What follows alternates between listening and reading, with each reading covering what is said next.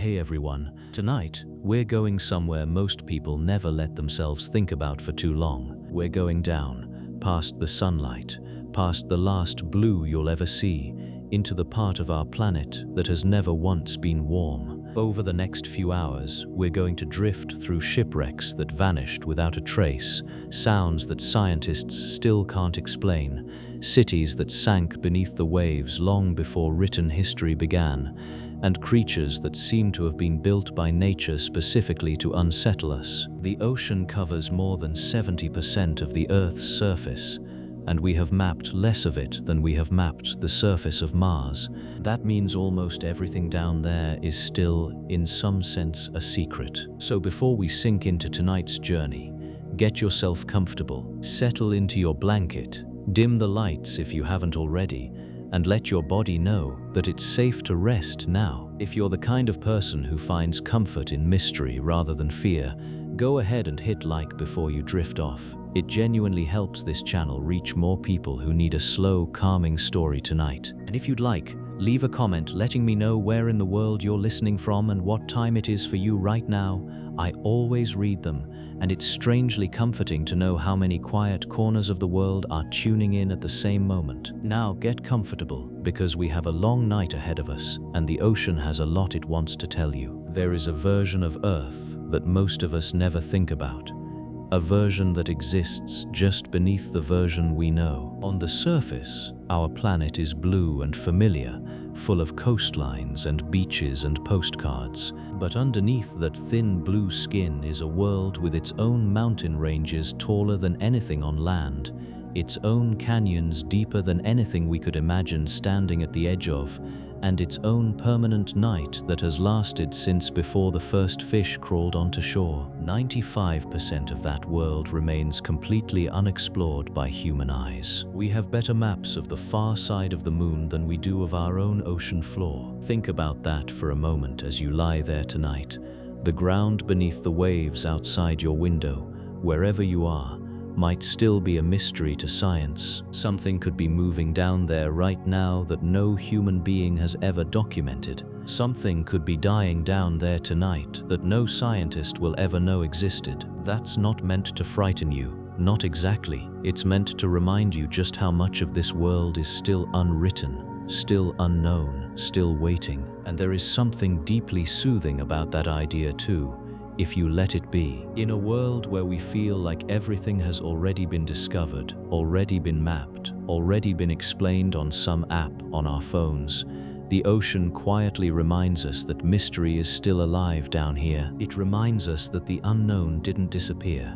It just moved somewhere we can't easily follow it. Tonight we're going to follow it anyway. We're going to ease into the coldest, darkest, strangest stories the sea has ever kept, one at a time, slowly, the way you'd want a bedtime story told to you as a kid, except this time the monsters might actually be real. We'll start near the surface, in places you might almost recognize, old ships and old legends, things that happened close enough to shore that they still feel like they could be true. Then, slowly, gradually, we're going to sink further down, past the reefs, past the light, into the true darkness where the ocean keeps its oldest and strangest secrets. By the time we're done, we'll have drifted through the deepest trench on Earth, listened to sounds recorded by government hydrophones that no one has ever fully explained, walked through the ruins of cities that were swallowed by the sea thousands of years before anyone wrote them down, and met creatures so alien in appearance that when they're first pulled to the surface,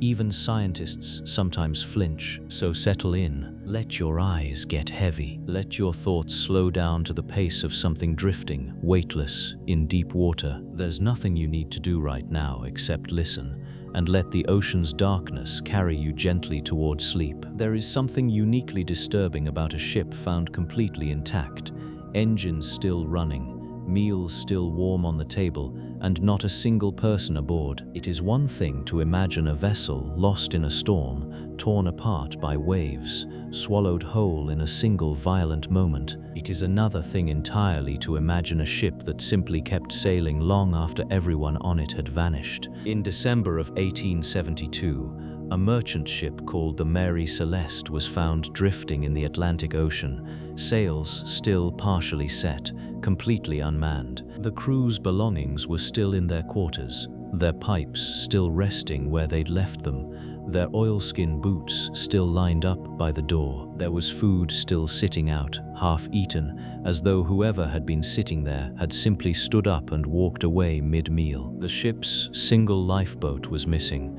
suggesting the crew had left in a hurry. But no wreckage, no bodies, and no survivors were ever found. Investigators at the time proposed everything from mutiny to piracy to a rogue wave, but none of the evidence ever fully supported any single explanation. More than 150 years later, the disappearance of the Mary Celeste's crew remains formally unsolved, filed away as one of maritime history's great unanswered questions. Some researchers believe a buildup of alcohol fumes from the ship's cargo may have caused a temporary panic, driving the crew to abandon ship prematurely. Others believe a sudden and severe weather event may have convinced the captain the ship was sinking, even though it clearly was not. Whatever happened, it happened fast, and it happened completely, leaving behind a vessel that looked, for all the world, like it had simply been paused mid-life. The Mary Celeste isn't the only ship to vanish its crew without explanation,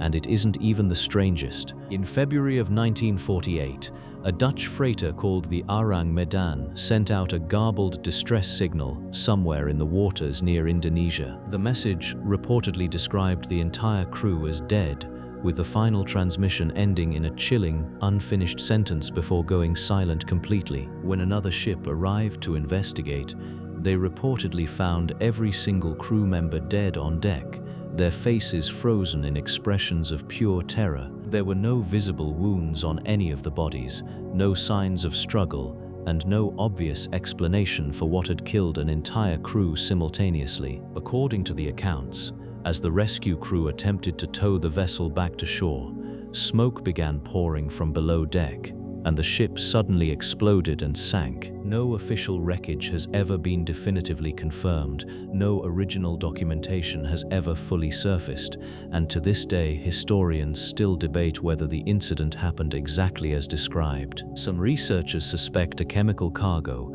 potentially something like nitroglycerin or toxic gas, may have silently poisoned the crew before igniting and destroying the evidence. Others believe the story has been exaggerated or altered over decades of retelling, the way ghost stories tend to grow sharper teeth with every new voice that repeats them. But true or embellished, the story has haunted maritime folklore for over 70 years.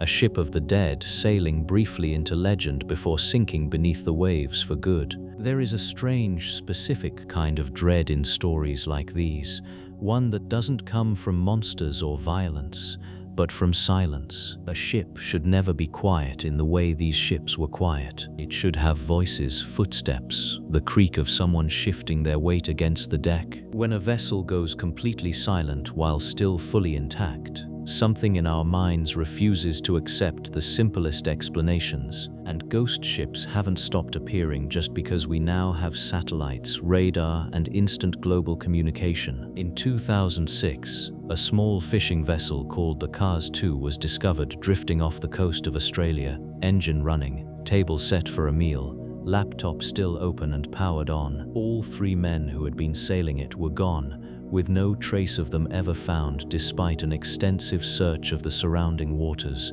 Investigators noted the boat showed no signs of a struggle, no signs of severe weather damage, and no indication of what could have caused 3 able-bodied sailors to vanish simultaneously. One theory suggested a man overboard situation, where the other 2 attempted a rescue and were also lost, but this was never definitively proven. The Cars 2 was towed back to shore and eventually became something of a modern ghost ship, its interior left disturbingly untouched, exactly as it had been found. And then there is the strange case of the SS Beichimo, a cargo steamship that became known as the Arctic Ghost Ship after it was abandoned in ice in 1931. Rather than sinking, the ship kept drifting, appearing and disappearing along the Arctic coastline for decades, spotted intermittently by hunters, sailors, and curious explorers. People boarded it multiple times over the years, some even sleeping aboard overnight, only for the ship to vanish again into the ice before it could be properly salvaged. The last confirmed sighting of the Bechimo was in 1969, nearly 4 decades after it was first abandoned, drifting silently through Arctic waters like something that refused to fully disappear. No one knows exactly when or where it finally sank, or if some remnant of it is still out there somewhere, locked in ice, waiting to be seen one final time. These stories share something in common beyond their mystery, and it's worth sitting with that shared thread for a moment. Every single one of them involves a vessel that kept functioning long after the people meant to guide it were gone. There's something deeply unsettling about that image. A ship still moving, still following the last course it was given, with no one left alive to steer it. It suggests the ocean doesn't need us to keep things moving. It was doing this long before ships existed, and it will keep doing it long after every ship we've ever built has rusted into the seafloor. Speaking of things that move through the ocean without explanation, let's talk about the sounds. Let's begin with a story that has haunted sailors for nearly a century and a half. The story of the Mary Celeste. In December of 1872, a British ship called the Dei Gratia was crossing the Atlantic when its crew spotted another vessel drifting strangely in the water ahead of them. The ship's sails were still up, some torn, some simply luffing uselessly in the wind, and it was moving in slow, aimless circles, as if no one was steering it at all. The crew of the Dei Gratia rowed over to investigate, and what they found when they climbed aboard has never been fully explained to this day. The ship, called the Mary Celeste, was completely empty. Not a single person was on board, not the captain, not his wife, not his young daughter, not a single one of the 8 crew members, and yet almost everything else was untouched. There was still food on the table, some of it half-eaten, as though whoever had been sitting there had simply stood up and walked away mid-meal. The captain's personal belongings, including valuables he surely would have taken if he'd had time to plan an escape, were still neatly in place. The ship's cargo, 1,700 barrels of industrial alcohol, was almost entirely intact, with only a small number of barrels found empty. There was no sign of violence anywhere on board, no blood, no broken furniture, no evidence of a struggle of any kind. The lifeboat was missing, which suggested the crew had deliberately lowered it and left the ship on purpose. But why would an experienced captain abandon a mostly seaworthy vessel, with his wife and child aboard, in the middle of the ocean, taking nothing but a small boat with limited supplies? Investigators at the time considered every explanation they could think of. Mutiny was considered and largely ruled out, since there was no sign of violence and the captain's family was well liked by the crew. Piracy was considered and ruled out, since nothing of real value had been taken. A sudden storm was considered, but the weather logs from the area showed nothing severe enough to explain a full abandonment. Some investigators wondered if the alcohol cargo had begun leaking fumes, frightening the captain into believing an explosion was imminent, causing him to evacuate everyone onto the lifeboat as a precaution, intending to reboard once the fumes cleared. If that's what happened, then the small boat may have simply drifted away from the ship in rough seas, unable to reconnect, leaving everyone stranded and eventually lost at sea. It's a reasonable theory, but it's still only a theory, because the small boat and everyone who might have been on it was never found. No wreckage, no bodies, no distress signals, nothing. 10 people vanished from a ship that showed almost no evidence of what happened to them, and the ocean simply closed back over the mystery as if it had never occurred at all. The Mary Celeste is famous, but she's far from alone. Ghost ships, vessels found drifting without a single living soul aboard, have been reported for centuries, and they follow a pattern that is almost too consistent to be coincidence. In 1921, an American schooner called the Carol Adering was found run aground off the coast of North Carolina, her sails still set, her crew completely missing. Investigators found a meal prepared in the galley, again untouched, again suggesting the crew had left suddenly, mid-task. with no time to gather their things. Some believed piracy was involved, since this was during a period of rampant rum running along the American coast during Prohibition, but no bodies, no lifeboats, and no survivors were ever found to confirm any theory. In 1931, a ship called the Beichimo became trapped in Arctic ice off the coast of Alaska. Her crew, believing the ship was doomed, abandoned her and built a shelter on the nearby ice, planning to salvage what they could once conditions improved. But when a blizzard passed through the area, the Beichimo vanished from where she had been left. Everyone assumed she had sunk, except she hadn't. Over the following decades, the Beichimo was spotted again and again by fishermen, by Inuit hunters, by passing ships, drifting silently through Arctic waters, completely empty, completely unmanned, seemingly unaffected by the passage of time. She was sighted as late as 1969, nearly 40 years after her crew had first abandoned her, still drifting through the ice like a ghost that refused to fully disappear. Eventually she stopped being seen at all, and to this day, no one knows for certain whether the Beichimo finally sank or whether she is still out there somewhere, drifting through waters too remote for anyone to notice. There's something about an empty ship that unsettles us on a level deeper than almost any other kind of mystery. A ship is meant to be full of purpose, full of people working toward a destination, full of voices and footsteps and the small sounds of daily life. When all of that disappears, but the ship itself remains intact,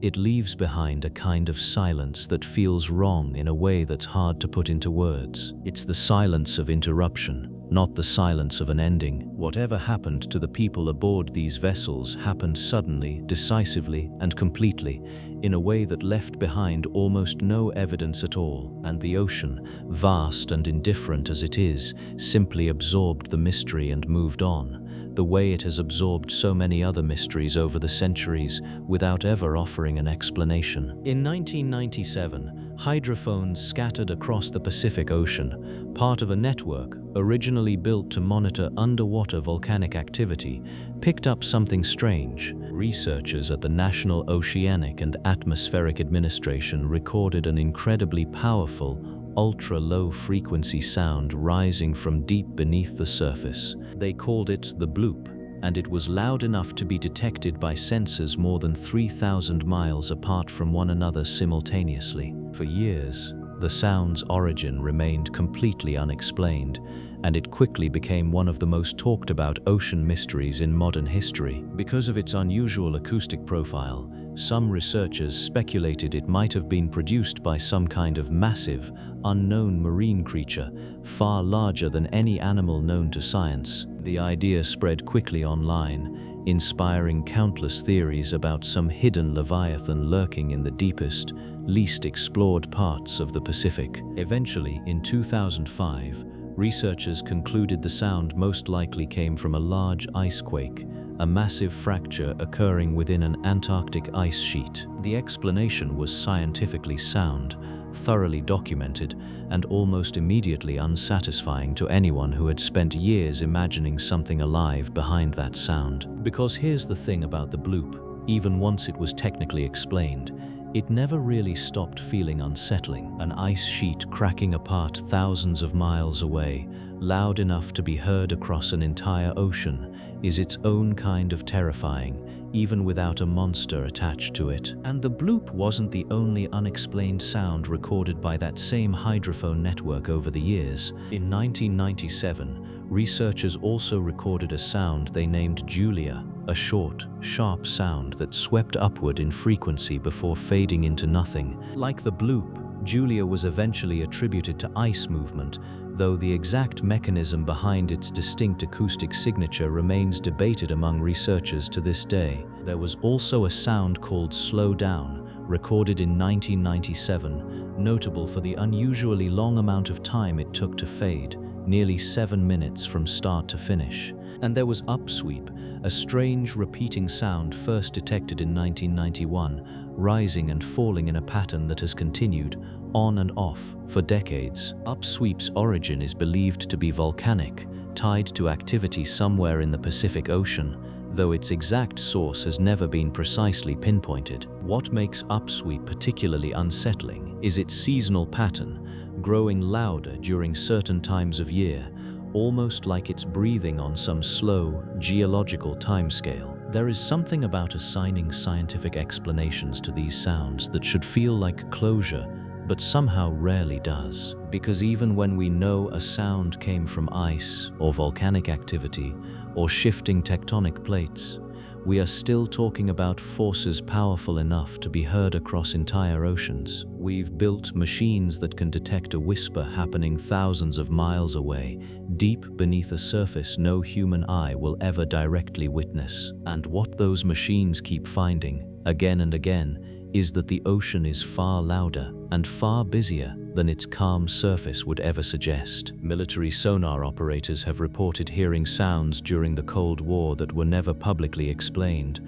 filed away in classified records that remain sealed even now. Submarine crews have described hearing metallic tapping that seemed to move alongside their vessel, tapping that stopped the instant they tried to record it. Whether these stories are true, exaggerated, or born from the particular kind of fear that comes from spending months inside a metal tube deep underwater, no one can say for certain, but enough of them exist, told by enough different people across enough different decades, that it's hard to dismiss all of them as simple imagination. There's a phrase oceanographers sometimes use when discussing all this, one that tends to stick with people long after they first hear it. They call the deep ocean the most unexplored place on Earth, more mysterious in many ways than the surface of the moon. We have better maps of the far side of the moon than we do of our own ocean floor, a fact that sounds almost impossible until you actually sit with it. It means every strange sound recorded down there could,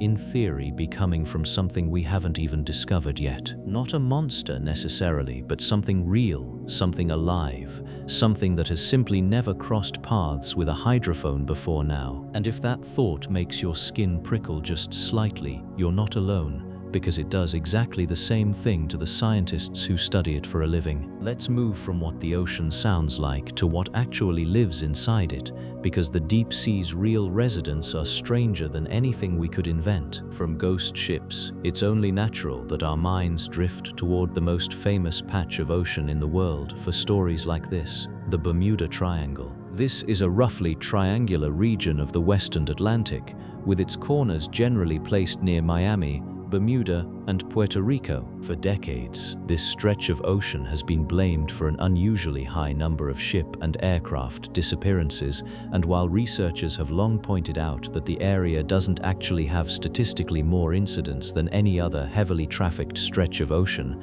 the individual stories themselves remain genuinely strange. The most famous case is Flight 19, a group of 5 American Navy bomber aircraft that took off from Fort Lauderdale on a routine training exercise in December of 1945. 14 airmen were aboard the 5 planes, all experienced, all familiar with the flight path they were meant to follow. Partway through the exercise, the flight leader began reporting strange readings on his compass. Radio transmissions picked up by nearby stations captured a growing sense of confusion among the pilots, with one voice reportedly saying that even the ocean looked wrong, that it didn't look the way the ocean was supposed to look. The planes reported that they were unable to determine their position, that their compasses seemed to be malfunctioning simultaneously, and that they believed they were lost somewhere over open water as the sun began to set. A rescue plane, a Martin Mariner with 13 crew members aboard, was dispatched to search for them. It never arrived at its destination either. A tanker in the area reported seeing what looked like a brief explosion in the sky around the time the rescue plane would have been passing overhead, but no confirmed wreckage from that aircraft was ever found. In total, 27 men vanished that night, along with 6 aircraft. And despite one of the largest search operations in naval history at the time, involving hundreds of ships and planes covering hundreds of thousands of square miles of ocean, not a single piece of wreckage from Flight 19 was ever recovered. No debris, no fuel slicks, no life rafts, nothing. An official Navy investigation initially cited pilot error caused by disorientation, but crucially, the investigation was later amended after the flight leader's family pointed out that this explanation didn't fit the evidence, and the final official cause was changed to simply unknown. Flight 19 is the most famous case, but it's part of a much longer pattern that stretches back over a century. In 1918, the USS Cyclops, a massive Navy cargo ship over 500 feet long, disappeared somewhere between Barbados and Baltimore with more than 300 people aboard. No distress signal was ever received. No wreckage was ever found. It remains, to this day, the single largest loss of life in United States naval history that occurred outside of direct combat,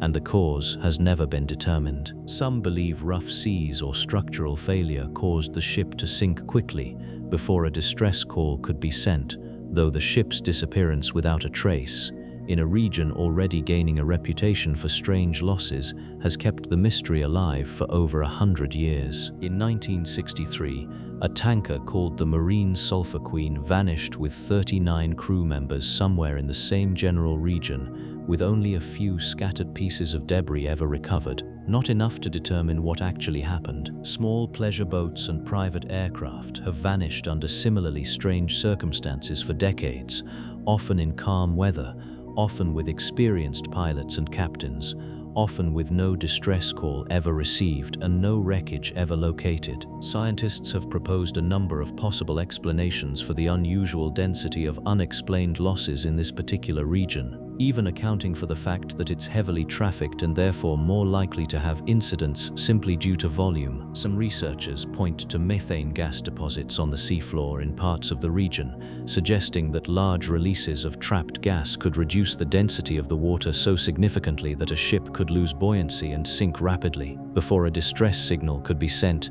leaving little to no debris behind. Others point to the unpredictable and often violent weather patterns of the region, where the Gulf Stream meets other Atlantic currents, creating conditions that can shift with startling speed. Rogue waves, massive walls of water far larger than the surrounding sea state, have also been proposed as a possible explanation for some disappearances, particularly since rogue waves were considered purely mythical by scientists until they were finally measured and confirmed to exist in the 1990s, and some researchers simply point out that in an area with heavy air and sea traffic, combined with historically limited search and rescue technology, especially for incidents before the 1970s, a certain number of total losses without a trace should statistically be expected. None of these explanations fully satisfy everyone, and none of them explain every individual case with full confidence. What we're left with, after all the research and all the theories, is a region of ocean that has quietly swallowed hundreds of people and dozens of vessels over the last century,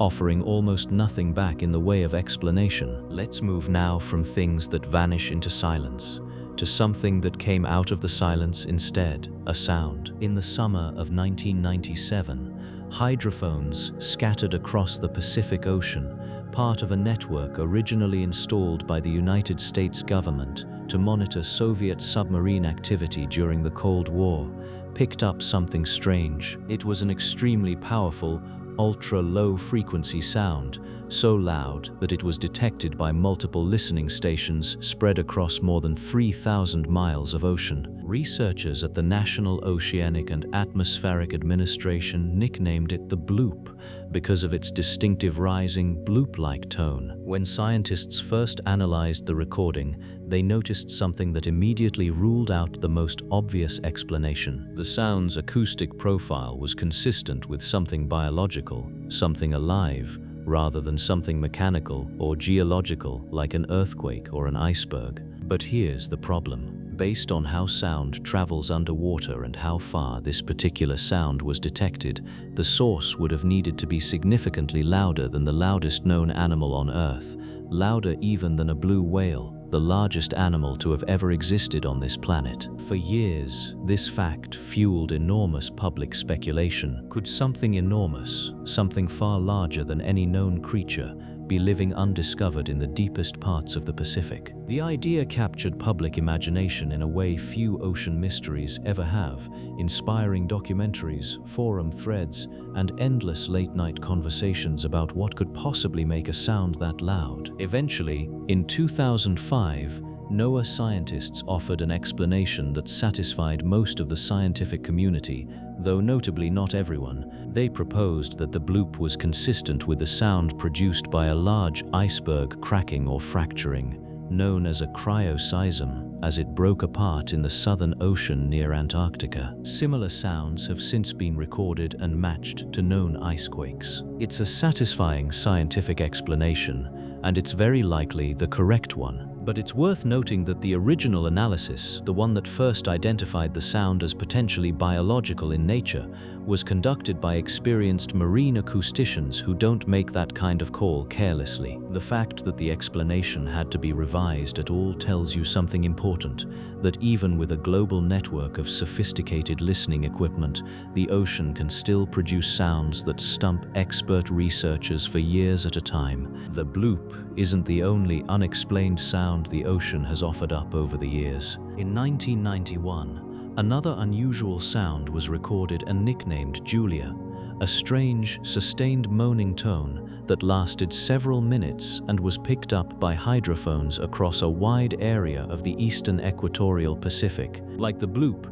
Julia was eventually attributed to ice activity, though the specific mechanism remains less definitively confirmed than the bloop's eventual explanation. There's also a sound researchers nicknamed upsweep, first detected in 1991, that has been recorded periodically ever since, a strange series of rising tones that seem to peak in intensity during certain seasons of the year, suggesting some kind of ongoing geological or possibly volcanic process on the seafloor. Despite decades of monitoring, the exact source of upsweep and why it follows a seasonal pattern has never been fully confirmed. Another sound, nicknamed slow down, was recorded in 1997, an unusually long, drawn-out sound lasting over 7 minutes, again believed to be related to ice movement, though the sheer duration of the sound remains somewhat unusual compared to other known icequake recordings. There's something particularly haunting about sound, more than almost any other kind of mystery,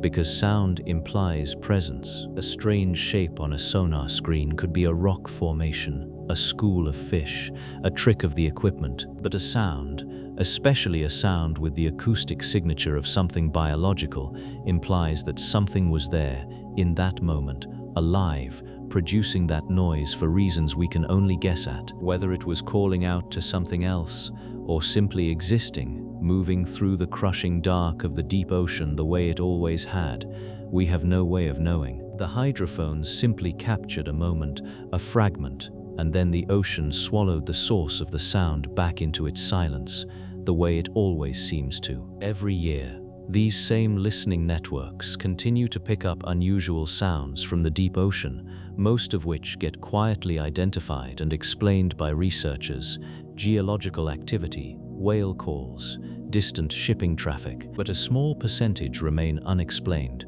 filed away in databases, waiting for someone, someday, to finally understand what created them. Deep beneath the sunlit surface layer of the ocean lies a region scientists call the Midnight Zone, a place where no natural light has ever penetrated. It begins around 3,000 feet down and stretches for miles beyond that, growing colder, darker, and stranger the further down you travel. Almost everything that lives there has had to evolve in ways that would look impossible anywhere else on Earth. Take the anglerfish, a creature most people have seen in photographs, though photographs never quite capture how genuinely unsettling it is in motion. Female anglerfish dangle a glowing lure directly above their mouths, using bioluminescent bacteria to produce a soft, hypnotic light in the pitch-black water. Smaller fish, drawn by curiosity or hunger, drift toward that light, not realizing they are swimming directly toward a mouth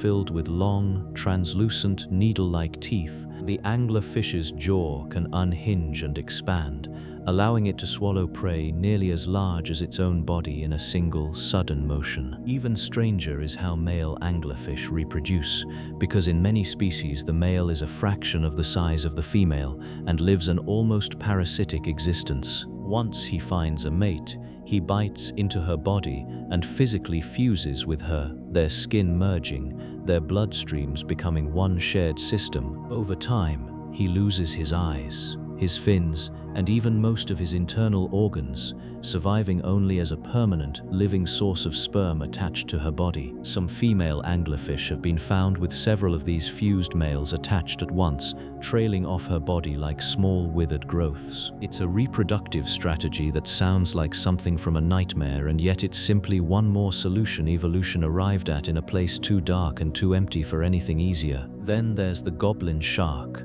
a creature so strange-looking that when specimens are occasionally caught, footage of them tends to spread across the internet within hours. Its snout is long, flat, and blade-like, covered in sensors that can detect the faint electrical signals given off by prey hiding in the sediment. But its most unsettling feature is its jaw, which sits folded against its face until the moment it strikes, then shoots forward with startling speed to snatch its prey. Researchers describe the motion as a slingshot mechanism, and footage of it happening in real time is genuinely difficult to watch without flinching. Goblin sharks are considered living fossils, virtually unchanged for over 120 million years. A design so effective evolution simply never found a reason to alter it. They are rarely seen alive, drifting instead through deep water far below where most human activity ever reaches, which only adds to their strange, almost mythological reputation. Moving even deeper, we find the vampire squid, a creature whose name alone tells you exactly what kind of reputation it has earned. Despite the name, it doesn't drink blood, but its deep red coloring, webbed arms, and glowing photophores give it an appearance that feels pulled straight from folklore. When threatened, it can turn itself almost entirely inside out, wrapping its webbed arms over its body to display rows of soft spines, a defensive display researchers call the pineapple pose. It lives in an area of the ocean known as the oxygen minimum zone, a region so low in oxygen that almost nothing else can survive there long term. The vampire squid has adapted to require remarkably little oxygen, allowing it to live safely in a zone most predators simply cannot enter, a strange kind of underwater sanctuary built from hostility. Then there's the giant isopod, a creature that looks almost exactly like the small pill bugs you might find under a rock in your garden, except scaled up to nightmare proportions. Some giant isopods have been recorded reaching lengths of over 2 feet, crawling slowly across the deep sea floor in near total darkness, feeding on whatever falls from above. They can survive for extraordinarily long periods without food, with some captive specimens reportedly going years between meals, their metabolism slowed almost to a stop in the deep cold. There's something deeply unsettling about a creature that patient, one built to simply wait, motionless, for however long it takes for something to finally drift down to it. And then there's the frilled shark, a species so ancient and so rarely seen alive that its appearance alone has sparked sea serpent legends for centuries. Its body is long, eel-like, and lined with rows of small, backward curving teeth, numbering in the hundreds, designed to trap prey with almost no chance of escape. When a frilled shark was caught alive near Japan in 2007, footage of it swimming in a harbor spread rapidly, its strange, prehistoric appearance unsettling viewers around the world. It belongs to a lineage of sharks that has existed largely unchanged for around 80 million years, a living relic from an era long before humans ever existed. These are not imaginary monsters, invented for late-night stories or horror movies. They are real, documented, catalogued species, quietly living their entire lives in a part of the world most of us will never see, let alone visit. And for every creature scientists have successfully documented and named, marine biologists estimate there are countless others still waiting to be discovered. Some researchers believe the majority of deep-sea species, possibly the vast majority, remain completely unknown to science, hidden in trenches and canyons we simply haven't reached yet. Every submersible dive into unexplored deep water carries at least some chance of encountering something entirely new, something with no name, no classification, and no precedent. It's a strange thought to sit with as you drift towards sleep, the idea that discovery is still happening down there, quietly, in the dark, completely unnoticed by the world above. Now let's rise up slightly, toward a mystery that has less to do with living creatures and more to do with the very ground the ocean sits on top of. Let's talk about the cities the sea swallowed whole. Let's go deeper now, all the way down to the place where these strange sounds and stories eventually lead, the Mariana Trench. Located in the Western Pacific, near the Mariana Islands, this underwater canyon is the deepest known part of any ocean on Earth. Its deepest point, a section known as the Challenger Deep, plunges down to nearly 36,000 feet below the surface. To put that number into perspective, if you took Mount Everest, the tallest mountain on land, and dropped it into the Challenger Deep, its peak would still sit more than a mile beneath the surface of the water. Only a small handful of human beings have ever traveled to the bottom of the Challenger Deep.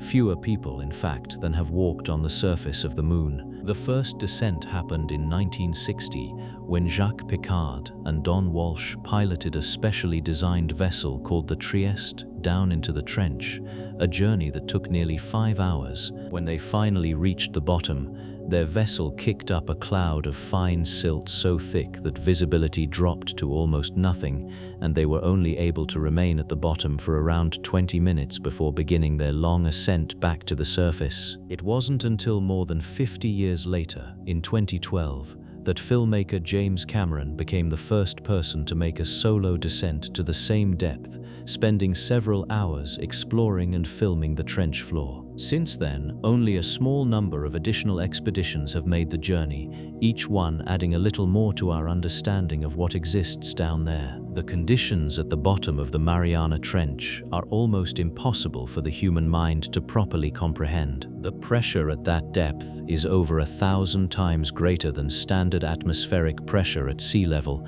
equivalent to the weight of roughly 50 jumbo jets pressed down onto a single person. The temperature hovers just above freezing, and complete darkness has existed there, uninterrupted, for longer than humans have existed as a species. And yet, against every expectation, life exists there anyway. Researchers have documented strange, translucent sea cucumbers drifting along the trench floor, shrimp-like amphipods that have adapted to survive the crushing pressure, and even microbial life thriving in conditions that would be lethal to almost anything else on the planet. In 2014, researchers filmed a snailfish at a depth of over 26,000 feet, the deepest living fish ever recorded on camera at the time, its body pale and almost ghost-like, perfectly adapted to a world without light. These creatures have evolved specialized proteins and cellular structures that prevent their bodies from being crushed under pressures that would instantly kill a human being, adaptations that took millions of years of isolation in complete darkness to develop. What makes the Mariana Trench particularly fascinating from a mystery standpoint isn't just what we've found there, but how much of it remains completely unexplored. The trench itself stretches for over 1,500 miles, and the vast majority of that length has never been surveyed in any real detail. Every expedition that has gone down there has returned with footage of at least one or two creatures that scientists couldn't immediately identify, organisms that may represent entirely new species, or in some cases, entirely unknown branches of the animal kingdom. In 2011, unmanned exploration vehicles operating in the trench recorded strange formations resembling small, mysterious circular structures on the ocean floor, which researchers eventually attributed to the feeding or nesting behavior of an unidentified organism, though the specific creature responsible for creating them was never definitively identified on camera. There have also been unconfirmed sonar readings from deep-sea vessels operating in and around the trench that have picked up large moving objects at depths where researchers didn't expect to find anything of significant size. Readings that were later attributed most likely to large fish or squid passing through the area, though without direct visual confirmation. Some of these readings remain technically unexplained. The honest answer, the one most deep-sea researchers will give you if you ask them directly, is that we simply don't know what else might be living down there. The trench is too vast, too dark, and too difficult to access for us to have anything close to a complete picture. Every single expedition that has ever gone down into that darkness has come back having discovered something new, which means that after more than 60 years of exploration, we still have no idea how many more discoveries and how many more mysteries remain waiting in the deepest part of our planet. From the deepest trenches, let's rise back up now, toward the coastlines, to talk about something different. Entire cities that the ocean has swallowed whole. Off the southern coast of Japan, near the island of Yonaguni, divers in 1986 discovered something that has divided the scientific community ever since: a massive underwater rock formation with strikingly straight edges, sharp right-angle corners, and what appear to be terraced, staircase-like structures descending into the depths. The formation, now known as the Yonaguni Monument, sits roughly 75 feet below the surface, and from certain angles it genuinely resembles the ruins of an ancient stepped pyramid or ceremonial platform. Some researchers, most notably a marine geologist named Masaki Kimura, have spent decades arguing that the formation is at least partially man-made, potentially the remains of a lost civilization that existed during the last ice age, when sea levels were significantly lower and this area would have been dry land. If that theory is correct, the structure could be more than 10,000 years old,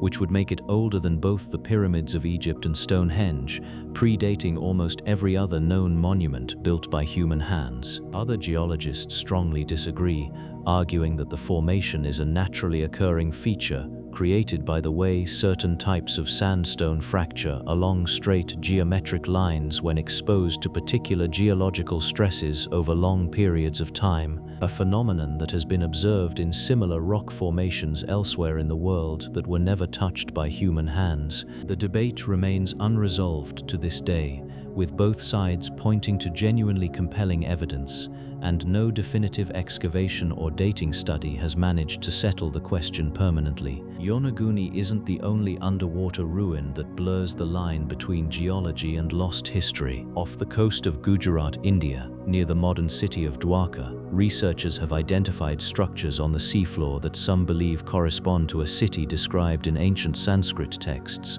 a city said to have been the capital of the legendary King Krishna, and said, in those same ancient texts, to have been swallowed by the sea shortly after his death. Marine archaeological surveys conducted in the area have documented geometric structures, wall-like formations, and what appear to be man-made blocks arranged in patterns consistent with urban planning, though as with Yonaguni, the interpretation of these findings remains genuinely contested among researchers, with some arguing the evidence strongly supports an ancient submerged settlement, and others urging caution about drawing firm conclusions from underwater formations that are difficult to date and difficult to fully excavate. Perhaps the most scientifically confirmed submerged city in the world is Pavlopetri, off the southern coast of Greece. Unlike Yonaguni and Dwarka, there is very little debate about Pavlopetri because the evidence is remarkably clear and well preserved. Discovered in 1967 and extensively surveyed since, Pavlopetri is a genuine, confirmed Bronze Age town, complete with clearly defined streets, courtyards, building foundations,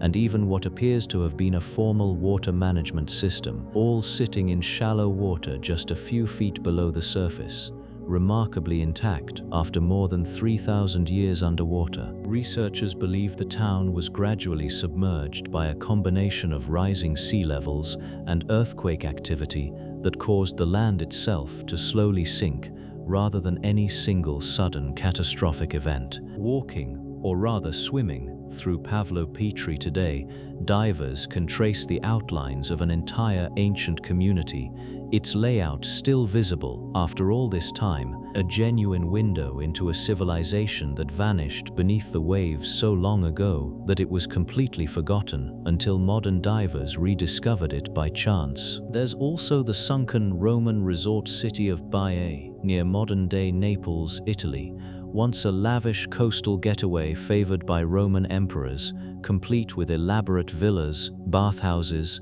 and even a submerged nymphaeum, a grand hall built to honor water nymphs, its mosaic floors and marble columns still visible beneath the clear waters of the bay, slowly sinking over centuries due to volcanic activity in the region that gradually caused the coastline to subside. And along the coast of Egypt, near Alexandria, archaeologists have spent decades excavating the ruins of Thonis Heraklion, an entire ancient port city complete with temples, statues, and shipwrecks that vanished beneath the Mediterranean more than 1,000 years ago, likely the result of a combination of rising sea levels, soil liquefaction, and a catastrophic natural disaster that caused a significant portion of the city to collapse and slip beneath the waves in a relatively short period of time, taking much of its population and its history down with it. What ties all of these places together, whether their origins are fully confirmed or still hotly debated,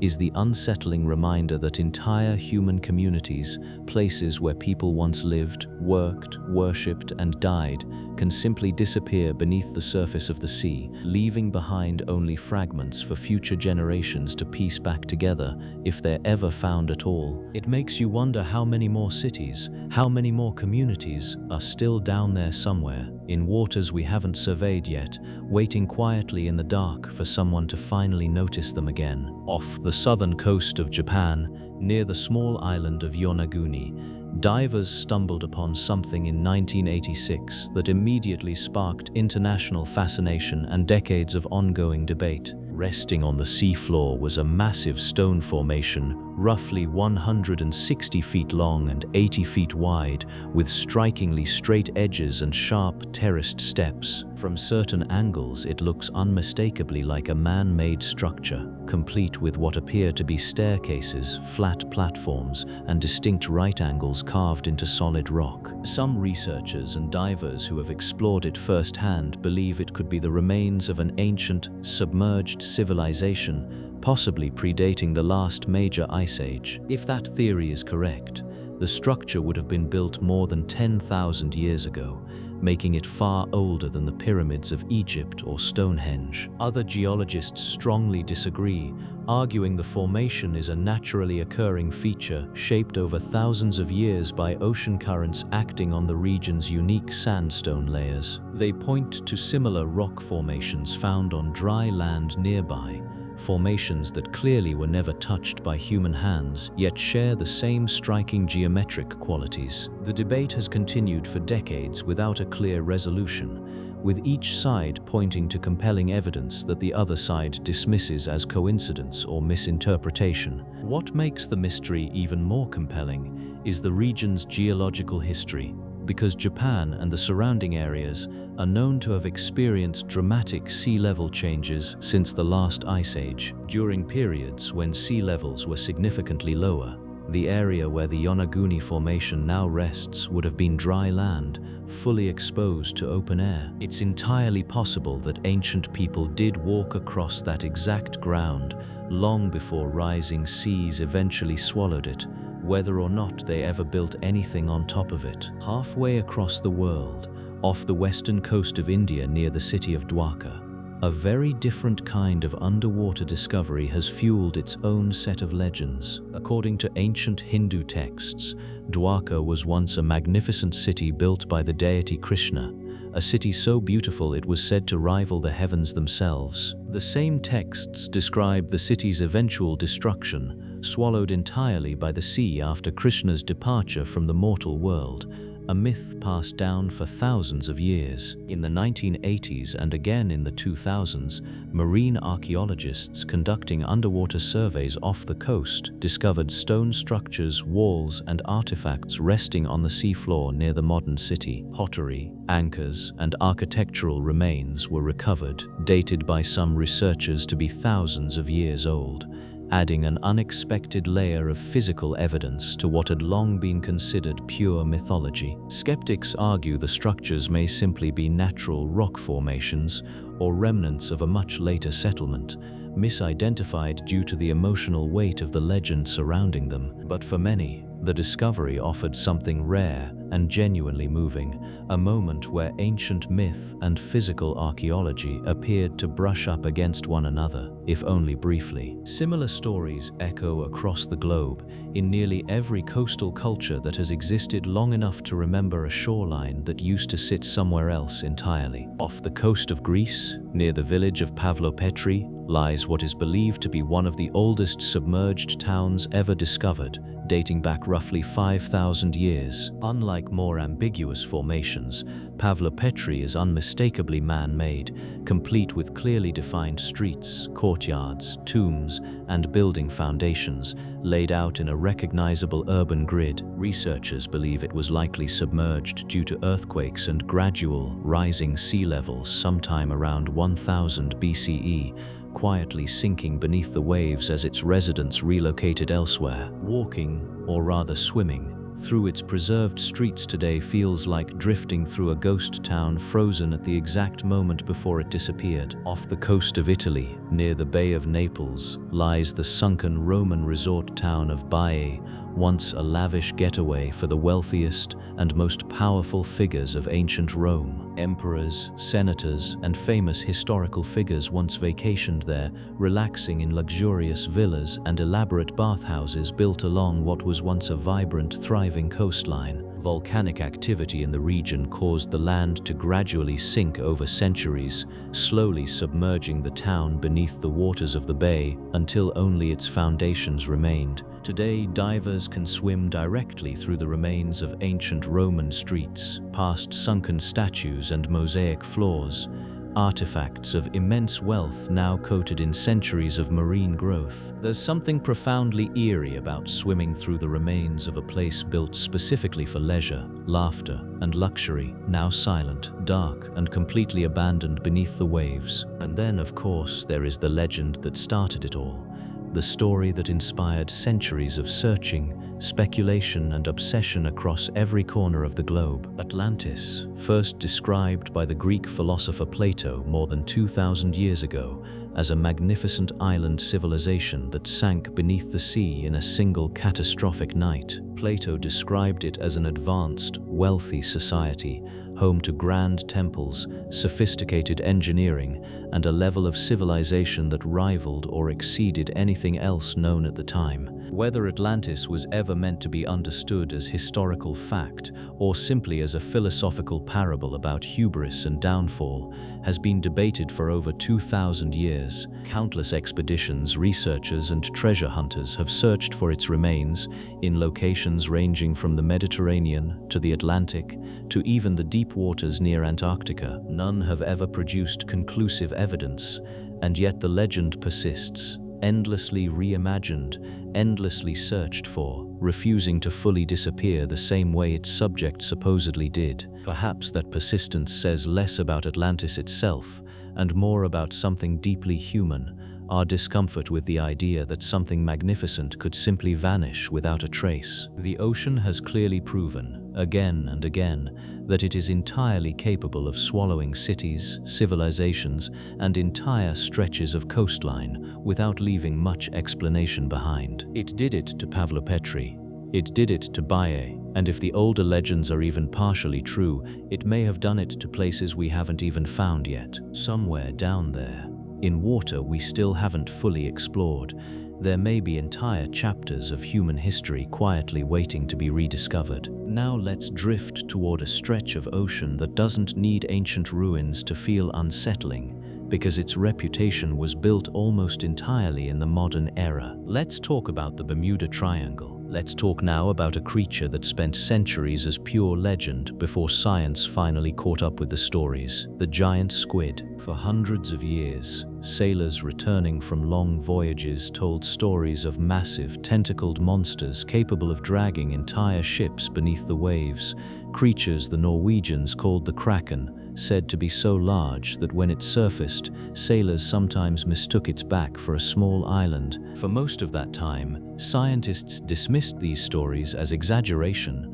the product of frightened sailors, long months at sea, and the natural human tendency to make the unknown into something monstrous. But it turns out the sailors weren't entirely wrong. The giant squid is real, and while it has never been confirmed to sink a ship, everything else about it is genuinely, remarkably close to the old legends. Giant squids can grow to over 40 feet in length, with eyes larger than dinner plates. The largest eyes of any known animal on Earth, evolved specifically to detect the faintest traces of light in the crushing darkness of the deep ocean where they live. For centuries, the giant squid remained almost entirely unknown to science in a living state, understood only through dead specimens that occasionally washed ashore or were found in the stomachs of sperm whales, its natural predator. It wasn't until 2004 that researchers finally managed to photograph a live giant squid in its natural deep-sea habitat, and it wasn't until 2012, over a century and a half after the species was first formally described by scientists, that a research team finally captured video footage of a live giant squid swimming freely in the wild, deep in the waters off Japan. Think about that for a moment. A creature reaching lengths of 40 feet, large enough to inspire centuries of maritime legend, remained essentially unfilmed and unphotographed alive in its natural habitat until shockingly recently, well within living memory. Giant squids aren't even the largest squid species known to exist. The colossal squid, found primarily in the frigid waters surrounding Antarctica, is believed to grow even larger and heavier than the giant squid, with eyes even bigger and hooked, rotating claws on its tentacles instead of simple suckers, adaptations that make it an even more formidable deep-sea predator. Far fewer colossal squid specimens have ever been recovered compared to giant squid, and to this day, no living colossal squid has ever been filmed in its natural habitat at all, meaning almost everything we know about how this massive creature actually behaves, hunts, and lives remains a matter of educated guesswork, pieced together from a small handful of dead or dying specimens recovered over the decades. Sperm whales, some of the ocean's largest predators, are frequently found with deep, circular scars across their skin, scars matching the size and shape of the hooked suckers found on colossal and giant squid tentacles, providing indirect evidence of titanic, largely unwitnessed battles occurring in the deep ocean between these two massive species, battles that almost certainly happen regularly in complete darkness, thousands of feet below any human observer, and that we will likely never see documented on film. It raises an uncomfortable but fascinating question. If a creature as large as the giant squid, 40 feet long, with the largest eyes in the animal kingdom, managed to remain essentially unfilmed alive until 2012, what else might be down there, larger or stranger still, that simply hasn't crossed paths with a camera yet? The deep ocean is so vast, and human exploration of it so limited, that the answer is almost certainly something. We simply don't know what, or how large, or how strange. Marine biologists continue to occasionally find evidence, scars on whales, unusual remains washed ashore, strange readings on deep-sea equipment, that suggest there are still large, undiscovered creatures living in the deepest parts of our oceans, creatures that have simply never had the misfortune, or perhaps the good fortune, of crossing paths with a research vessel. This idea connects directly to another deep-sea legend that refuses to fully die, the persistent belief among some researchers and a great many enthusiasts that Megalodon, the massive prehistoric shark that once dominated ancient oceans, growing to lengths of over 60 feet, might not be entirely extinct. The scientific consensus is clear and well supported. Megalodon went extinct approximately 3.6 million years ago, most likely due to a combination of cooling ocean temperatures and increased competition from other emerging apex predators, including early ancestors of the modern great white shark. The fossil record supports this timeline consistently, with no verified megalodon teeth, which are shed constantly throughout a shark's life and fossilize relatively easily, ever found in sediment layers younger than that established extinction window, despite megalodon teeth being found in enormous quantities in older sediment layers all around the world. If megalodon were still alive today, hunting in the ocean's depths, scientists would reasonably expect to occasionally find its extremely distinctive serrated teeth, some over 7 inches long, washing ashore or turning up in modern seafloor sediment samples, and to date, none have ever been conclusively found in a way that would challenge the established extinction timeline. And yet,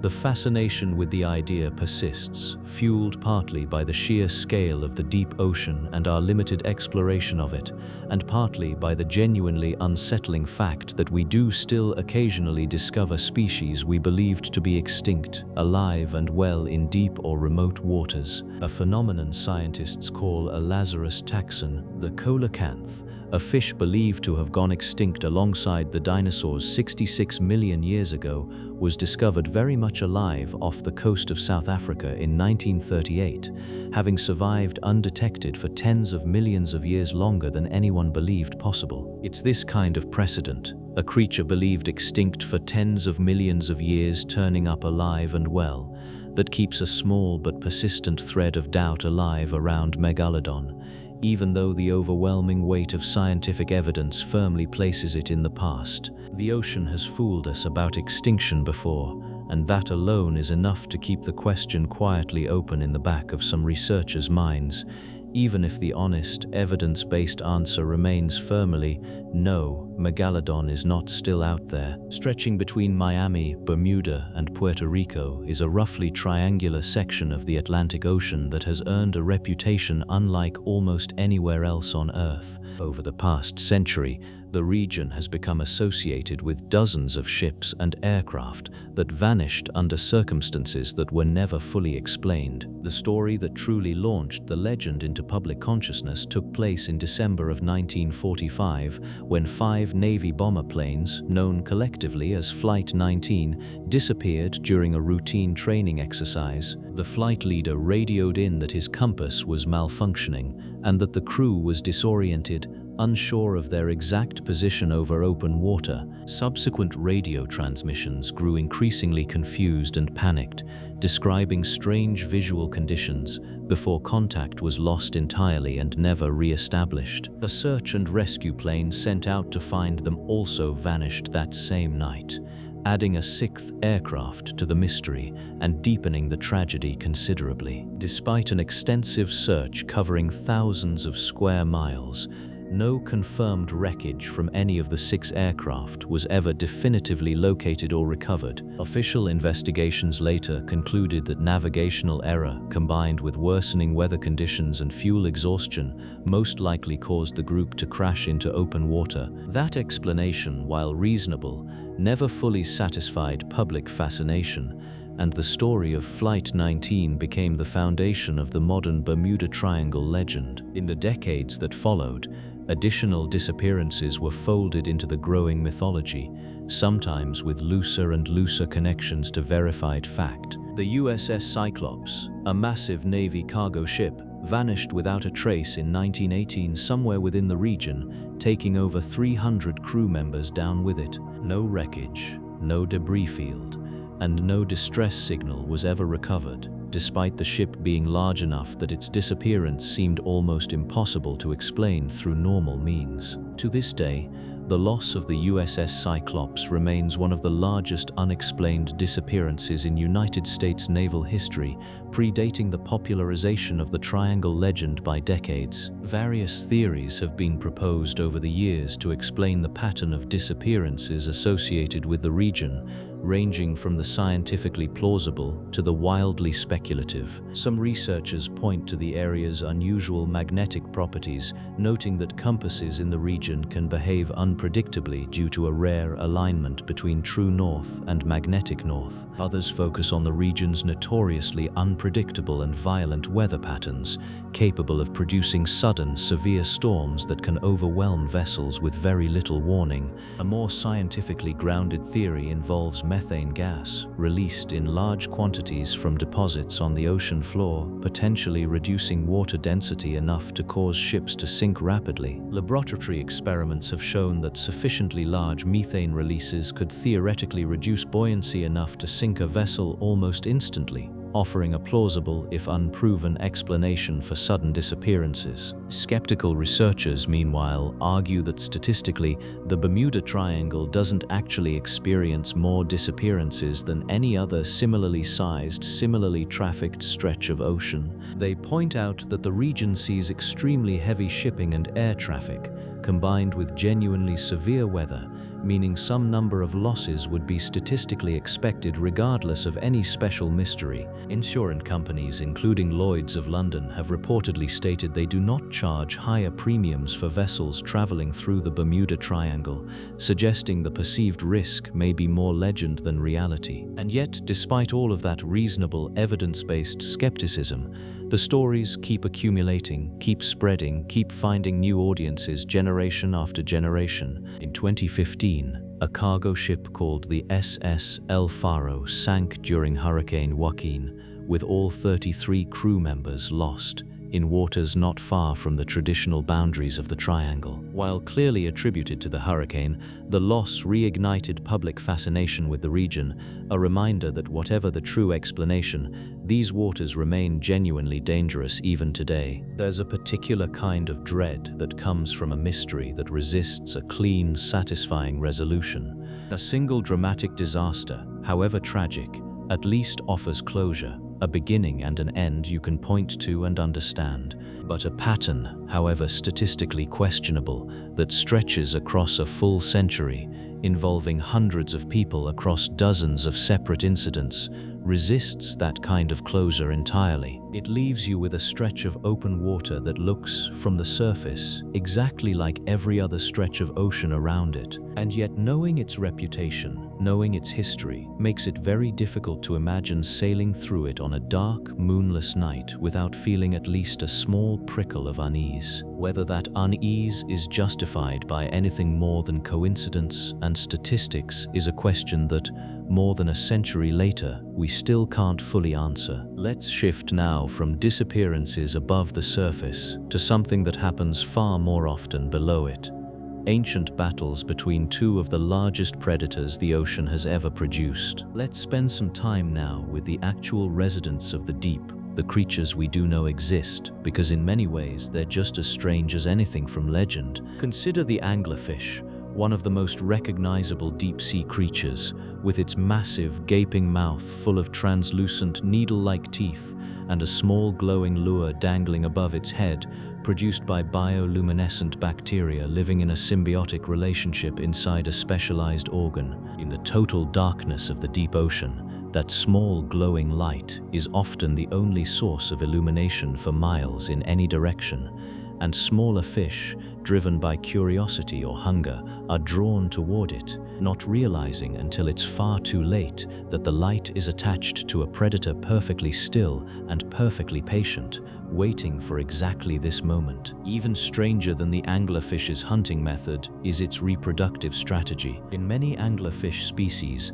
the male is dramatically smaller than the female, sometimes just a fraction of her size, and upon finding a mate in the vast emptiness of the deep ocean, a genuinely difficult task in such a sparse environment, he bites into her body and never lets go. Over time, his body physically fuses with hers, their bloodstreams merging, his own organs gradually degenerating until he exists as little more than a permanent parasitic attachment, a living sperm reservoir for the female to draw on whenever she's ready to reproduce. Some female anglerfish have been found with multiple males fused to their bodies in this way, a strange, permanent, biological solution to the problem of finding a mate in one of the most isolated environments on the planet. Then there's the gulper eel, sometimes called the pelican eel, a creature that looks almost more like a special effect than a real animal. Its most striking feature is its enormous, expandable mouth, disproportionately large compared to the rest of its long, thin body,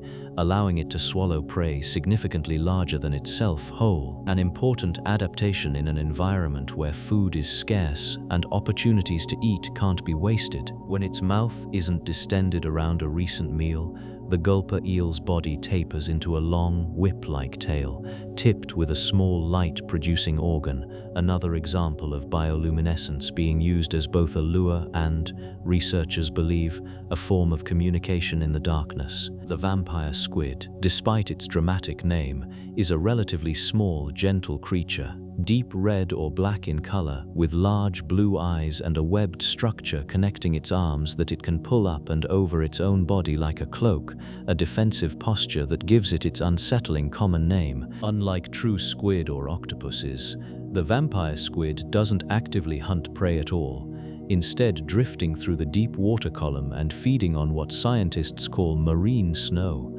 a constant, gentle rain of organic debris, dead plankton, fecal matter, and other tiny particles, drifting downward from the sunlit waters far above, the primary food source for an enormous portion of deep-sea life that has no access to sunlight or photosynthesis of any kind. The giant isopod, a deep-sea relative of the common woodlouse or roly-poly you might find in your garden, but scaled up to sometimes over a foot in length, is one of the more visually startling examples of a biological phenomenon called deep-sea gigantism, where certain deep-water species grow dramatically larger than their shallow-water relatives, likely due to a combination of colder temperatures, higher pressure, and reduced availability of food, which favors slower metabolisms and larger, more efficient body sizes over many generations. Giant isopods are famous among aquarium keepers for their ability to survive without eating for extraordinarily long periods,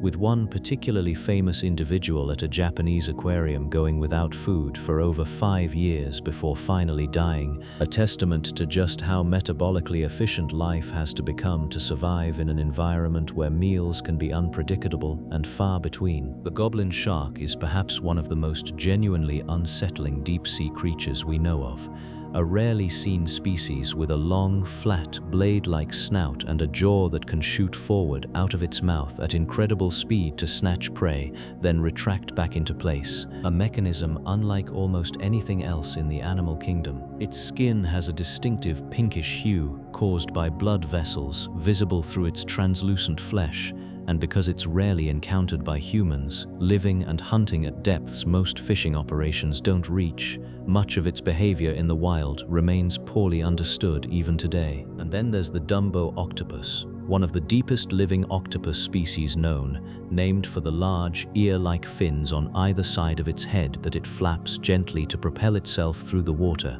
giving it an almost impossibly gentle, whimsical appearance for a creature living at depths of up to 13,000 feet in conditions of cold and pressure that would be instantly lethal to almost any other form of life on the surface. What strikes most researchers about these creatures isn't just their strange appearances, it's how well adapted, how perfectly suited each one is to an environment that seems almost designed to be hostile to life. Every strange feature, the lures, the expandable jaws, the massive eyes, the bioluminescent light organs, exists for a specific, logical reason, a direct evolutionary response to the total darkness, crushing pressure, and scarce food of the deep ocean. These aren't monsters in the way old sailors' legends imagined monsters.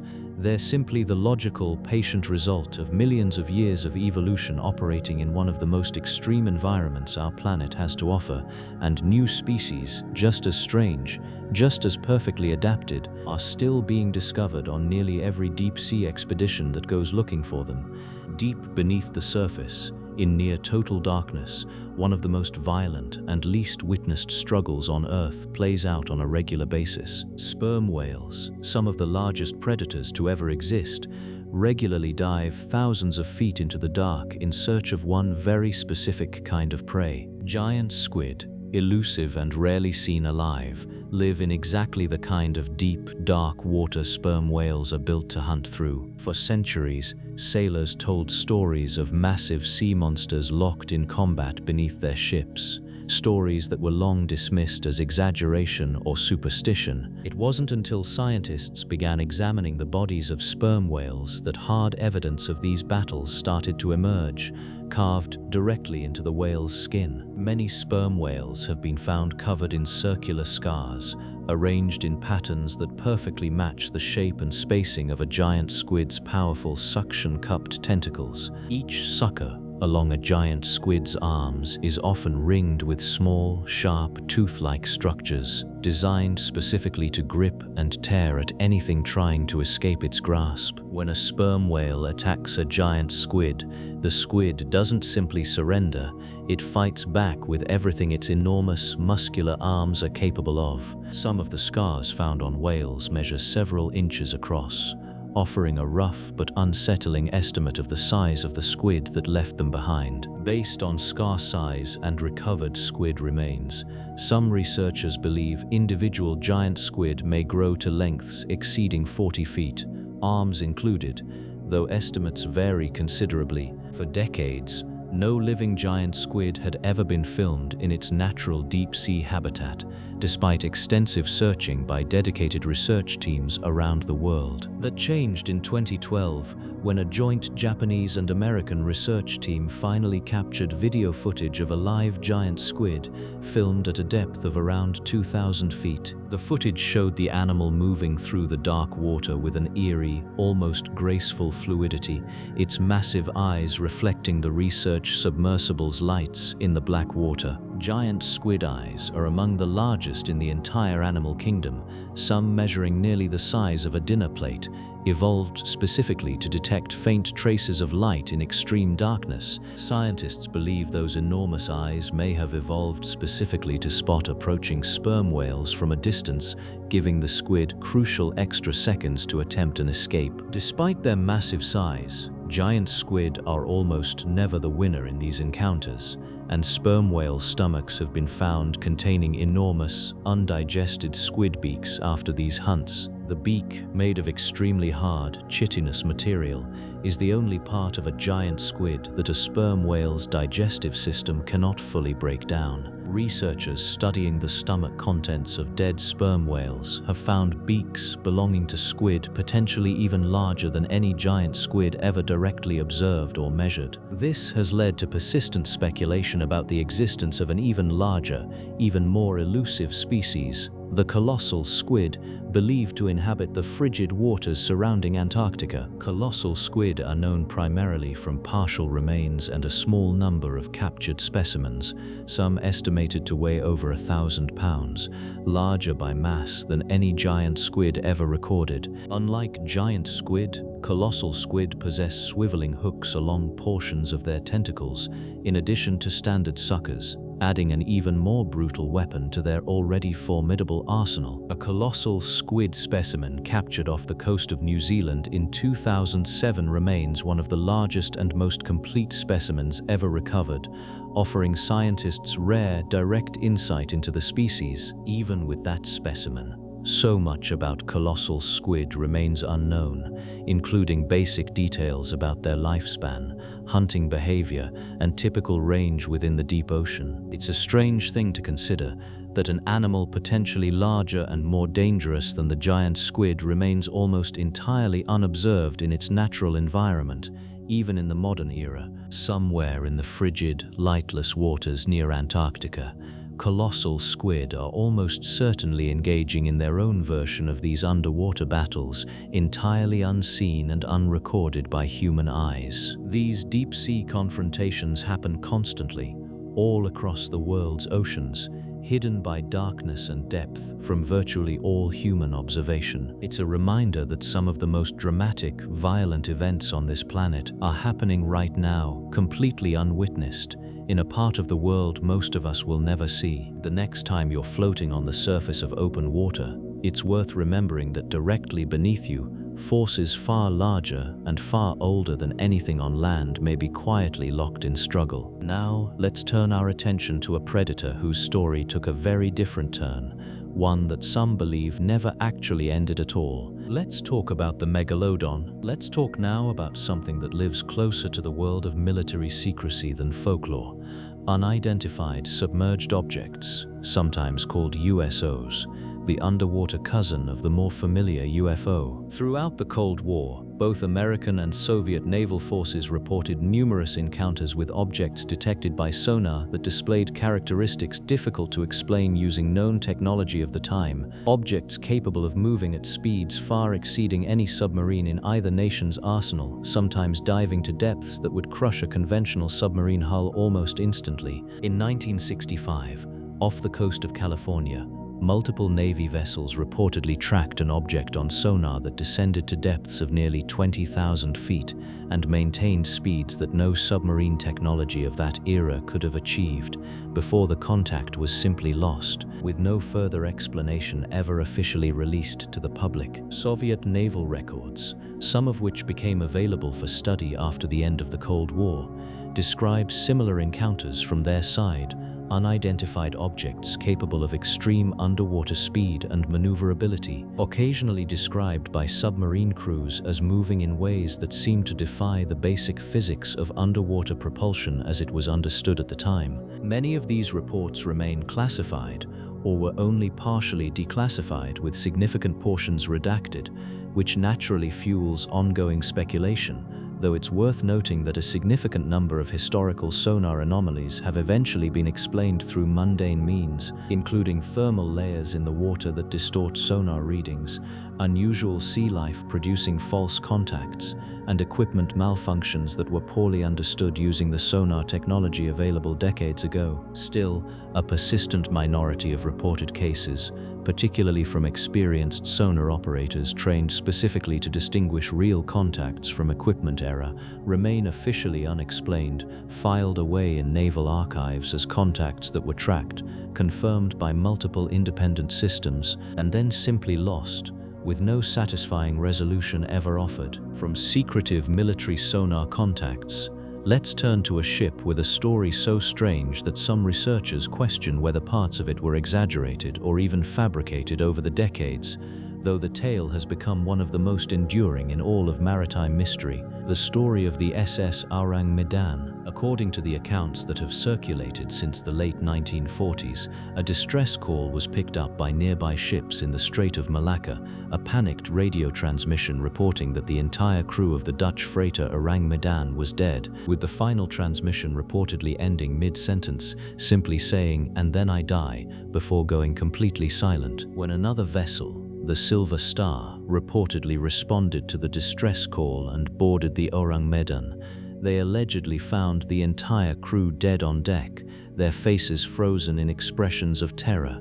their arms outstretched as if reaching for something in their final moments, with no visible wounds, no signs of violence, and no apparent explanation for what had killed every single person aboard. According to the story, as the boarding crew attempted to tow the vessel back to port, a fire allegedly broke out in the ship's hold, forcing them to abandon the salvage attempt, and the Orang Medan reportedly exploded and sank before it could ever be properly investigated, taking whatever answers it held down with it. The most persistent theory among those who believe the core of the story, even while acknowledging that certain details have likely become exaggerated through decades of retelling, is that the ship may have been secretly transporting a cargo of toxic or reactive chemicals, potentially nitroglycerin combined with potassium cyanide left over from wartime stockpiles, and that the interaction between these chemicals, combined with seawater exposure, released lethal fumes that killed the crew rapidly before an explosion and fire ultimately destroyed the evidence. It's important to be honest about the limitations of this story.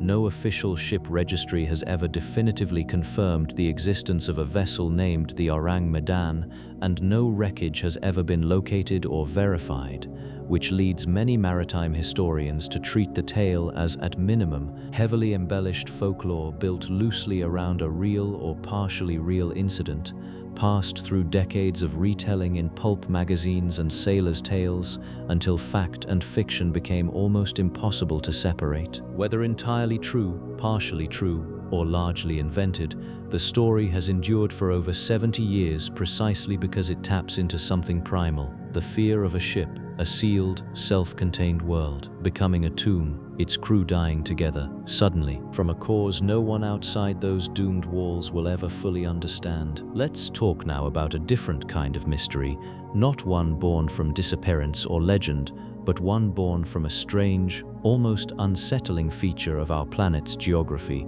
blue holes. A blue hole is a massive, roughly circular sinkhole, often hundreds of feet across and hundreds of feet deep, typically formed during past ice ages when sea levels were much lower and what are now underwater caverns were once dry limestone caves, before rising sea levels flooded them and left behind a nearly perfect, dark circle in the middle of otherwise shallow, brightly lit tropical water. The most famous of these is the Great Blue Hole, located off the coast of Belize, a place so visually striking, a perfect dark circle nearly 1,000 feet across, surrounded by vivid turquoise shallows, that it can be seen clearly from satellite images in space. Divers who descend into the Great Blue Hole pass through distinct layers as they go, first through clear, sunlit tropical water full of colorful fish and coral, and then, at a certain depth, through a layer of hydrogen sulfide, a natural byproduct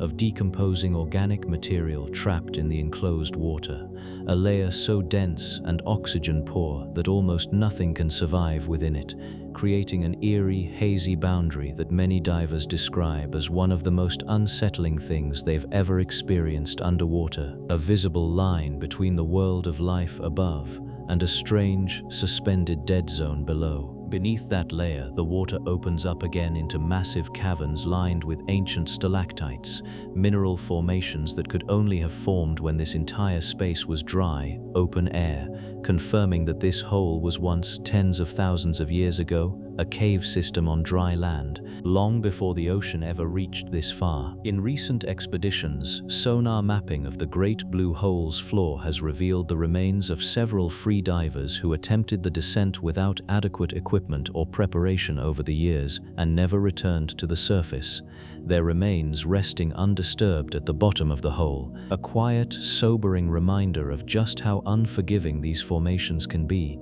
even in water that looks, from above, calm and inviting. There's also Dean's Blue Hole in the Bahamas, the deepest known saltwater blue hole in the world, plunging down more than 660 feet, a favorite location for competitive freedivers who test the limits of human breath-holding ability by descending into its depths on a single lungful of air, some reaching depths that would be genuinely lethal to an untrained diver in a matter of seconds. And off the coast of the Yucatan Peninsula in Mexico, an entire network of flooded limestone caves, known as cenotes, stretches for hundreds of miles underground, some connected to the open ocean, some entirely landlocked, many still not fully mapped or explored even today. These cenotes held deep religious significance to the ancient Maya civilization, who considered them sacred entrances to the underworld, and archaeologists exploring them in recent decades have recovered ancient pottery, ceremonial artifacts, and in several documented cases, human remains believed to be linked to Maya ritual practices, preserved for centuries in the cold, oxygen-poor, mineral-rich water of the flooded caves, essentially undisturbed since the moment they were placed there. Some sections of this cave network remain so complex, so extensive, and so difficult and dangerous to navigate that cave diving deaths in the region, while relatively rare given proper training, still occur almost every year, a reminder that even relatively shallow, sunlit water can conceal passages and chambers that stretch on for miles into complete and disorienting darkness. Let's rise up now, gently, from the caves and the trenches to talk about a different kind of deep-sea phenomenon, one that's less about mystery and more about a strange, almost beautiful kind of biological transformation, the phenomenon researchers call a whale fall. When a large whale dies out in the open ocean, its body eventually sinks, slowly, down through the water column, sometimes taking days to finally settle onto the seafloor, particularly in very deep water. When that massive body finally reaches the bottom, it becomes the foundation for an entire, temporary ecosystem, unlike almost anything else found in the deep sea. In the first stage, scavengers arrive almost immediately. Sleeper sharks, hagfish, and giant isopods descending on the carcass in numbers, stripping away the soft tissue over a period that can last from several months to over a year, depending on the size of the whale. Once the soft tissue is gone, a second stage begins, as smaller organisms, worms, crustaceans, and mollusks move in to colonize the remaining bones and the nutrient-rich sediment surrounding the carcass, a process that can continue for several more years. Finally, in the last and longest stage, specialized bacteria begin breaking down the fats stored deep within the whale's skeleton itself, releasing hydrogen sulfide as a byproduct, which in turn supports entire colonies of chemosynthetic organisms, creatures that derive energy not from sunlight, which never reaches these depths, but from chemical reactions alone, an entire small ecosystem thriving in total darkness, sustained entirely by the slow decomposition of a single dead whale, sometimes for 20, 30, or even more than 50 years after the whale's original death. Researchers have found that some of the specialized species living exclusively on whale falls appear nowhere else in the ocean, entire organisms that may have evolved specifically to depend on this narrow, temporary ecological niche.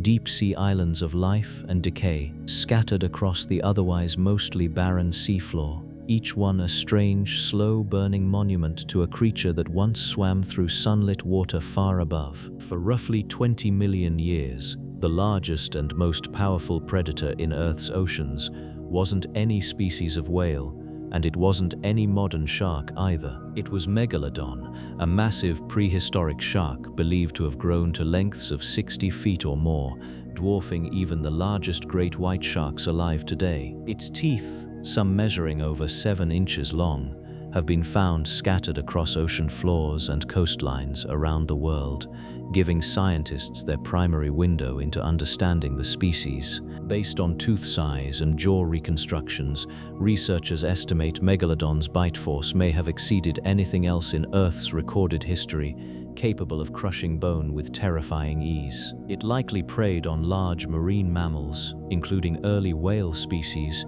using its immense size and power to overwhelm prey far larger than anything modern sharks typically hunt. According to the fossil record, Megalodon went extinct approximately 3.6 million years ago, likely due to a combination of cooling ocean temperatures and declining prey populations. And yet, despite that well-documented extinction, Megalodon has remained one of the most persistent subjects of speculation in modern ocean mythology, refusing to fully disappear from public imagination. Part of this fascination stems from a genuinely fascinating fact about deep ocean exploration: the sheer scale of what remains completely unmapped and unexplored even now. As we mentioned earlier, we have more detailed maps of the surface of the moon than we do of our own ocean floor, a fact that continues to fuel speculation. Proponents of the idea that Megalodon might still exist somewhere point to the extreme depths of the Mariana Trench and other similarly unexplored regions as potential hiding places. The logic follows that if new large marine species continue to be discovered even now,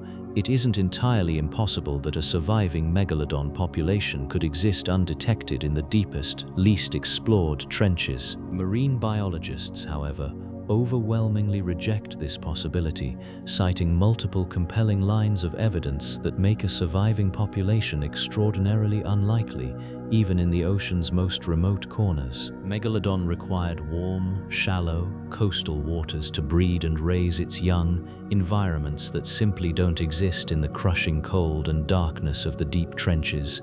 Modern satellite technology has also made it significantly harder for any sufficiently large marine animal to remain completely hidden, as ocean temperature changes caused by large, warm-blooded creatures can sometimes be detected remotely. And yet, despite this overwhelming scientific consensus, occasional unverified sightings and unusual sonar readings continue to surface, keeping the theory alive in certain corners of public conversation. In 2013, a fictional television special aired suggesting Megalodon might still exist, presenting fabricated evidence as genuine scientific documentation, sparking widespread public confusion and debate. The special was later clarified as entirely fictional entertainment, but by then, the idea had already spread widely, blurring the line between genuine mystery and manufactured myth. It's a useful reminder that not every ocean mystery you encounter online has an equal basis in verified fact,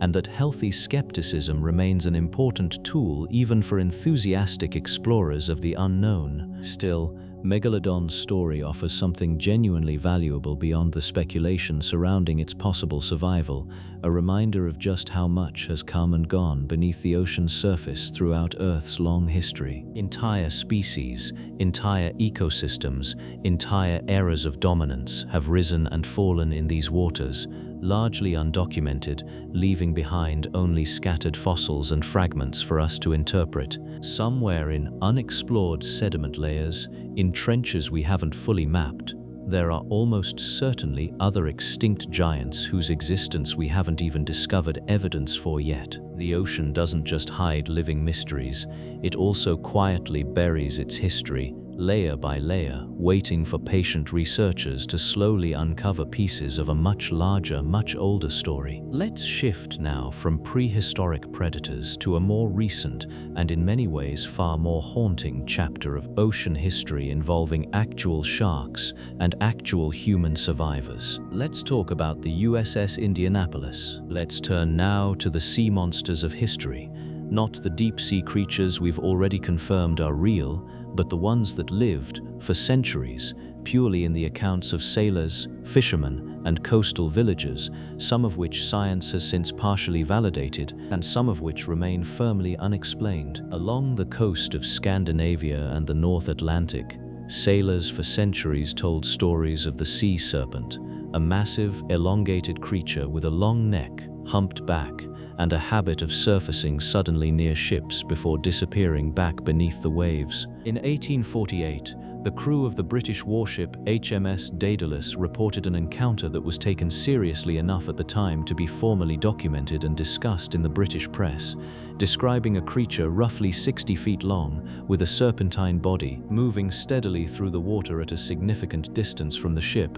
observed clearly enough by multiple trained officers that the sighting was difficult to dismiss outright as simple misidentification. Skeptics at the time, and since, have offered a range of possible explanations. An oarfish, a species of large, ribbon-like deep-sea fish that can grow over 30 feet long and is occasionally seen at the surface, particularly when sick or dying. A large group of dolphins or whales swimming in a tight formation that could create the illusion of a single long body from a distance, or simply a large floating mass of kelp or debris, misjudged in size and movement under difficult viewing conditions at sea. None of these explanations perfectly account for every detail described by the Daedalus crew, and the case remains one of the most credible, if still ultimately unresolved, sea serpent sightings in recorded history, precisely because of who was doing the reporting: experienced naval officers, not amateur witnesses prone to exaggeration. Then there's the story of Caddy, or Cadborosaurus, a sea serpent said to inhabit the waters around Vancouver Island in British Columbia, described consistently across dozens of independent sightings spanning nearly a century as having a horse-like head,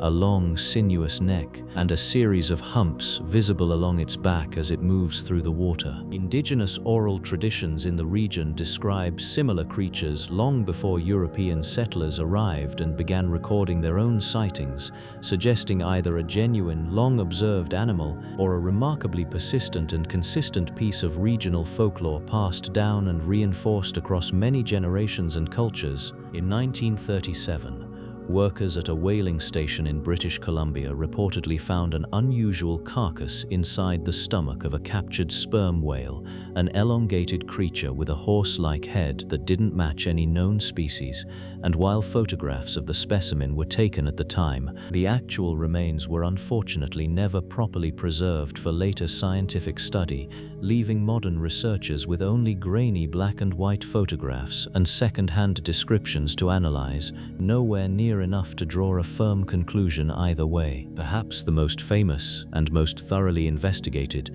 alleged sea and lake monster of all is the Loch Ness Monster.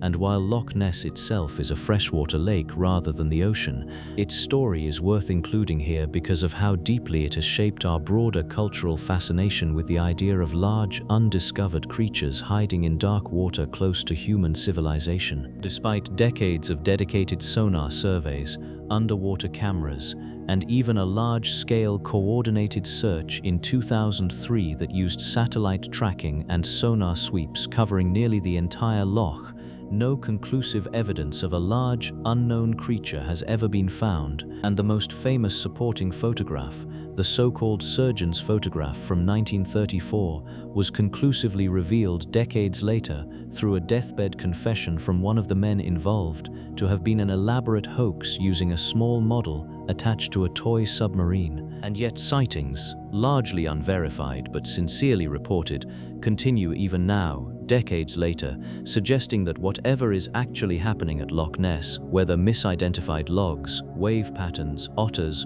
or simply the powerful psychological effect of a dark, deep, mysterious body of water on the human imagination, the story itself has become something almost as enduring and real as an actual creature would be. What connects all of these stories?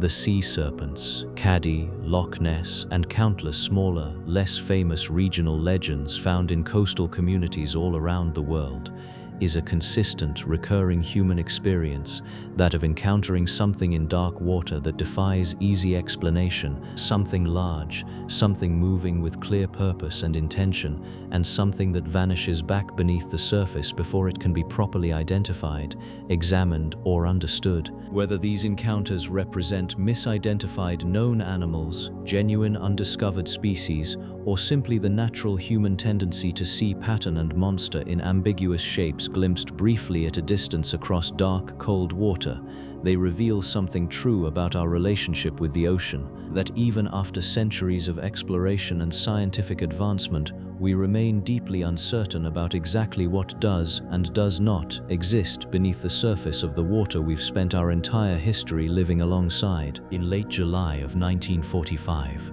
the USS Indianapolis, a United States Navy heavy cruiser, was traveling through the Pacific Ocean after completing a top-secret wartime mission. Shortly after midnight, the ship was struck by 2 torpedoes fired from a Japanese submarine, and within just 12 minutes, the massive vessel had completely sunk beneath the waves. Of the nearly 1,200 crew members aboard, around 900 survived the initial sinking, finding themselves stranded in open ocean water with very little equipment or protection. Due to a series of communication failures, the ship's distress signal was reportedly received but never properly acted upon, and its absence went completely unnoticed for several days afterward. The survivors, many without life jackets, others badly injured or burned, found themselves drifting in the open Pacific with no rescue in sight and no clear timeline for when help might arrive. As the hours turned into days, exposure, dehydration, and saltwater poisoning began taking a severe toll on the exhausted, stranded sailors,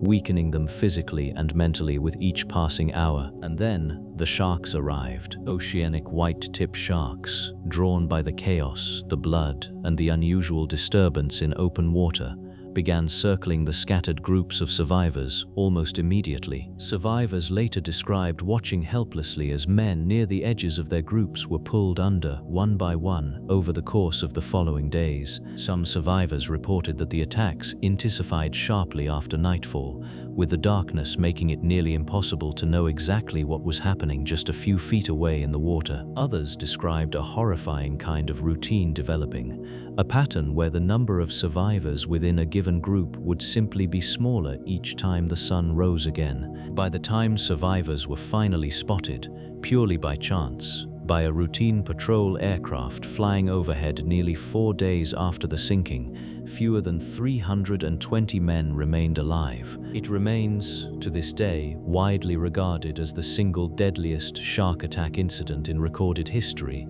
though the exact number of deaths directly attributable to shark attacks, as opposed to exposure or drowning, is difficult to determine precisely. Survivors who lived through the ordeal described a psychological toll that lingered for decades afterward, an experience so intense that many struggled to fully discuss it even late in life. The story remained relatively obscure to the general public for decades, overshadowed by other events unfolding at the very end of the Second World War. It gained renewed public attention decades later, referenced in films and documentaries, introducing an entirely new generation to one of history's most harrowing ocean survival stories. What makes the story particularly haunting isn't simply the presence of sharks, since shark attacks, while rare, are a documented and generally survivable risk under normal circumstances. It's the sheer scale, the sustained duration, and the complete helplessness of hundreds of exhausted, injured men, trapped for days in open water with absolutely nowhere to go and no way to fight back. It's a stark, sobering reminder that the ocean's dangers aren't limited to ancient legends or deep-sea mysteries,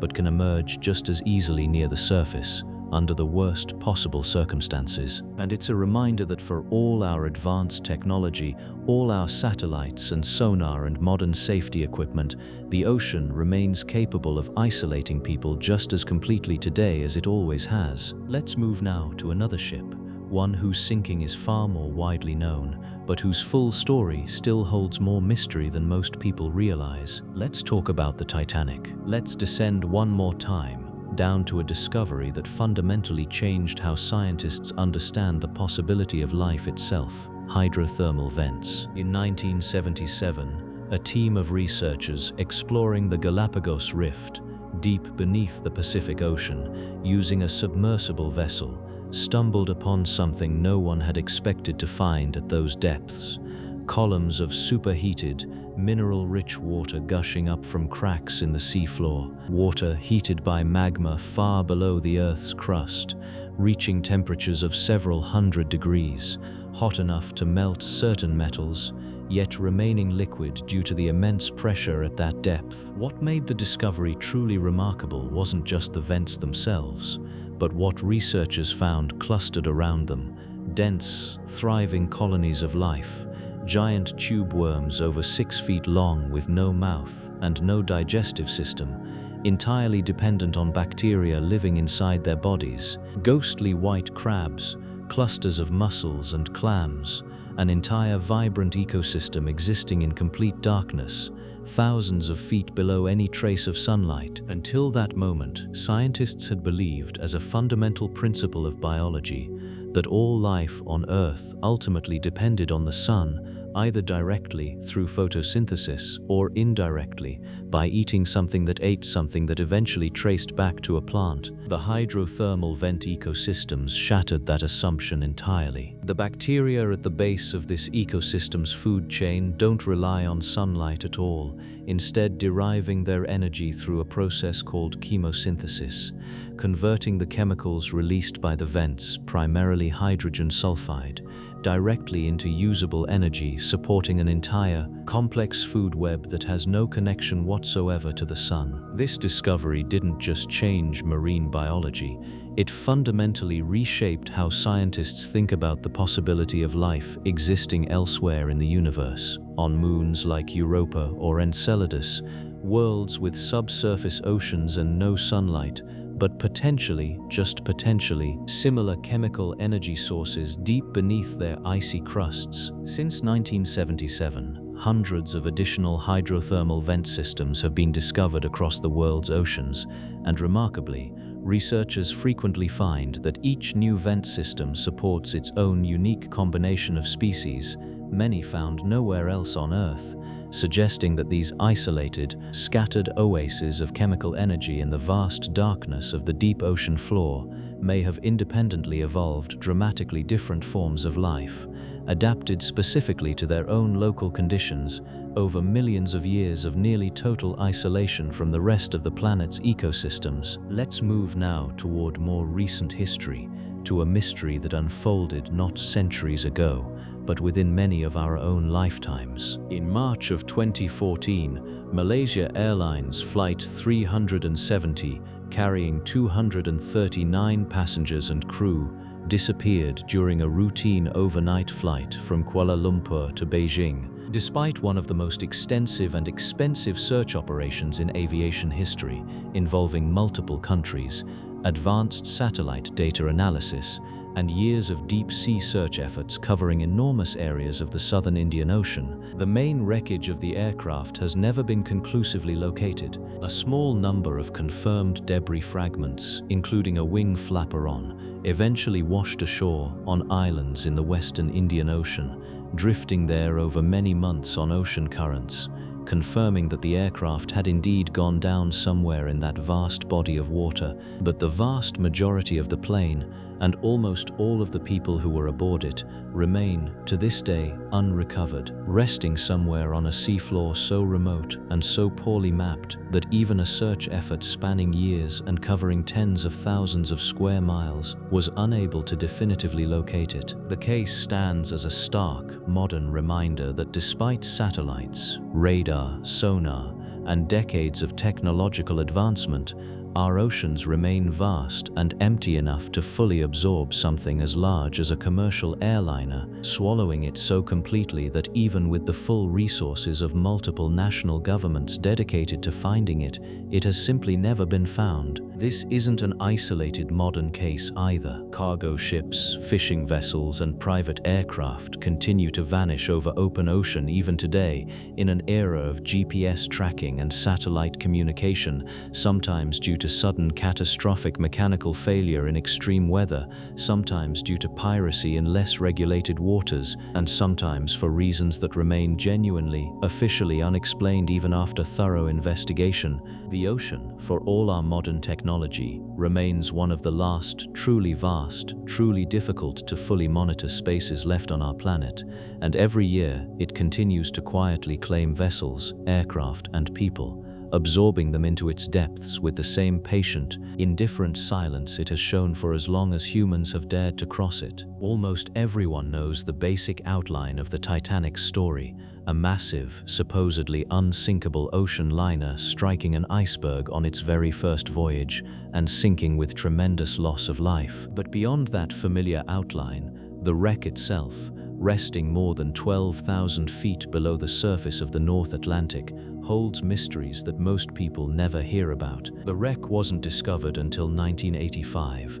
more than 70 years after the sinking, located by a joint American and French expedition using advanced deep-sea sonar technology. When researchers finally reached the wreck site, they discovered something unexpected. The ship hadn't sunk intact, as long assumed, but had actually broken apart into two major sections during its descent. For decades, survivors had insisted the ship broke in half before fully sinking, a claim that had been officially dismissed and disputed by investigators for most of the 20th century. The 1985 discovery finally confirmed what those survivors had said all along, adding a strange, quiet layer of validation to first-hand accounts that had gone largely unbelieved for generations. The wreck itself sits in two main pieces, separated by nearly half a mile of open seafloor, surrounded by a debris field scattered with thousands of personal items. Shoes, dishes, luggage, and countless personal belongings remain scattered across the ocean floor, remarkably preserved by the cold, low oxygen conditions found at that extreme depth. Researchers have noted an especially haunting detail among the debris: pairs of shoes found resting together on the seafloor, the leather and fabric of the shoes' owners long since dissolved by decades in salt water. Only the shoes remain, positioned exactly as they would have been on a body, silent markers of exactly where someone came to rest at the bottom of the ocean. The wreck itself is deteriorating steadily, consumed slowly by a unique species of iron-eating bacteria that has colonized much of the ship's remaining metal structure. Researchers estimate that within the coming decades, significant portions of the wreck may collapse entirely, eventually leaving behind little more than a rust stain scattered across the seafloor. In 2023, the world was reminded once again of just how dangerous that depth remains, when a submersible called the Titan, operated by a private company offering tourist expeditions to the wreck, suffered a catastrophic implosion during its descent. All 5 people aboard were killed instantly, the immense pressure at that depth causing the vessel to collapse in a fraction of a second,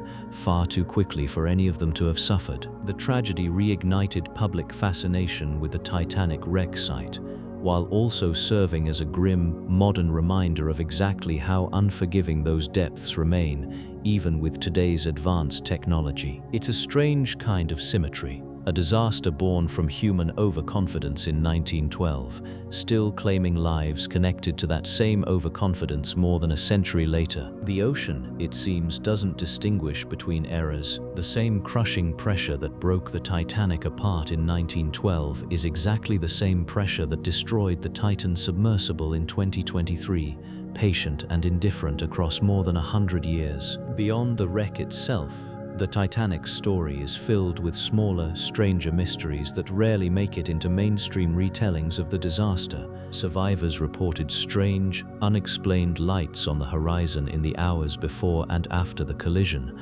lights that were never fully identified or explained by subsequent investigations. A ship called the Californian was known to have been relatively close by that night, yet failed to respond to the Titanic's distress signals, sparking decades of controversy and blame. Some researchers believe the Californian's crew misread the Titanic's distress rockets, mistaking them for routine signals rather than genuine calls for help, a tragic misunderstanding with fatal consequences. Others have suggested more troubling explanations, though none have ever been definitively proven, leaving that particular chapter of the disaster permanently clouded in uncertainty. Whatever the full truth, the Titanic remains one of the most thoroughly studied shipwrecks in history, and yet it continues to hold on to secrets, quietly resting in darkness more than 2 miles below the surface. Let's rise back toward the surface once more, toward a different kind of mystery, one involving currents so unusual they create their own strange, self-contained ecosystem. Let's talk about the Sargasso Sea. Let's talk for a while about light in the darkness, because one of the strangest and most beautiful phenomena in the entire ocean is also one of its most unsettling when you first learn how common it actually is. Bioluminescence, the ability of living organisms to produce their own light through chemical reactions inside their bodies,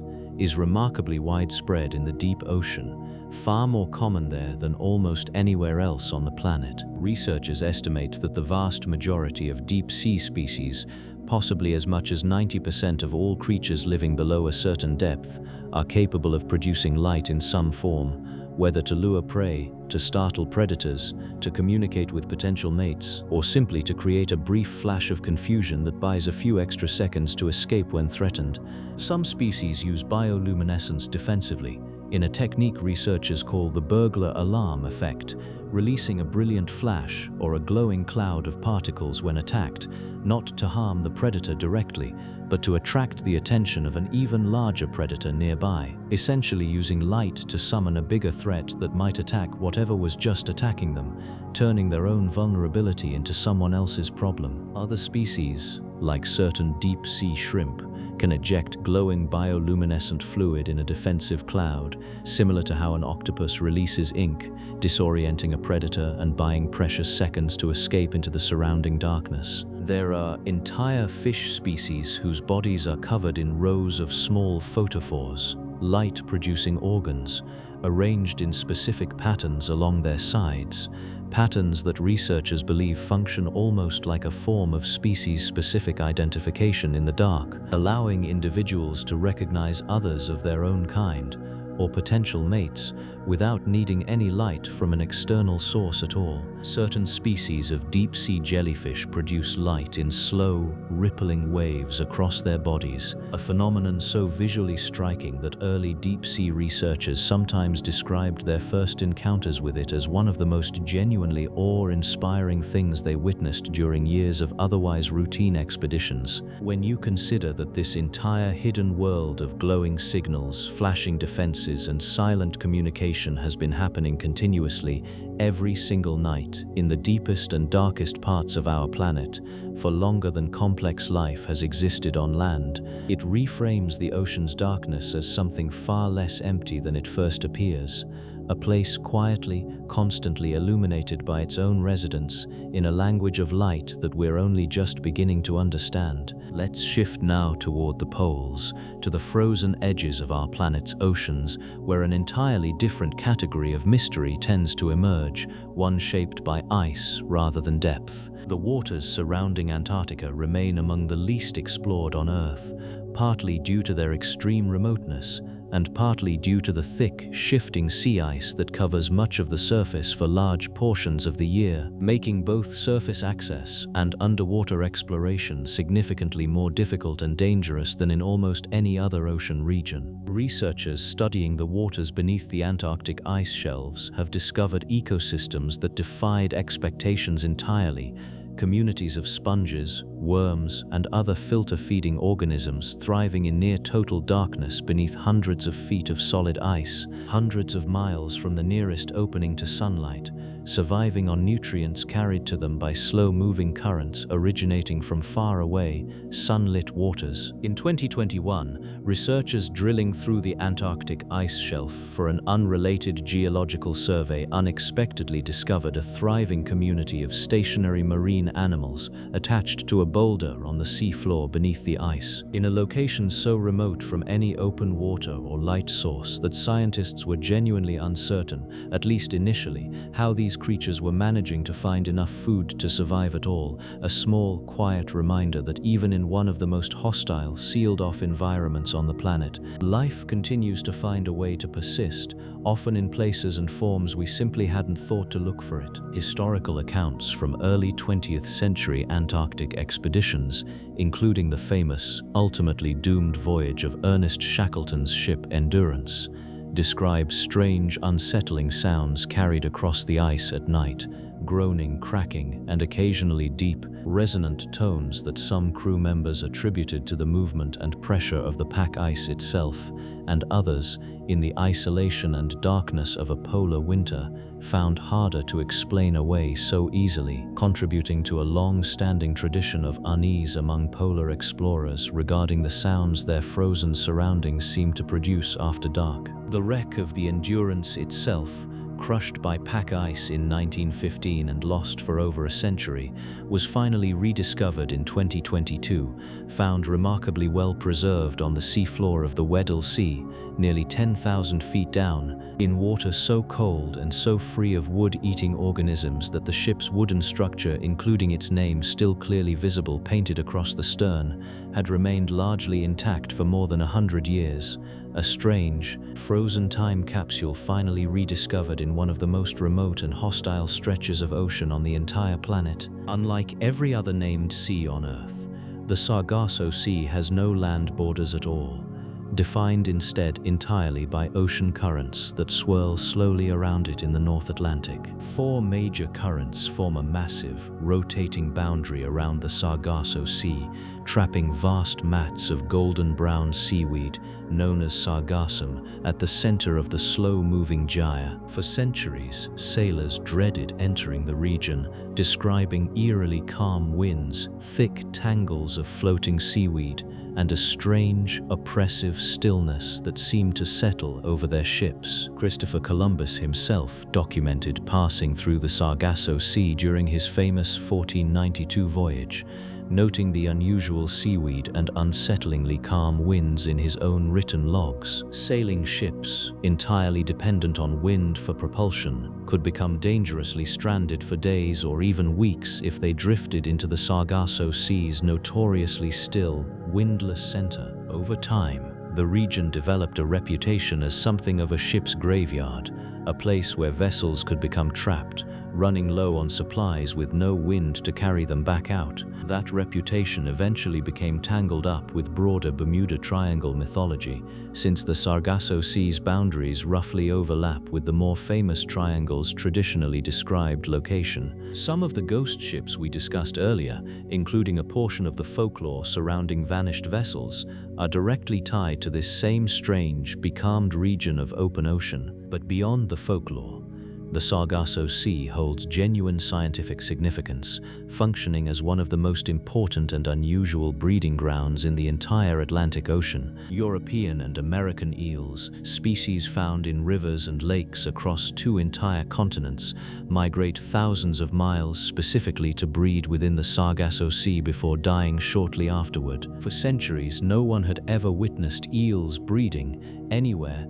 despite them being one of the most common and widely studied fish species in the world. It wasn't until the early 20th century that researchers finally traced the eel's migration back to the Sargasso Sea, solving a biological mystery that had puzzled naturalists for generations. And yet, even with that discovery, no one has ever actually witnessed eels spawning in the wild within the Sargasso Sea, an event that remains completely undocumented to this day. It's a strange kind of mystery, one hiding in plain sight, a well-known destination whose most fundamental biological event has never once been directly observed by human eyes. The floating sargassum itself creates a unique, self-contained ecosystem, home to specially adapted species found nowhere else on Earth, including the sargassum fish, a master of camouflage among the floating seaweed. This strange little fish has evolved coloring and body shape so effective at mimicking the surrounding seaweed that it can remain almost completely invisible,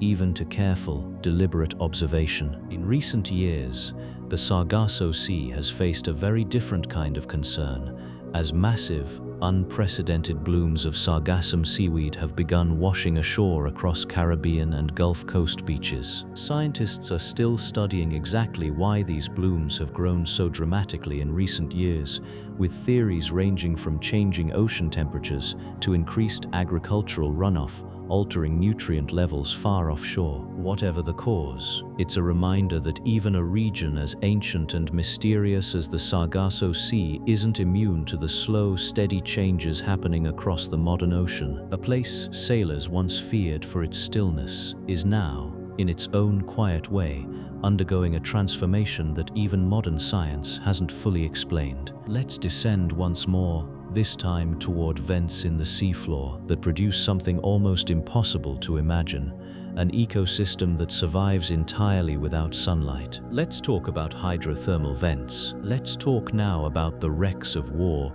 because the ocean floor holds far more of them than most people realize. Scattered across every major ocean on Earth are the remains of tens of thousands of ships and aircraft lost during the two world wars, many of them still fully intact, resting in cold, deep, oxygen-poor water that preserves them far better than almost any wreck closer to shore. In the waters of Chuuk Lagoon, part of Micronesia in the Pacific, an entire Japanese naval fleet lies sunken. Dozens of ships destroyed in a single, devastating American air raid in February of 1944, an operation so overwhelming that the lagoon has since become known among divers as a kind of underwater graveyard, its wrecks still filled, even today, with gas masks, ammunition, personal belongings, and in some cases the remains of sailors who never made it off their ships before they sank. The wrecks of Chuuk Lagoon are so well preserved, resting in relatively shallow, warm, tropical water, that divers can still read serial numbers stenciled onto crates of supplies, still see boots and helmets scattered across corroded decks, a strange, silent time capsule of a single catastrophic day frozen in place for more than 80 years. In the North Atlantic, the wreck of the German battleship Bismarck, sunk in 1941 after a prolonged and famous naval battle, was finally located in 1989, resting more than 15,000 feet down, remarkably intact despite the violence of its final hours. Its massive hull still largely recognizable, a silent monument to one of the most significant naval engagements of the entire war. Perhaps most famous of all is the wreck of the RMS Titanic, lost in 1912 and not rediscovered until 1985, resting more than 12,000 feet below the surface of the North Atlantic, broken into two major sections that came to rest more than half a mile apart on the sea floor, surrounded by a debris field scattered with thousands of individual objects, shoes, dishes, luggage, personal items, each one a small, frozen fragment of the final moments of over 1,500 people who never made it off the ship. Researchers studying the Titanic wreck have watched it slowly deteriorate over the decades since its rediscovery, consumed gradually by specialized deep-sea bacteria that feed on iron, producing strange, delicate, rust-colored formations researchers have nicknamed rusticles, hanging like icicles from the ship's remaining structure, a slow, ongoing process that scientists estimate will eventually cause much of the ship's remaining hull to collapse entirely within the coming decades, meaning that within many of our own lifetimes, one of the most famous shipwrecks in human history may largely cease to exist in any recognizable form at all, dissolving quietly back into the ocean floor that has held it for over a century. There's something particularly haunting about war wrecks specifically, more so than wrecks lost to storms or accidents, because they represent moments of sudden, violent, mass loss of life. Entire crews lost together within minutes, sometimes within seconds, their ships becoming instant graves rather than vessels that slowly, gradually succumbed to the sea. Many nations now formally recognize significant military wrecks as protected war graves, restricting diving and salvage activity out of respect for the crews who remain aboard, resting in the cold, dark water exactly where they went down decades ago, in moments of violence that the ocean has since folded into a strange, permanent kind of silence. Even now, deep-sea survey teams occasionally locate previously unknown wrecks from both world wars, ships that were recorded as lost at the time but whose exact locations were never confirmed, finally being rediscovered generations later, offering historians and, in some cases, surviving family members a small, final piece of closure regarding losses that happened so long ago that almost no one who directly remembers them is still alive today. Let's talk now about the ships that were never lost accidentally at all, but deliberately sent to the bottom, carrying with them treasures that have never been recovered, and in some cases, never even been found. In 1715, a fleet of Spanish treasure ships, loaded with gold, silver, and jewels collected from Spain's colonies in the Americas, was struck by a powerful hurricane off the coast of Florida, sinking 11 ships and killing hundreds of crew members in a single catastrophic night. Salvage operations began almost immediately, both by the Spanish crown and by opportunistic treasure hunters. And while a significant portion of the fleet's cargo has been recovered over the past 3 centuries, researchers and treasure hunters still believe substantial amounts of gold and silver remain scattered across the seafloor in the region, buried under centuries of shifting sand, occasionally still washing ashore after major storms even today, sometimes discovered by ordinary beachgoers walking along the Florida coastline after a hurricane has disturbed the seabed. Even more famous is the wreck of the San Jose, a Spanish galleon sunk by the British Navy in 1708 off the coast of modern-day Colombia, carrying a cargo so valuable, gold, silver, and emeralds collected from Spanish colonies, that modern estimates of its worth have ranged as high as $17 billion, making it, by some estimates, the most valuable shipwreck ever documented. The wreck was finally located in 2015, resting nearly 2,000 feet below the surface, but its exact recovery has become the subject of an extended and still unresolved legal dispute between the Colombian government, the Spanish government, and a private salvage company that claims partial rights to the discovery, meaning that more than 3 centuries after it sank, the San Jose's treasure remains largely where it fell, sitting quietly on the seafloor while lawyers and governments continue to argue over who actually has the right to bring it back up. There's also the story of Amelia Earhart, whose disappearance in 1937 during an attempt to fly around the world remains one of the most enduring aviation mysteries in history, and one closely tied to the ocean, since her final radio transmission suggested she and her navigator were searching desperately for a tiny Pacific island, running low on fuel, somewhere in a vast, empty stretch of open water, despite one of the largest search operations of its era at the time, and numerous well-funded expeditions in the decades since.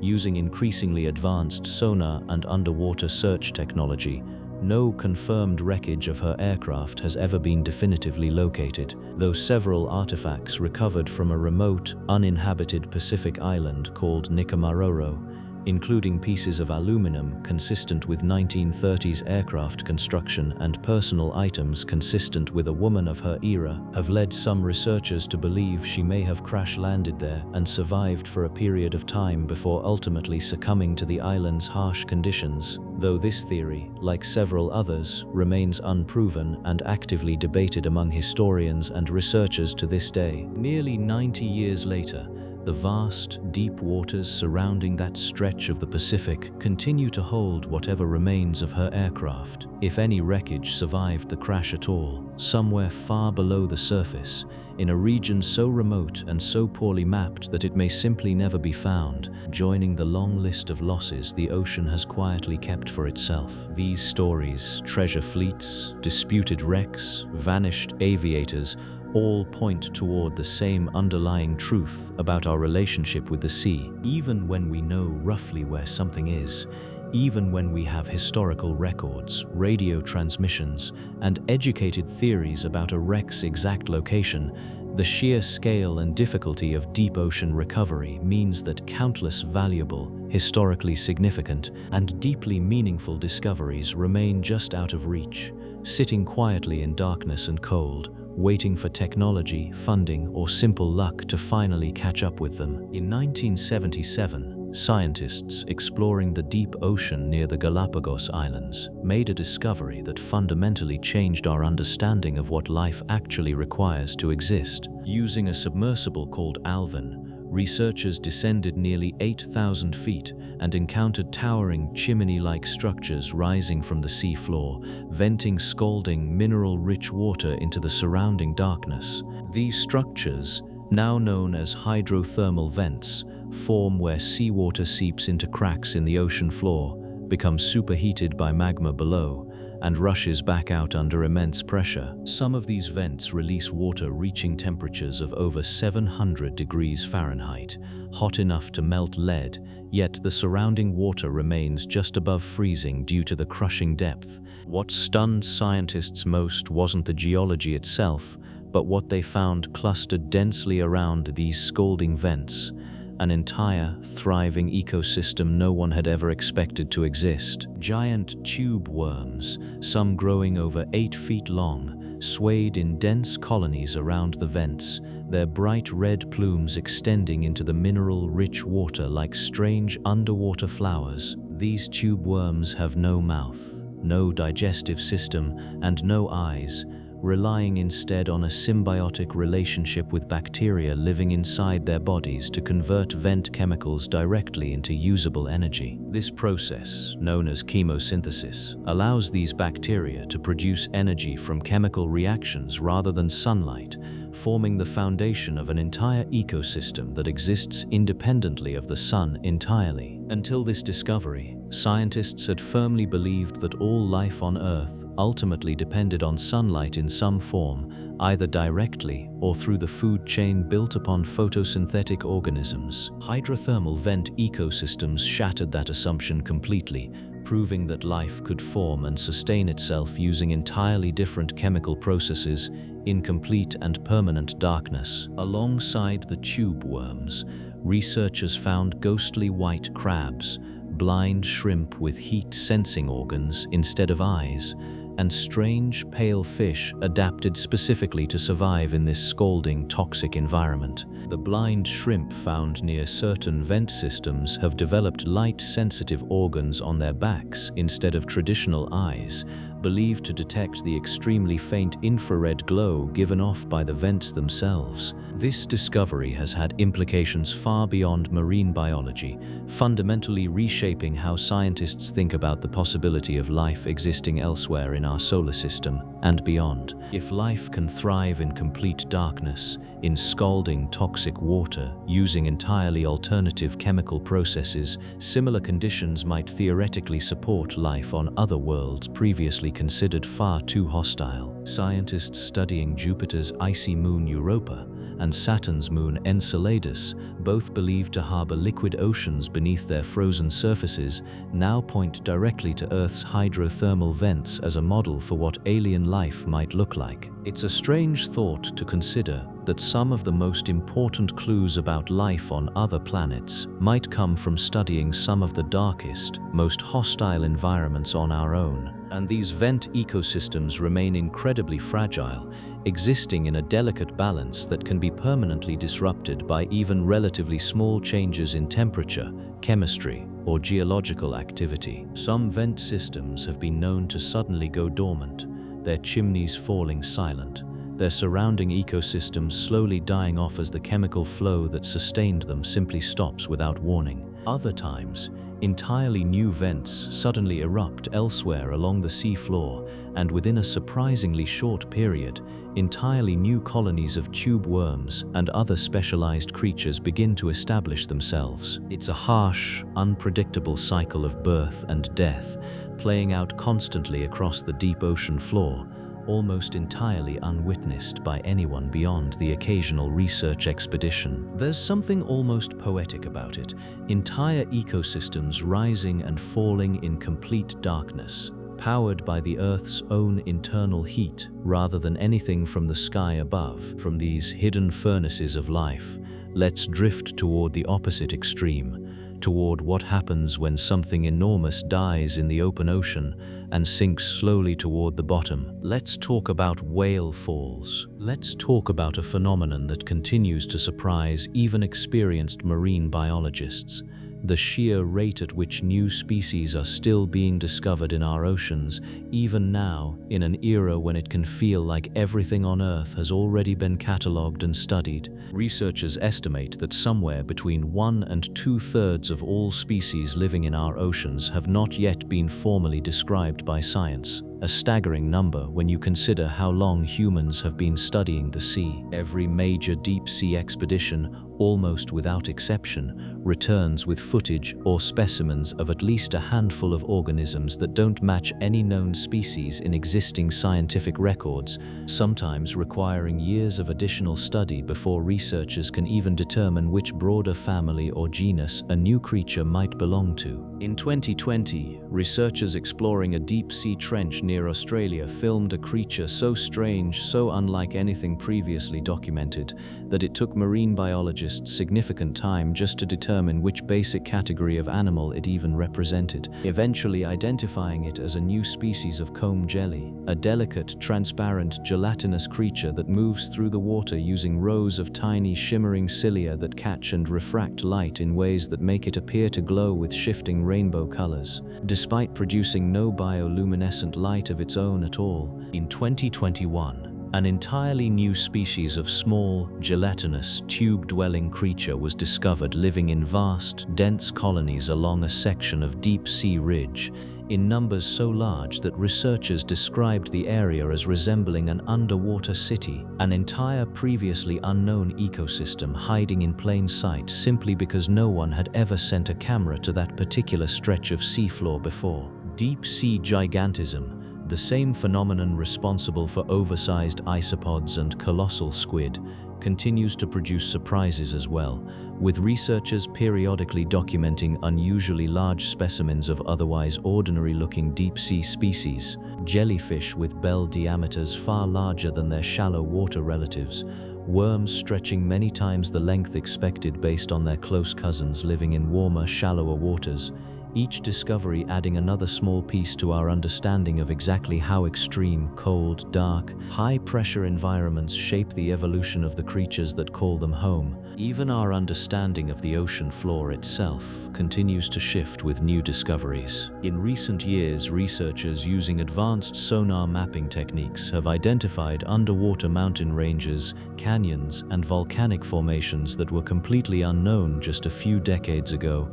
Entire geological features larger than some mountain ranges found on land, sitting quietly beneath the surface, unmapped simply because no one had ever had the technology or the reason to look closely enough at that particular stretch of seafloor before. In 2022, a previously undocumented coral reef, remarkably healthy and untouched by the bleaching events that have damaged so many of the world's shallower reefs in recent decades, was discovered growing in unusually deep, cold water off the coast of Tahiti, a genuine surprise to researchers who had assumed reef-building corals of that scale required the warmer, shallower conditions typically associated with healthy reef growth, forcing a partial reconsideration of exactly how resilient and adaptable coral ecosystems can actually be under the right, previously unstudied conditions. All of this points toward a simple, humbling truth that deep-sea researchers return to again and again. In interview after interview, expedition after expedition, we are still genuinely in the early stages of understanding our own planet's ocean, despite centuries of maritime history. Despite modern satellites and sonar and submersibles capable of reaching the very deepest trenches on Earth, the ocean remains larger, deeper, and stranger than our current tools and current knowledge can fully account for, and every year it continues to offer up new creatures, new formations, and new mysteries, quietly reminding us that no matter how advanced our technology becomes, there will always be more darkness down there than light, more unknown than known, more waiting to be discovered than we have currently managed to find. When a whale dies in open ocean water, its massive body doesn't simply disappear. It begins a long, slow descent toward the seafloor, a journey that can take hours to complete. As the body sinks deeper, away from the surface where scavengers typically gather quickly, it eventually settles onto the ocean floor, often thousands of feet below where it died. What happens next is one of the most remarkable and admittedly unsettling processes in all of marine biology. An event researchers call a whale fall. A single whale carcass can provide enough food to sustain an entire localized ecosystem for decades, supporting hundreds of species across several distinct stages of decomposition and consumption. In the first stage, mobile scavengers arrive almost immediately, drawn by the sudden, massive influx of food in an environment where meals are typically scarce and hard-fought. Sleeper sharks and hagfish are often among the first to arrive, tearing into the soft tissue with remarkable speed, capable of stripping a whale carcass down to bone within a matter of months. Hagfish, in particular, are strange, eel-like scavengers capable of tying their own bodies into knots to generate leverage while feeding, and capable of secreting massive amounts of defensive slime when threatened. Once the soft tissue has been consumed, the whale fall enters its second stage as smaller opportunistic species move in to consume the remaining scraps of tissue and sediment enriched by the decomposition. Worms, crustaceans, and mollusks colonize the area,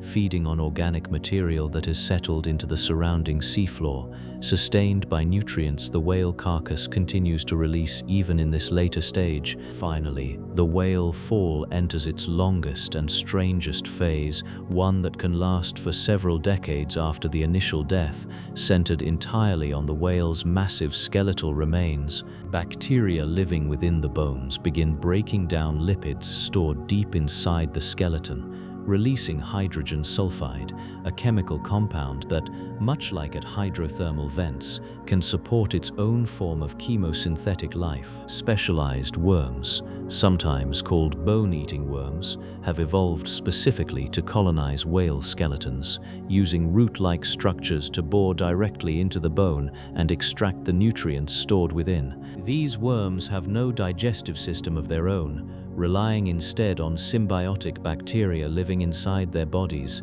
remarkably similar to the relationship seen in tube worms near hydrothermal vents. Researchers have discovered that some deep-sea species appear to depend almost entirely on whale falls to complete their life cycles, essentially existing as specialists adapted to jump between scattered, decades-old skeletons. This raises a fascinating and slightly unsettling question about how these specialized species manage to survive at all, given how spread out and unpredictable whale falls are across the vast expanse of the ocean floor. Some researchers believe these species may exist in extremely low numbers between whale falls, surviving on minimal resources, ready to rapidly colonize a new carcass whenever one happens to become available nearby. It's a strange, patient kind of existence, an entire ecological strategy built around waiting, sometimes for years or even decades, for something enormous to die somewhere nearby. Scientists have even begun deliberately sinking whale carcasses that wash ashore,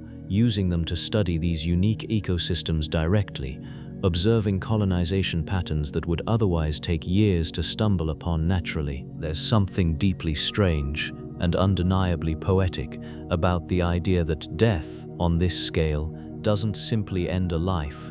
It quietly begins dozens, sometimes hundreds, of entirely new ones. Even in the darkest, most remote corners of the ocean floor, decay itself becomes a foundation for decades of new, thriving life, cycling endlessly in complete darkness. Let's rise back toward more familiar waters now, toward a feature of the ocean floor that looks less like a slow biological process and more like a hole torn directly into the earth. Let's talk about the Great Blue Hole. Let's travel now to the other side of the world, to a stretch of the Pacific Ocean that carries a reputation almost identical to the Bermuda Triangle, though far fewer people outside of Japan have ever heard its name, the Dragon's Triangle. Located off the eastern coast of Japan, this region, sometimes called the Devil's Sea by local fishermen, has been associated with unexplained disappearances for centuries, long before anyone had coined a similar term for the waters of the Atlantic. Japanese maritime folklore describes the region as being guarded by dragons living beneath the waves, said to drag ships and sailors down into the depths without warning. And while modern explanations lean heavily on natural causes, the pattern of unexplained losses in this particular stretch of ocean has been consistent enough that the Japanese government reportedly designated it as a hazardous area for shipping at multiple points throughout the 20th century. In 1952, a Japanese research vessel called the Kaiomaru no 5 was dispatched specifically to investigate the region's reputation and study the unusual disappearances reported there. The ship itself vanished during the expedition, along with its entire crew of 31 researchers and crew members. A deeply unsettling irony that only reinforced the region's fearsome reputation among Japanese sailors and researchers alike. Geologists studying the Dragon's Triangle point out that the region sits along a particularly active section of the Pacific Ring of Fire, an area prone to underwater volcanic activity, sudden seafloor shifts, and the formation of new, uncharted islands and shoals with little warning, conditions that could plausibly account for a number of the unexplained losses without requiring any explanation beyond difficult, unpredictable geology. Sudden, violent typhoons are also common in the region, forming and intensifying with a speed that could easily catch even experienced sailors off guard, particularly in the decades before modern satellite weather tracking existed. Still, much like its Atlantic counterpart, the sheer number of ships that have vanished in the Dragon's Triangle over the decades, combined with the difficulty of definitively explaining each individual case, has kept the region's ominous reputation firmly intact among generations of Japanese fishermen and sailors, many of whom continue to treat the area with a level of caution and respect that borders on genuine fear, even in an age of advanced navigation technology. There's a broader pattern worth noticing here, one that extends beyond any single triangle or named region of ocean. Almost every seafaring culture throughout history has developed its own version of these stories, its own patch of water considered unusually dangerous, unusually prone to swallowing ships and sailors without explanation. The Gulf of Alaska has its own long history of unexplained vessel disappearances, tied partly to genuinely brutal weather conditions and partly to a persistent regional folklore about the waters themselves. The Baltic Sea has its own catalogue of strange, unresolved disappearances and unexplained sonar anomalies, including a widely discussed 2011 discovery of a mysterious, disc-shaped formation on the seafloor that briefly captured international attention before researchers eventually attributed it most likely to a natural glacial deposit, though not without a period of genuine scientific uncertainty and considerable public speculation in the meantime. Whether these regional patterns reflect something genuinely unusual about the geology, weather, or currents of these specific areas, or whether they simply reflect the human tendency to notice and remember losses more vividly when they occur in a location that already carries a fearsome reputation, the stories themselves persist, passed down through generations of sailors who would rather steer a slightly longer course than risk finding out firsthand. Off the coast of Belize, in the middle of a shallow, brilliantly turquoise reef, sits a nearly perfect circle of deep, dark blue water known as the Great Blue Hole. From above, the contrast is striking. A stark, almost unsettling ring of deep indigo cut directly into the surrounding shallow, sunlit waters, visible clearly even from satellite imagery. The Great Blue Hole is a massive underwater sinkhole, plunging more than 400 feet straight down, formed originally as a limestone cave system during a period when sea levels were far lower. As the last ice age ended and sea levels rose dramatically, the cave system eventually flooded, and its ceiling ultimately collapsed, leaving behind the massive, near-perfectly circular sinkhole visible today. Divers who explore the upper portions of the Great Blue Hole are treated to relatively normal, vibrant reef conditions, filled with colorful fish and the kind of clear, sunlit water typical of the Caribbean. But as divers descend past roughly 90 feet, conditions shift dramatically, and they enter a layer of water containing high concentrations of hydrogen sulfide, a chemical compound that is toxic to most marine life. This toxic layer creates what divers describe as an eerie, hazy boundary, below which oxygen levels drop so low that almost nothing can survive for any meaningful length of time. Beneath that toxic layer, the Great Blue Hole becomes an entirely different environment, one that has earned a grim, unsettling nickname among the diving community, an underwater graveyard. Because oxygen levels are so low below that boundary layer, organic material that sinks into the depths doesn't fully decompose the way it normally would in oxygen-rich water. This includes, unfortunately, the remains of divers who have died exploring the site over the years, their bodies preserved to a disturbing degree by the low oxygen, low bacterial environment below the toxic layer. Multiple diver fatalities have been recorded at the Great Blue Hole over the decades, most attributed to nitrogen narcosis, a dangerous, disorienting condition that can affect divers at extreme depths. Nitrogen narcosis, sometimes referred to by divers as rapture of the deep, causes symptoms similar to intoxication, impairing judgment and coordination in ways that can quickly become fatal at extreme depths. In 2018, an expedition using specialized submersibles conducted the most thorough scientific survey of the Great Blue Hole's deepest sections to date, mapping its full depth and interior structure in unprecedented detail. The expedition confirmed the presence of that thick, unsettling layer of hydrogen sulfide, and also discovered the remains of several previous diving fatalities resting undisturbed at the bottom of the sinkhole. Beyond human remains, the survey also revealed massive stalactites, some over 12 feet long, hanging from what were once the ceiling of ancient dry limestone caves, now submerged and preserved deep underwater. These stalactites offer scientists valuable geological insight, allowing researchers to study historical sea level changes stretching back tens of thousands of years,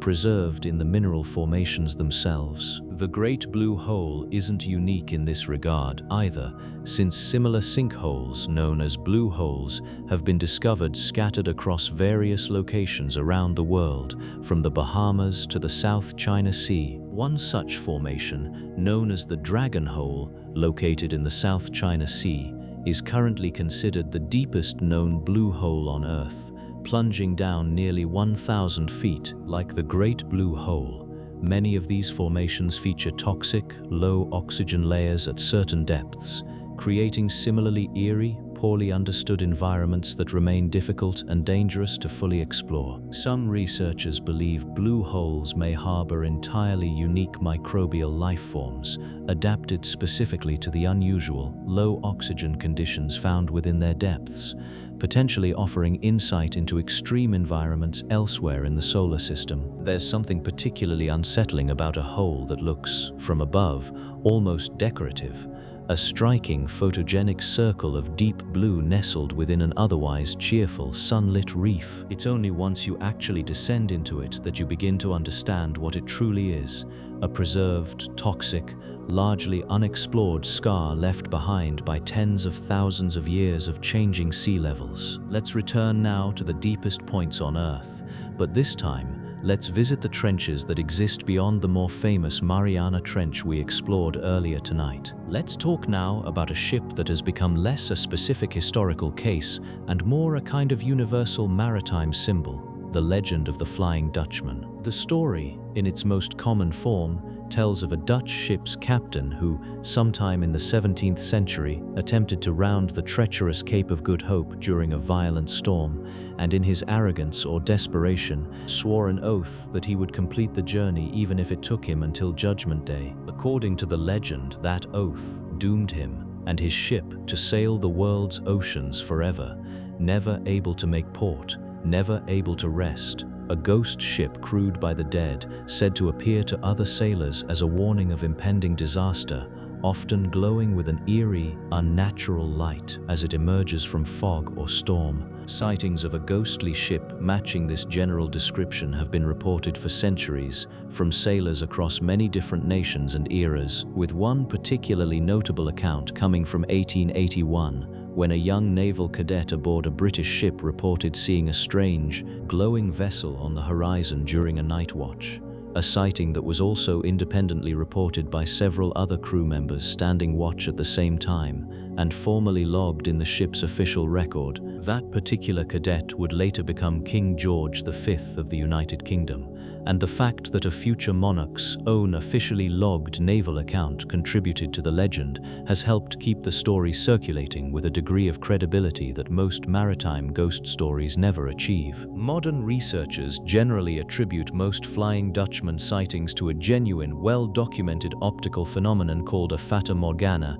a complex form of mirage that occurs when layers of air at different temperatures bend light in unusual ways, capable of making distant ships appear to float above the water's surface, stretched, distorted, or seemingly glowing, particularly in the cold, temperature-layered air common near certain ocean regions known for maritime ghost ship legends. It's a satisfying scientific explanation, but it doesn't fully diminish the eeriness of the original accounts, particularly ones like the 1881 sighting, where multiple trained observers independently reported seeing the same strange vessel under conditions that seemed, at least to them, entirely too clear and too consistent to be dismissed as a simple trick of the light. There's a more recent and far more thoroughly documented maritime tragedy that carries its own lingering uncertainty: the loss of the SS Edmund Fitzgerald on Lake Superior in November of 1975. Unlike the Flying Dutchman, the Edmund Fitzgerald was a very real,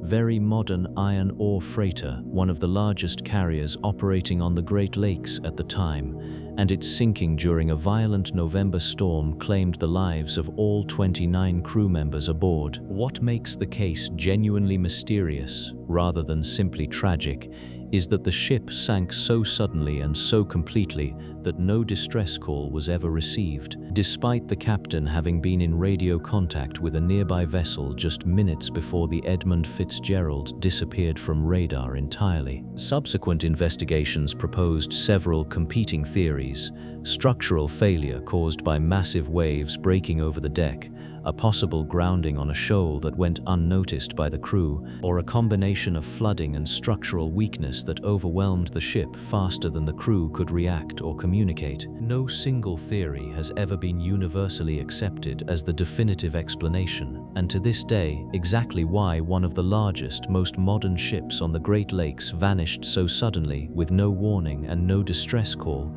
in conditions that other nearby vessels managed to survive, remains a genuinely open question among maritime investigators, a modern reminder that even in an era of radar, radio, and steel-hulled ships, the water can still take something suddenly, completely, and silently, the same way it always has. While the Mariana Trench holds the title of deepest known point on Earth, it is far from the only massive trench carved into our planet's ocean floor. The Tonga Trench, located in the South Pacific, plunges to depths of over 35,000 feet, making it the second deepest trench ever measured on the entire planet. Formed by the same kind of tectonic subduction process that created the Mariana Trench, the Tonga Trench sits in one of the most seismically active regions on Earth, prone to frequent, powerful earthquakes. This intense geological activity makes the Tonga Trench a particularly dynamic environment,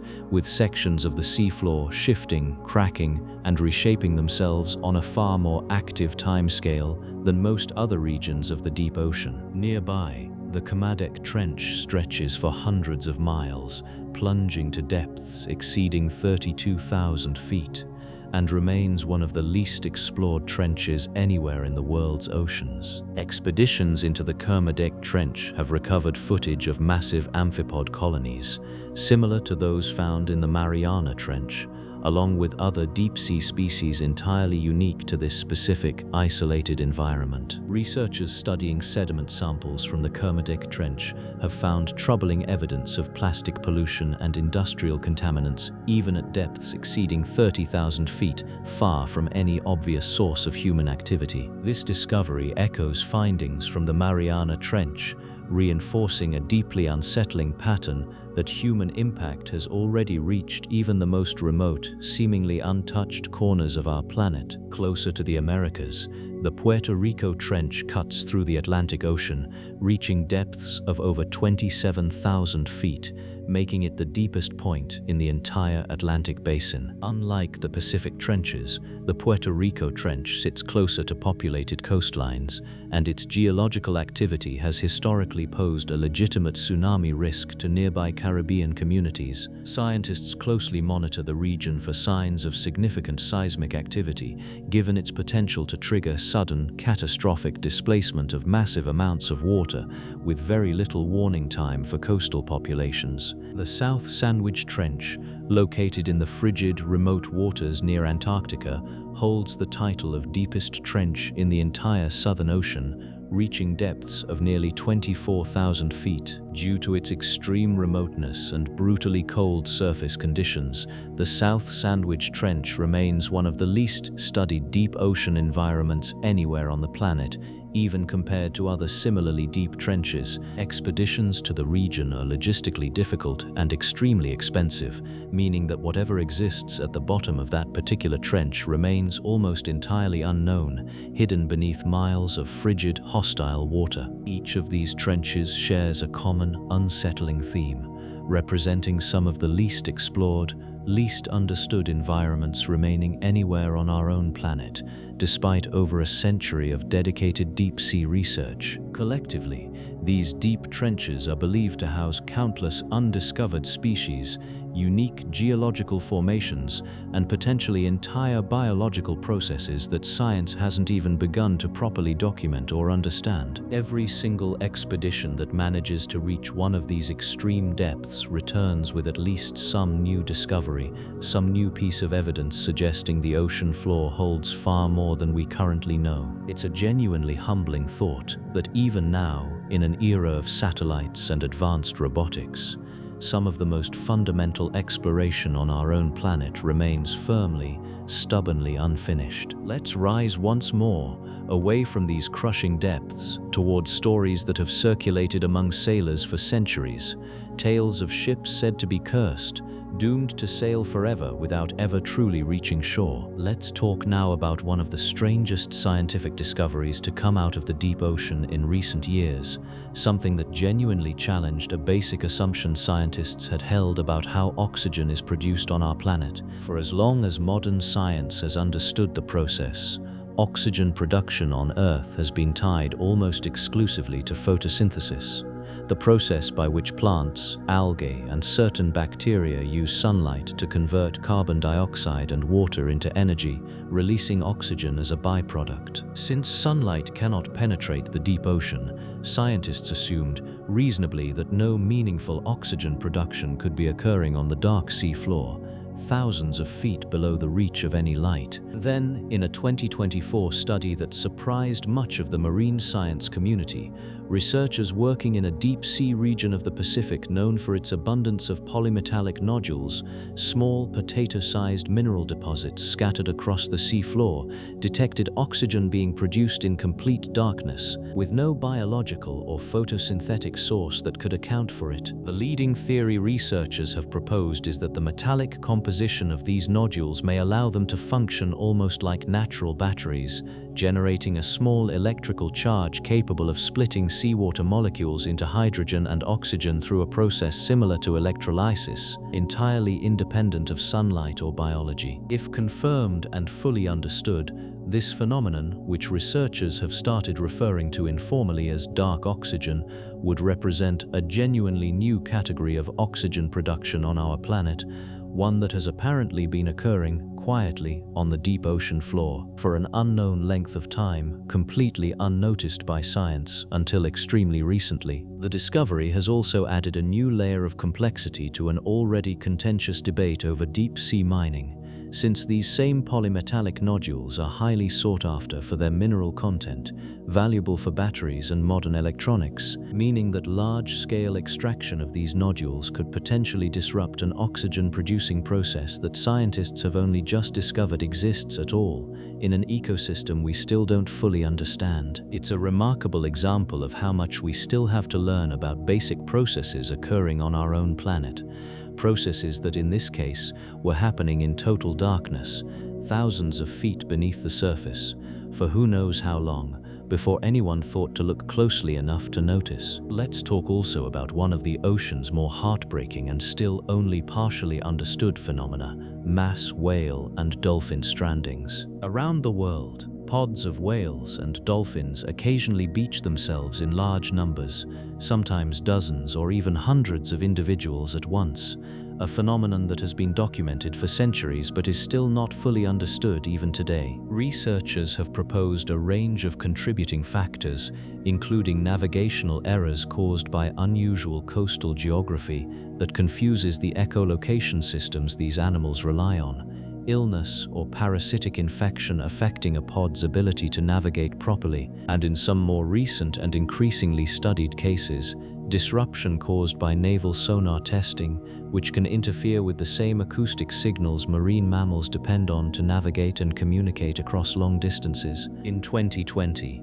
one of the largest mass stranding events ever recorded occurred in Tasmania, Australia, when several hundred pilot whales beached themselves along a remote stretch of coastline, in an event so large that rescue efforts involving hundreds of volunteers worked for days attempting to save as many animals as possible, though a significant number ultimately could not be saved in time. Because pilot whales and several other stranding-prone species are highly social, traveling in tight family groups, researchers believe that a single distressed or disoriented individual, particularly a pod leader, may sometimes lead an entire healthy group into shallow water and eventual stranding, following social bonds so strong that even individuals capable of easily swimming back to safety choose to remain near a stranded family member instead, a devastating consequence of the same deep social intelligence that makes these animals so remarkable in the first place. Even with decades of research, marine marine biologists still cannot reliably predict when or why a mass stranding event will occur, and each new incident continues to be studied individually in the hope of eventually understanding this phenomenon well enough to prevent at least some future tragedies from occurring in the same devastating way. Among all the legends sailors have told about the sea, few have persisted as long or spread as widely as the story of the Flying Dutchman. According to maritime legend, the Flying Dutchman was a ghost ship, cursed to sail the world's oceans forever, never able to make port, never able to find rest. Different versions of the story describe different origins for the curse, though most agree the ship's captain committed some grave, defiant act against fate itself, dooming his vessel for eternity. Sailors across multiple centuries and multiple nations reported sightings of the ghostly vessel, often glowing with an eerie, otherworldly light, appearing suddenly through fog or storm before vanishing just as quickly. A sighting was traditionally considered a terrible omen, believed to foretell disaster, shipwreck, or death for anyone unfortunate enough to witness the phantom ship crossing their path. In 1881, a group of sailors aboard the HMS Bacchante, including a young prince who would later become King George V of England, reported witnessing the Flying Dutchman firsthand during a voyage. The sighting was documented in the ship's official log, describing a strange, glowing vessel spotted briefly on the horizon before disappearing entirely, witnessed simultaneously by multiple crew members aboard the ship. Shortly afterward, in a detail that only deepened the legend, one of the sailors who had spotted the ghostly vessel fell from the rigging and died, reinforcing the old superstition surrounding the doomed phantom ship. Skeptics point to a natural phenomenon called Fata Morgana, a complex type of mirage caused by temperature inversions, capable of making distant ships appear to float above the horizon, distorted and ghostly in appearance. This kind of optical illusion could plausibly explain many historical sightings, particularly in colder regions where the specific atmospheric conditions needed to produce a Fata Morgana are more commonly present.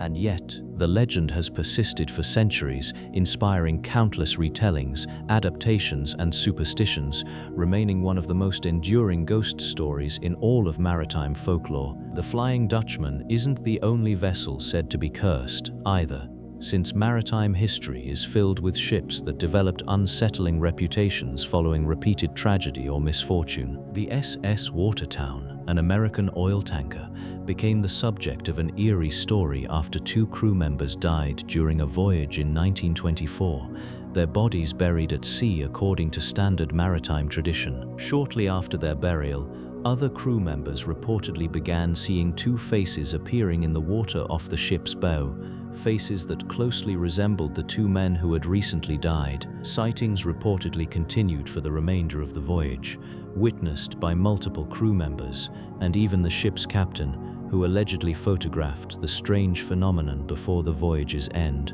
The photograph, when developed, reportedly showed two faint, ghostly faces in the water, though the original photograph's authenticity has been debated by researchers and photography experts for decades since. Whether these stories represent genuine supernatural encounters, optical phenomena, or simply the product of exhausted, superstitious sailors under stressful conditions, they reveal something important about humanity's relationship with the open ocean. For as long as people have sailed across open water, far from land, far from rescue, the sea has inspired a very particular, very persistent kind of fear, one tangled up with isolation, vulnerability, and the unknown. Ships lost at sea don't simply disappear from logistics records. They disappear from a very specific kind of psychological safety, the assumption that the ocean, vast as it is, still generally plays by understandable rules. When that assumption breaks down, even briefly,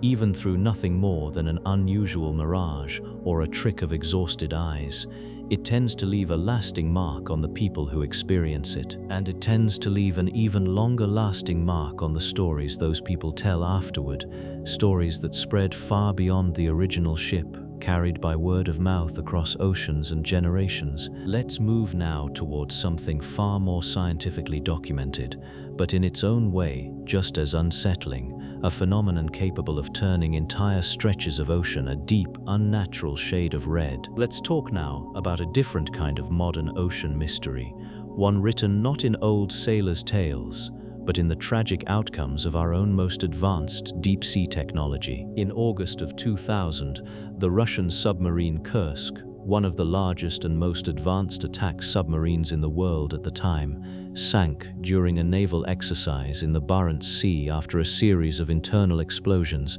likely triggered by a faulty torpedo propellant, killed or trapped all 118 crew members aboard. Investigators later determined that a number of crew members had survived the initial explosions, sheltering in a rear compartment of the submarine, and had even managed to write brief notes documenting their situation in the hours that followed. Notes that were later recovered during the salvage operation, offering a haunting, detailed account of the final hours experienced by men trapped in total darkness, hundreds of feet underwater, waiting for a rescue that ultimately never arrived in time. The disaster exposed serious gaps in international submarine rescue capabilities and led to significant reforms in how nations coordinate emergency response for submarine disasters, though for the families of the Kursk's crew, those reforms came far too late to change the outcome of that particular tragedy. More recently, in June of 2023,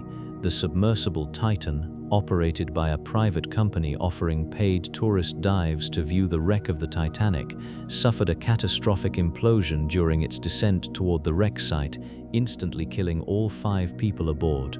A tragedy that unfolded so quickly, at such extreme depth and pressure, that those aboard would have had no warning and likely no awareness that anything had gone wrong at all. The incident sparked intense scrutiny of the vessel's unconventional construction, which used an experimental carbon fiber hull design that several experts had previously and publicly raised safety concerns about, warnings that in hindsight proved tragically accurate. Both of these modern disasters, separated by more than 2 decades and involving vastly different types of vessels and different levels of government oversight, point toward the same sobering truth that has remained constant since the earliest days of ocean exploration. No matter how advanced our engineering becomes, the deep ocean remains an environment that offers almost no margin for error, where a single structural flaw, a single moment of catastrophic failure, can end in tragedy faster than any warning system, any emergency protocol can possibly respond. Let's talk about one more, quieter kind of modern mystery before we continue our journey tonight: the strange and still not fully understood behavior of the vast network of undersea cables that carry the majority of the world's internet and telecommunications traffic across ocean floors worldwide. These cables, often no thicker than a garden hose despite carrying enormous volumes of global data, stretch across every major ocean, resting on the sea floor at depths ranging from relatively shallow coastal waters to some of the deepest trenches on the planet. In recent years, a number of these critical undersea cables have been mysteriously damaged or severed in various regions around the world, sometimes attributed to ordinary causes like ship anchors dragging across the sea floor or underwater landslides, and sometimes, particularly in a handful of more geopolitically sensitive incidents, remaining unexplained or attributed to deliberate, if unconfirmed, sabotage. Because the exact location and condition of thousands of miles of undersea cable is difficult to continuously monitor, and because repair vessels capable of locating and fixing a break can take days or even weeks to reach a remote failure point, these incidents often generate significant uncertainty and speculation before, if ever, a clear cause is eventually determined. It's a quiet, modern reminder that even our most essential, most technologically advanced infrastructure remains vulnerable to the same vast, difficult-to-monitor darkness that has swallowed ships, cargo, and mysteries for as long as humans have used the ocean for anything at all. Along certain coastlines, particularly during warmer months, the ocean sometimes undergoes a dramatic and unsettling transformation, turning a deep, rust-colored red that stretches for miles along the shore. This phenomenon, commonly known as red tide, occurs when certain species of algae reproduce rapidly in a short period of time, a process scientists refer to as a harmful algal bloom. While the reddish coloration itself is visually striking and undeniably eerie,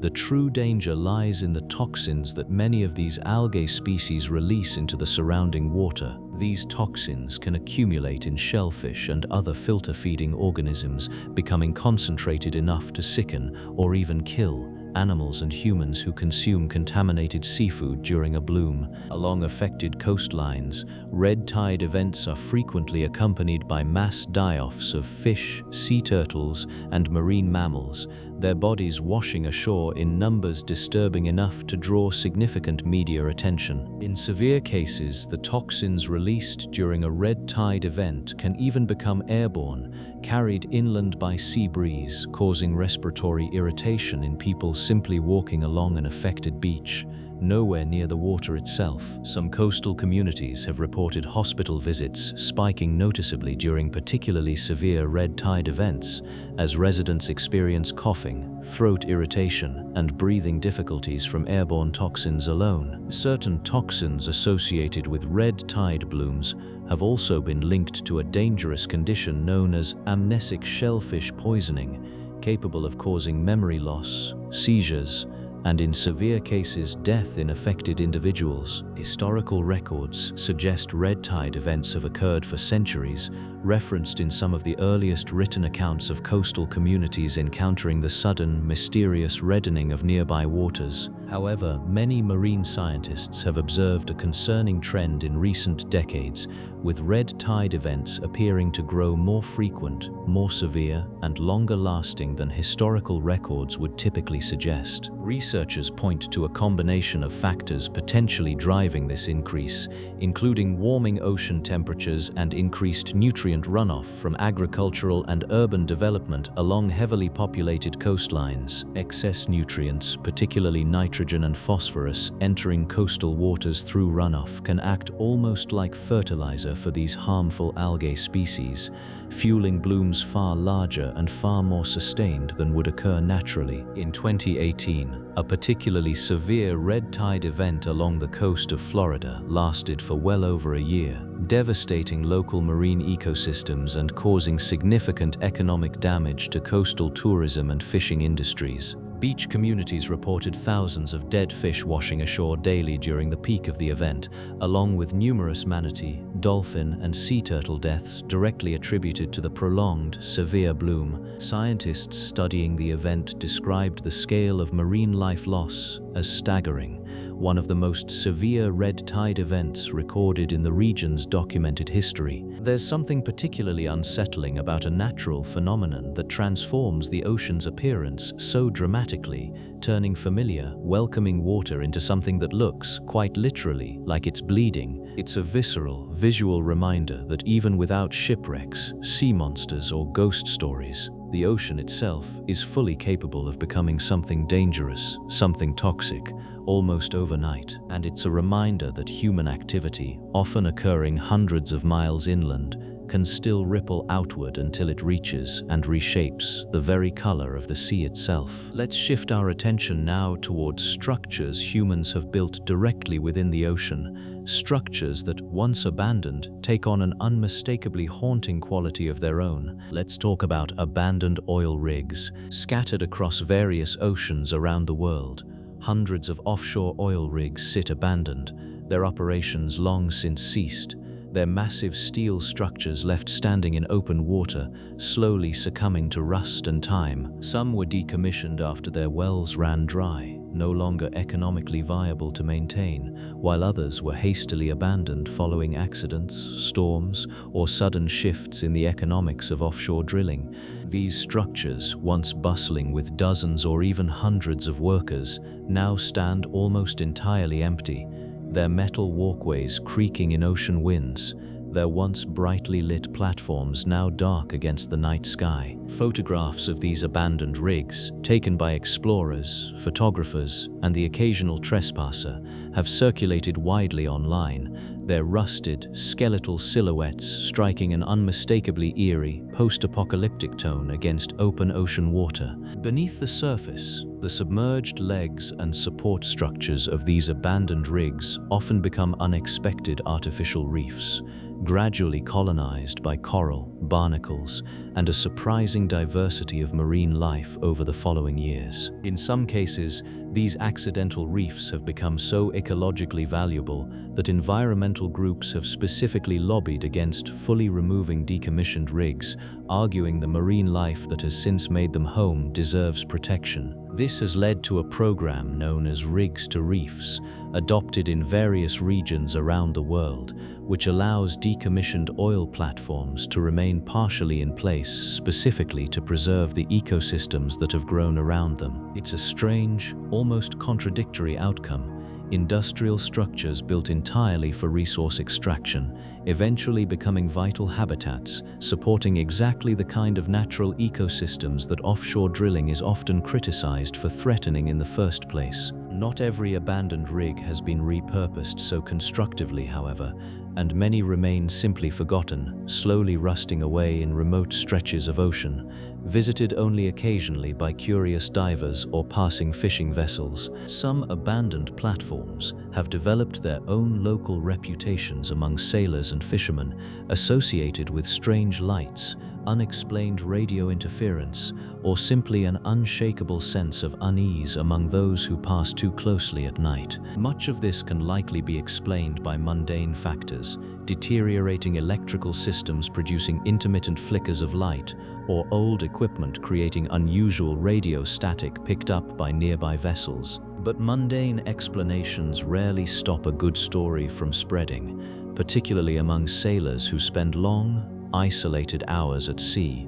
far from any other source of company or conversation. There's something distinctly unsettling about human structures, built specifically for industry and human presence, standing silent and empty in the middle of open water, gradually being reclaimed by the very ocean they were built to extract resources from. It serves as a strange, quiet reminder that even our most substantial, most permanent-looking constructions are ultimately temporary against the patient, persistent presence of the sea. Let's shift focus one final time before we begin winding down tonight's journey toward one of the ocean's most sudden, most violent, and most difficult to predict phenomena. Let's talk about rogue waves. Let's talk about a mystery from the edge of the sea rather than its depths, a small, remote lighthouse, and the three men who vanished from it without a trace. In December of 1900, a relief boat arrived at the Flannan Isles, a cluster of small, wind-swept islands off the coast of Scotland,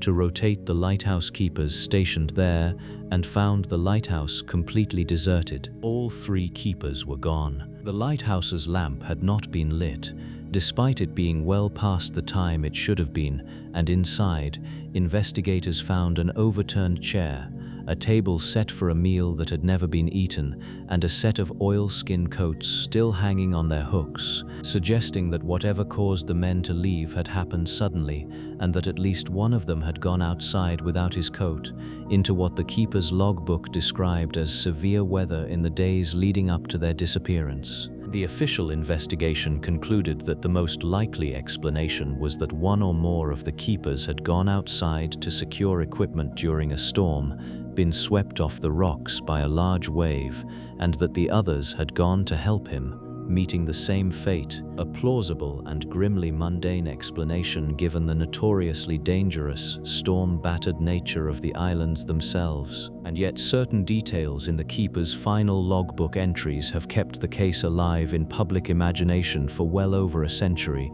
including entries describing one of the keepers as unusually distressed, and even, according to some later, less verified retellings of the story, entries suggesting the men had grown fearful of something beyond the ordinary danger of the storm itself. Details that later investigation and more careful historical research suggest may have been significantly exaggerated or entirely fabricated by newspapers eager for a more sensational story at the time. The most likely, evidence-supported explanation remains a tragic accident. Three experienced men, caught by a rogue wave during dangerous weather on a remote island where no one would witness exactly what happened, and no bodies were ever recovered to confirm the details either way. But the story endures precisely because of that gap, the space between the mundane, most probable explanation and the eerie details of a table set for a meal no one returned to eat. A story the ocean, once again, has chosen never to fully explain. Let's talk finally about something we can actually see from space and yet still don't fully understand up close: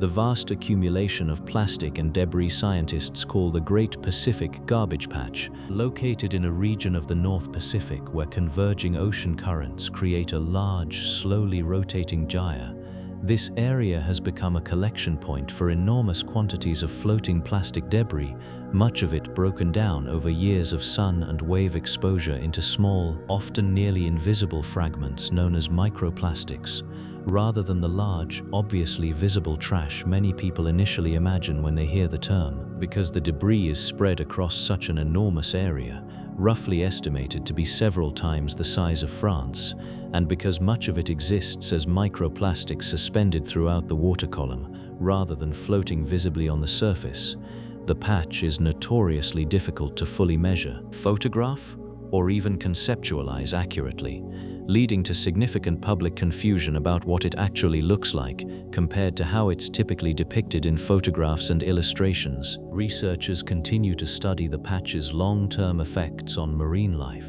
from larger animals mistaking plastic fragments for food to microplastics entering the base of the ocean's food chain through plankton, a process whose full long-term consequences for ocean ecosystems and ultimately for human health, given how much of our own food supply depends on the ocean, remain an active and still incompletely understood area of ongoing scientific research. It's a strange, uniquely modern kind of ocean mystery, not one born from ancient legend or unexplained disappearance, but one we've created ourselves, quietly, gradually, over decades, now floating largely unseen in one of the most remote stretches of open ocean on the planet, its full consequences still slowly unfolding. For most of modern maritime history, oceanographers believed massive, sudden waves capable of towering 80 feet or higher were exceedingly rare, statistical anomalies unlikely to occur more than once every 10,000 years. Sailors, however, had told stories of encountering enormous, unpredictable waves for centuries,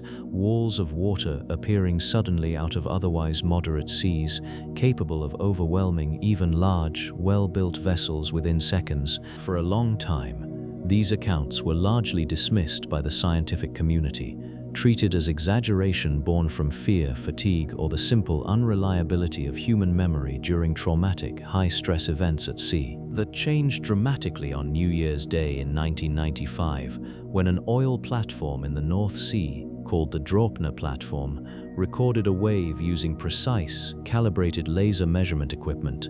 The wave, now known as the Draupner wave, measured just over 84 feet in height, nearly twice the size of the surrounding waves recorded at the exact same time by the exact same instruments. For the first time, scientists had indisputable, instrument-verified proof that so-called rogue waves were real, and that sailors' centuries of first-hand accounts had been describing something genuinely, measurably true all along. Since that discovery, researchers have used satellite technology to scan vast stretches of open ocean and have identified numerous additional rogue waves occurring far more frequently than anyone had previously believed possible. Unlike waves generated by predictable weather systems, rogue waves can form suddenly, seemingly without warning, arising from complex interactions between multiple wave systems converging at precisely the same point in time. Some researchers believe strong ocean currents can also play a significant role,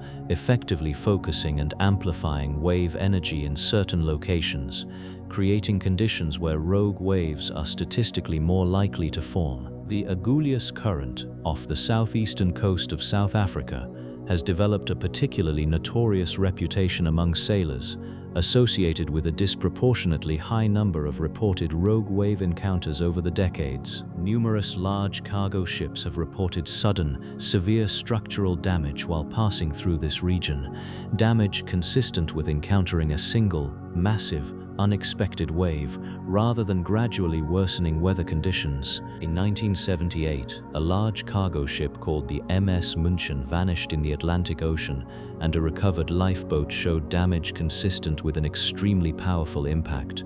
One investigators believed was likely caused by a rogue wave. The ship itself was never found, and the full crew, more than 27 people, were lost entirely, their disappearance remaining one of the more haunting examples of a rogue wave's potential destructive power. Modern cruise ships and cargo vessels are now designed with rogue wave data specifically factored into their structural engineering, reinforcing hulls and superstructures to better withstand sudden, extreme wave impacts that earlier generations of ships were never built to survive. Despite these advancements, rogue waves remain notoriously difficult to predict with any real precision, capable of forming and striking with very little advance warning, even with today's significantly improved monitoring technology. There's something particularly unsettling about a danger that doesn't come from any single, identifiable storm or clearly worsening condition, but instead simply rises, suddenly and briefly, from water that otherwise looked entirely normal moments before. It's a powerful reminder that even in an era of satellites, advanced forecasting, and sophisticated engineering, the ocean still retains the ability to surprise us, sometimes violently, and often without any meaningful warning at all. Let's drift now towards something slightly gentler in comparison, though no less strange, a phenomenon that occasionally blankets entire beaches in thick, unsettling foam. Let's talk now about a wave that, for most of the 20th century, sailors described in ways that scientists simply refused to believe: the rogue wave. For generations, sailors returning from long ocean voyages told stories of massive, sudden walls of water, far taller than any wave that should reasonably occur given the surrounding sea conditions, appearing seemingly out of nowhere and capable of snapping large ships in half or capsizing them entirely within seconds. For most of the 20th century, oceanographers and naval engineers largely dismissed these accounts as exaggeration, since the mathematical models used to predict wave behavior at the time suggested that a wave of the size and suddenness sailors described should be so statistically rare, occurring perhaps once every 10,000 years in any given location, that it essentially couldn't explain the number of incidents being reported. That changed on New Year's Day in 1995, when a research platform in the North Sea called Dropner recorded, using precise laser measurement equipment installed specifically to study wave behavior, a single wave nearly 86 feet high, more than twice the height of the surrounding waves at the time, an event that would later become known as the Dropner wave, the first rogue wave ever measured and definitively confirmed using scientific instruments rather than eyewitness testimony alone. The Dropner wave fundamentally changed how scientists understood ocean wave behavior, forcing a significant revision of the mathematical models previously used to predict maximum possible wave heights, and confirming that the countless sailor accounts of sudden, towering, ship-destroying waves, dismissed for so long as maritime exaggeration, had actually been describing something genuinely real all along. Since 1995, satellite monitoring and improved offshore sensor networks have detected numerous additional rogue waves around the world, some estimated to exceed 100 feet in height, a discovery that has since been linked to a significant number of historical ship losses that were previously attributed to vague explanations like severe weather or structural failure, cases that researchers now believe may have actually involved a single, catastrophic rogue wave striking a vessel with almost no warning at all. Scientists still don't fully understand exactly why and how rogue waves form with the frequency they apparently do, though current research points toward a combination of factors, including the way multiple smaller waves can occasionally align and combine their energy at precisely the right moment, and the way certain ocean currents can focus and amplify wave energy under specific, still not entirely predictable conditions. It stands as one of the more remarkable examples in modern oceanography of a phenomenon that existed in plain sight, described consistently by generations of experienced eyewitnesses, yet dismissed by science for decades simply because it hadn't yet been captured by an instrument precise enough to prove it was real. Let's talk also about the strange phenomenon of underwater methane seeps, areas of the seafloor found in various locations around the world, including significant deposits beneath the Arctic Ocean, where naturally occurring pockets of methane gas, trapped for thousands of years beneath layers of frozen sediment known as permafrost, slowly escape upward through the water in a steady stream of bubbles. Researchers studying the Arctic seafloor have documented an increasing number of these methane seeps in recent years, and a growing area of concern involves the possibility that warming ocean temperatures could destabilize larger, deeper deposits of frozen methane, potentially releasing sudden, large-scale bursts of gas that could have significant effects on both local marine ecosystems and global atmospheric methane levels, since methane is a considerably more potent greenhouse gas than carbon dioxide over shorter timeframes. In certain shallow areas where these seeps are particularly active,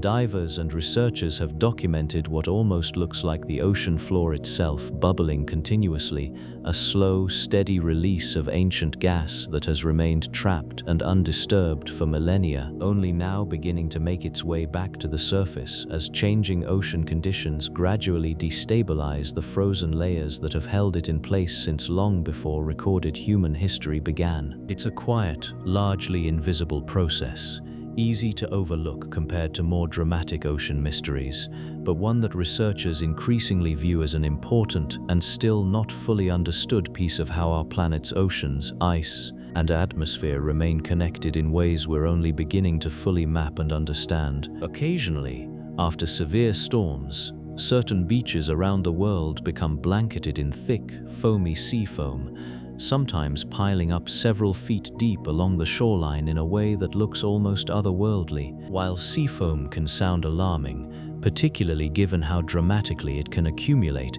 it is actually a fairly well understood, naturally occurring phenomenon rather than any kind of genuine mystery. It forms when organic matter in the ocean, including decomposed algae, fish proteins, and other dissolved organic compounds, gets churned and agitated by strong wave action, creating a stable, persistent foam. Under normal conditions, this foam simply dissipates quickly, blown away or reabsorbed into the surf within minutes, barely noticed by anyone walking along the beach. But following particularly large algal blooms or unusually powerful storms, the sheer volume of organic material in the water can produce foam thick and persistent enough to bury entire sections of coastline, sometimes trapping wildlife within it. In 2019, a beach in Australia made international headlines after a severe storm produced sea foam so thick and extensive it completely buried nearby homes and vehicles,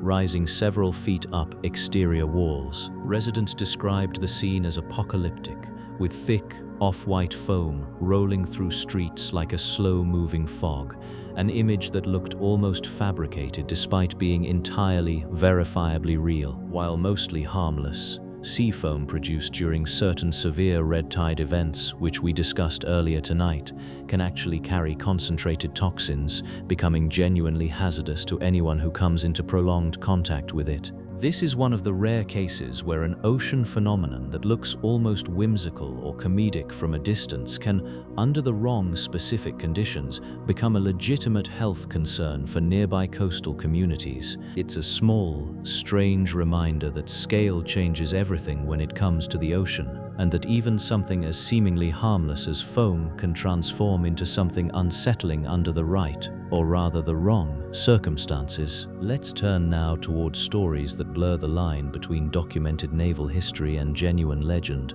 stories involving unidentified objects and unexplained encounters recorded by military vessels over the decades. Throughout the 20th century, naval logs from multiple countries have occasionally documented strange, unexplained sonar contacts encountered by submarines and surface vessels operating in deep, open ocean water far from any shipping lanes. During the Cold War, both American and Soviet submarine crews reportedly logged encounters with fast-moving underwater objects that didn't match the acoustic signature of any known submarine, marine animal, or natural geological phenomenon. Many of these reports remained classified for decades, only becoming publicly available through declassification efforts that occurred long after the original incidents, adding an air of legitimate mystery to accounts that might otherwise be dismissed outright. Some researchers believe these unexplained contacts were most likely misidentified submarines belonging to rival nations,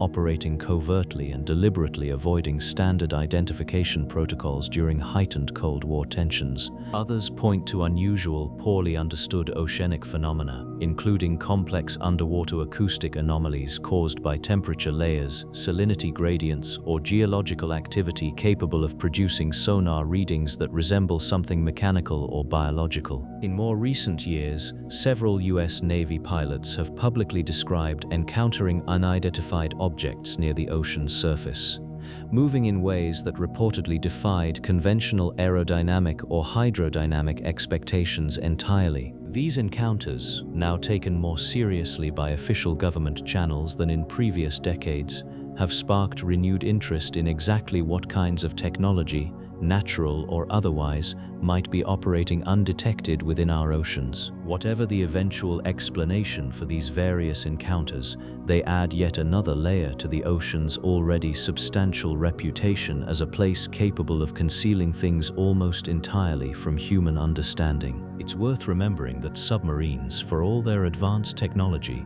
are still essentially navigating blind through much of the deep ocean, relying on sound rather than sight to understand an environment that remains largely unmapped. In that kind of environment, it makes sense that mystery would continue to flourish, fed by genuine unknowns, historical secrecy, and the simple, undeniable vastness of the water these vessels are moving through. Let's bring our journey gradually back toward the surface now, toward some final reflections on everything we've explored together across this long, quiet night.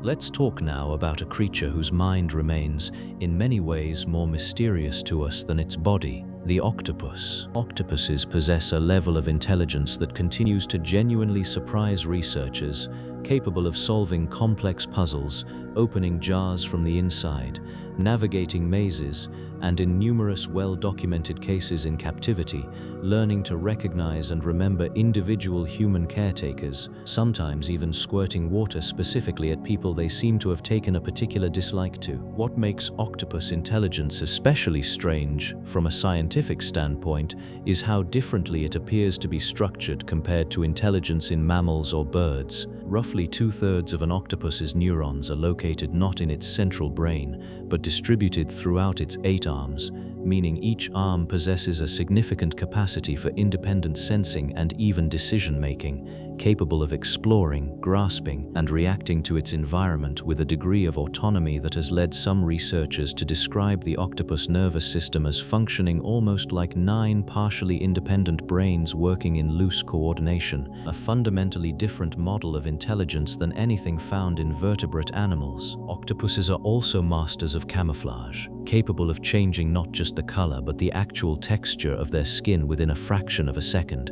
using specialized cells called chromatophores and papillae to mimic rocks, coral, or sand so convincingly that researchers filming them in the wild have sometimes failed to notice an octopus was present in a shot until it suddenly moved. Certain species, including the mimic octopus found in the waters of Indonesia, take this even further, capable of altering not just color and texture but also body shape and movement pattern to convincingly imitate other, more dangerous sea creatures, including venomous sea snakes, lionfish, and flatfish, apparently selecting which specific animal to imitate based on which nearby predator poses the most relevant threat in a given moment, a level of contextual, adaptive behavior that researchers still don't fully understand the underlying cognitive mechanism for. Perhaps most remarkably, octopuses achieve all of this despite having famously short lifespans, most species living only 1 to 2 years, meaning that whatever intelligence they display is not passed down through extended parental teaching the way it often is in longer-lived, highly intelligent species like elephants or great apes,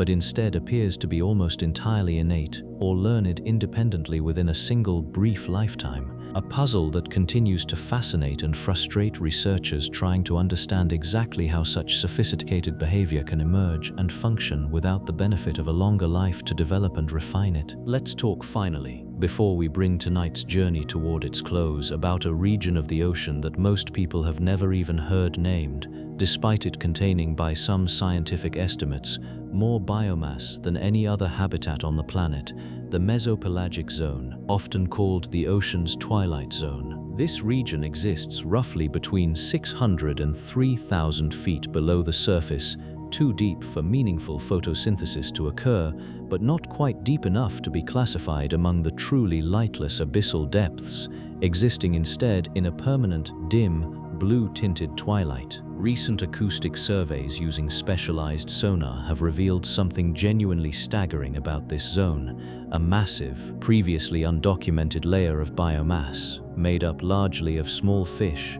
shrimp-like crustaceans, and other organisms, so dense and so widespread that it was initially mistaken by early sonar operators for a false seafloor, an entire secondary ocean bottom that, upon further investigation, turned out to be composed of billions upon billions of living creatures suspended at a consistent depth across vast stretches of open ocean. This layer, now understood by researchers to represent one of the largest, if not the single largest, aggregations of animal biomass on the entire planet, undertakes what's known as the largest migration on Earth every single day, rising toward the surface under cover of darkness each night to feed, then descending back down into the twilight zone before sunrise. A massive, coordinated, planet-spanning movement of life that occurs continuously every single day, largely unnoticed by the vast majority of people living on the surface directly above it. Scientists are still working to fully understand the ecological role this zone plays, both in terms of its impact on global fish populations and its surprisingly significant role in carbon cycling, since the daily migration and eventual sinking of waste and remains from this zone is now believed to be one of the ocean's primary mechanisms for transporting carbon from the surface down into deep, long-term storage, a process directly relevant to understanding our planet's broader climate systems. It's a genuinely humbling thought to end on, that one of the largest concentrations of life on the entire planet exists in a zone most people have never heard of, moving in a massive daily rhythm we only fully confirmed within recent decades, a reminder that even the parts of the ocean closest to the surface, closest to the light we're familiar with, still hold discoveries large enough to reshape our basic understanding of how life on this planet actually works.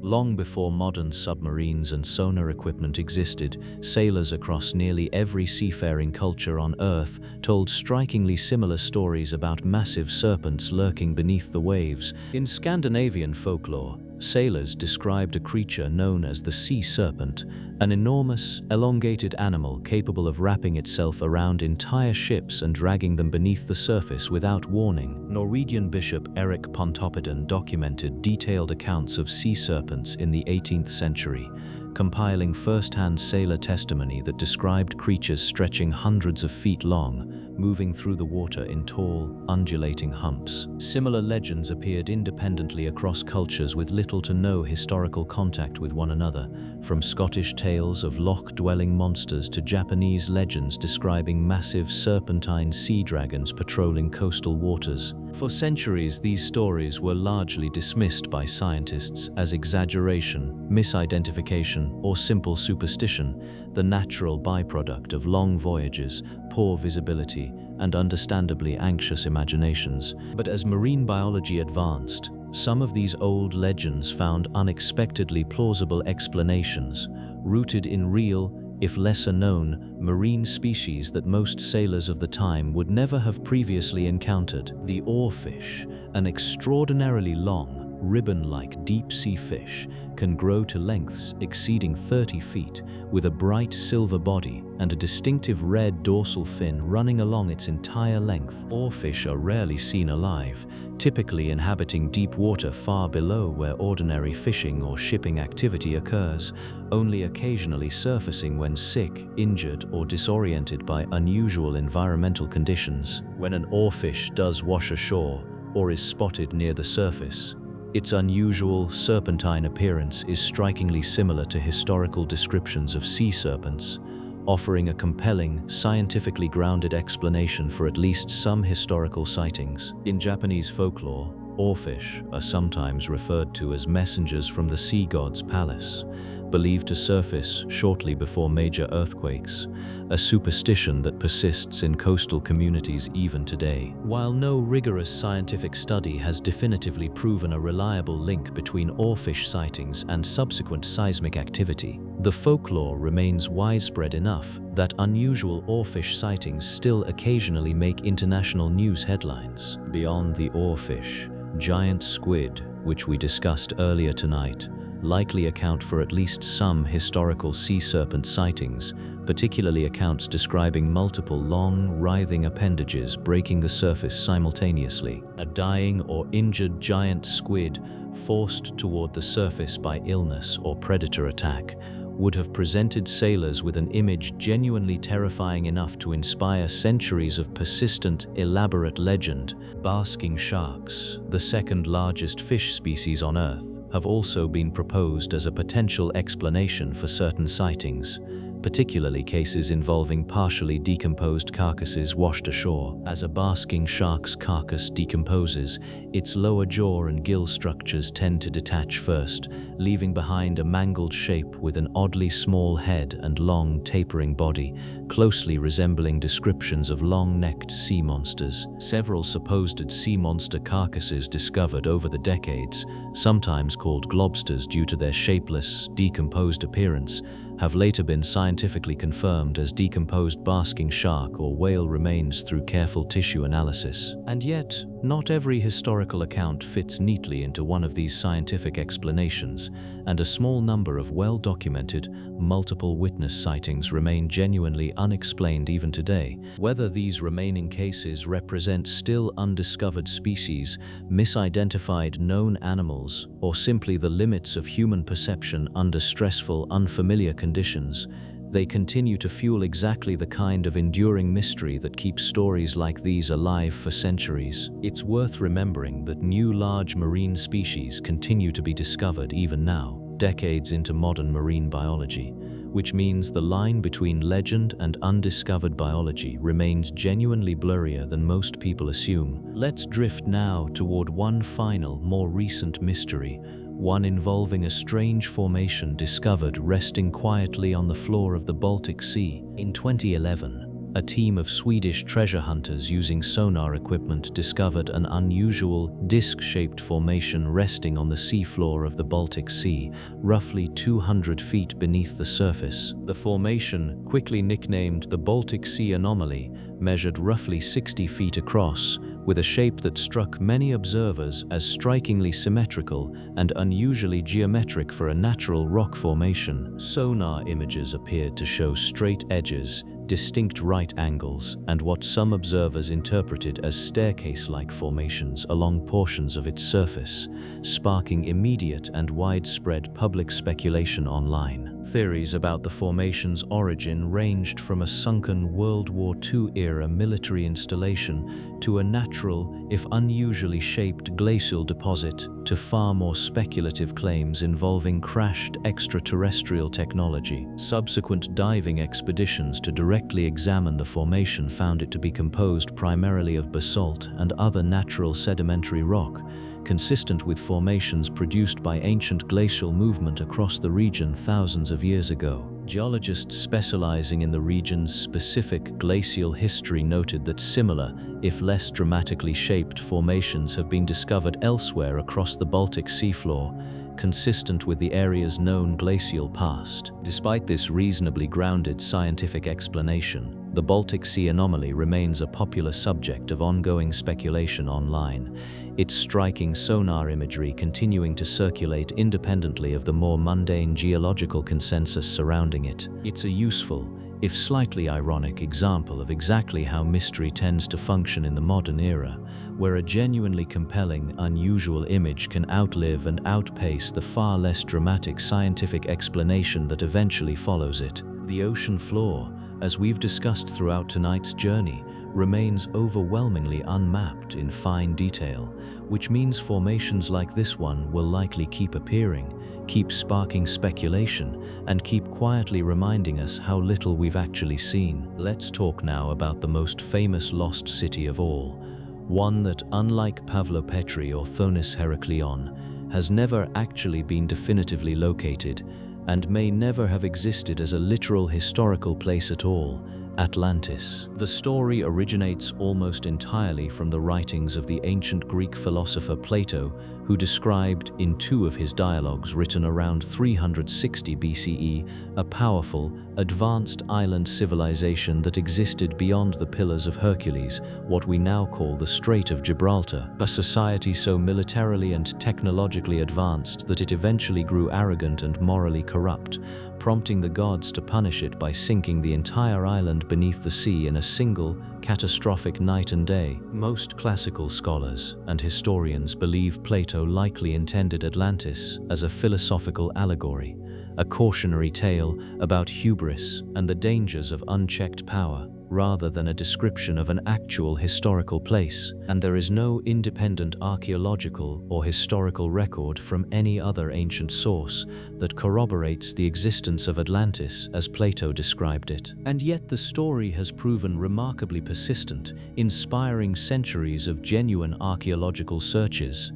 amateur treasure hunting expeditions, and no shortage of speculative theories attempting to identify a real historical event or location that might have inspired Plato's account. One of the more scientifically grounded theories connects the Atlantis legend to the catastrophic volcanic eruption of Thera, the island now known as Santorini, which occurred around 1600 BCE and devastated the nearby Minoan civilization on Crete, an eruption significant enough to have plausibly generated tsunamis, ashfalls, and societal collapse on a scale that could have echoed down through centuries of oral tradition before eventually reaching Plato in a transformed, mythologized form. Off the coast of Bimini in the Bahamas, divers in 1968 discovered a formation now known as the Bimini Road, a series of large, flat limestone blocks arranged in a strikingly linear pattern beneath shallow water, which some Atlantis researchers immediately seized upon as potential evidence of an advanced, submerged civilization. Geologists who have studied the formation extensively generally attribute it to a natural process, specifically the way certain types of beach rock naturally fractures along consistent, roughly geometric lines as it forms and erodes over thousands of years, a conclusion supported by similar naturally occurring formations documented elsewhere in the world, though, as with Yonaguni, a small number of researchers continue to argue the formation shows characteristics more consistent with intentional construction than natural fracturing. Whether Atlantis was ever a real place, a mythologized memory of a real catastrophe, or simply a philosophical thought experiment that took on a life of its own across more than 2,000 years of retelling, the legend endures because it taps into something the ocean itself seems to represent perfectly: the idea that entire worlds, entire civilizations, can simply vanish beneath the waves, judged and erased by forces far larger than themselves, leaving behind nothing but story, speculation, and the quiet, patient darkness of the deep water that may or may not still be hiding the truth. Let's talk finally about a mystery that connects mythology to genuine, hard geological evidence in a way that few other ocean stories manage to: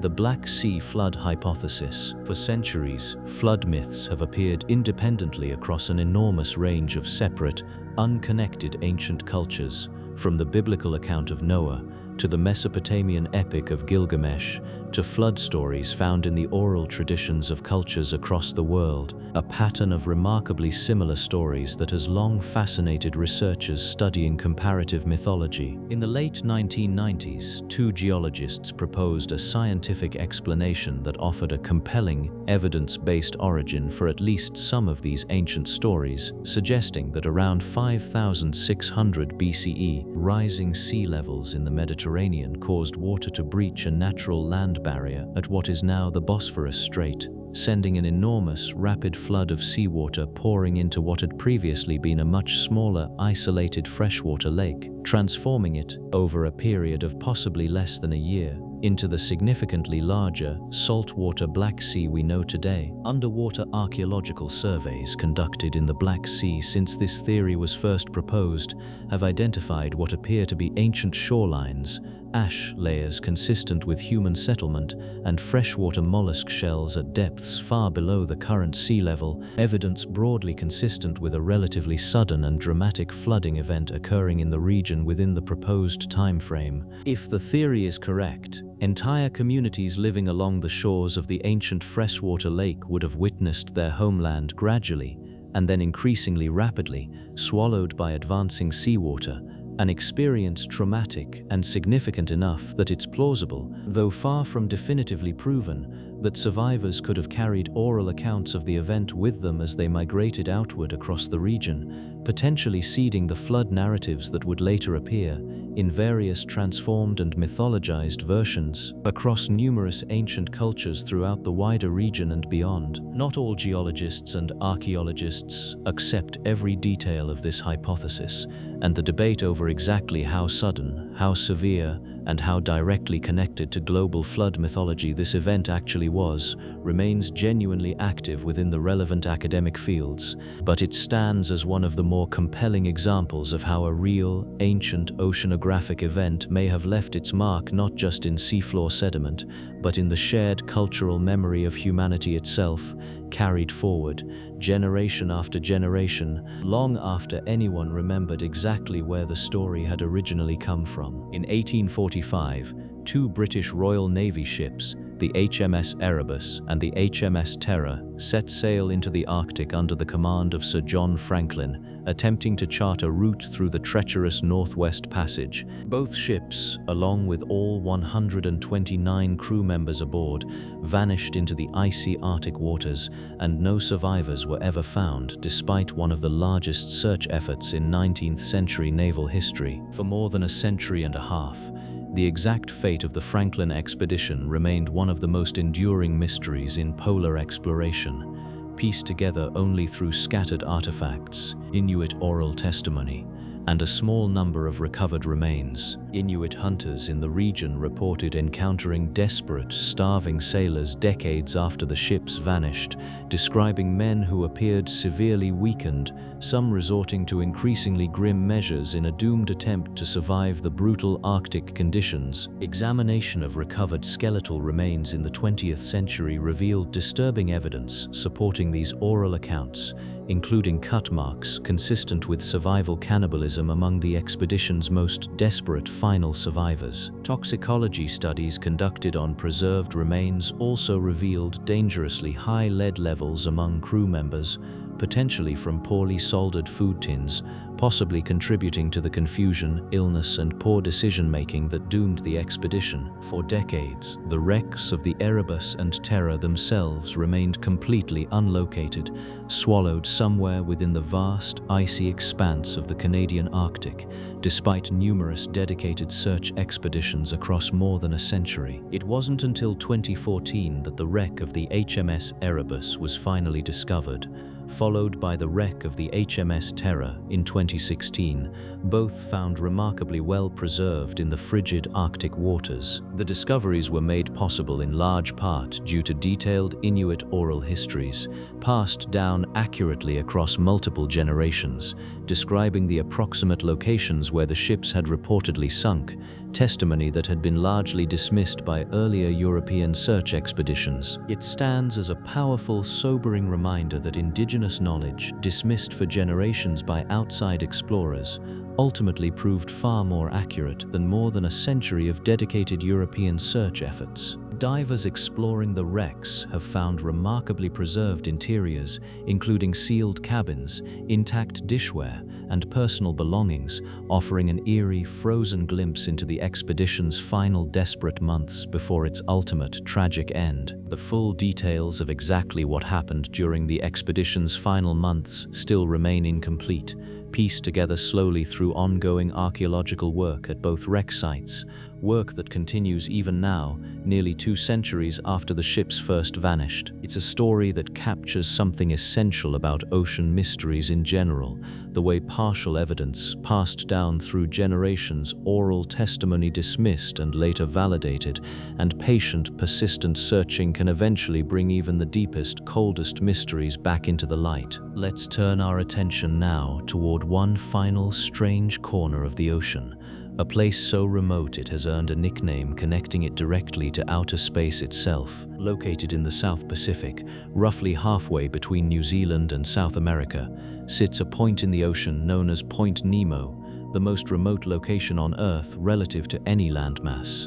The nearest land to Point Nemo is so far away that, at certain times, the closest human beings to that specific point in the ocean are actually astronauts aboard the International Space Station, orbiting hundreds of miles overhead. Because of its extreme remoteness, far from shipping lanes and any meaningful rescue infrastructure, space agencies around the world have designated the waters surrounding Point Nemo as a deliberate crash site for decommissioned spacecraft and satellites. Dozens of retired spacecraft, including sections of old space stations, have been intentionally guided to crash into this remote stretch of ocean, earning the area a fittingly strange nickname among researchers, the Spacecraft Cemetery. The logic is straightforward.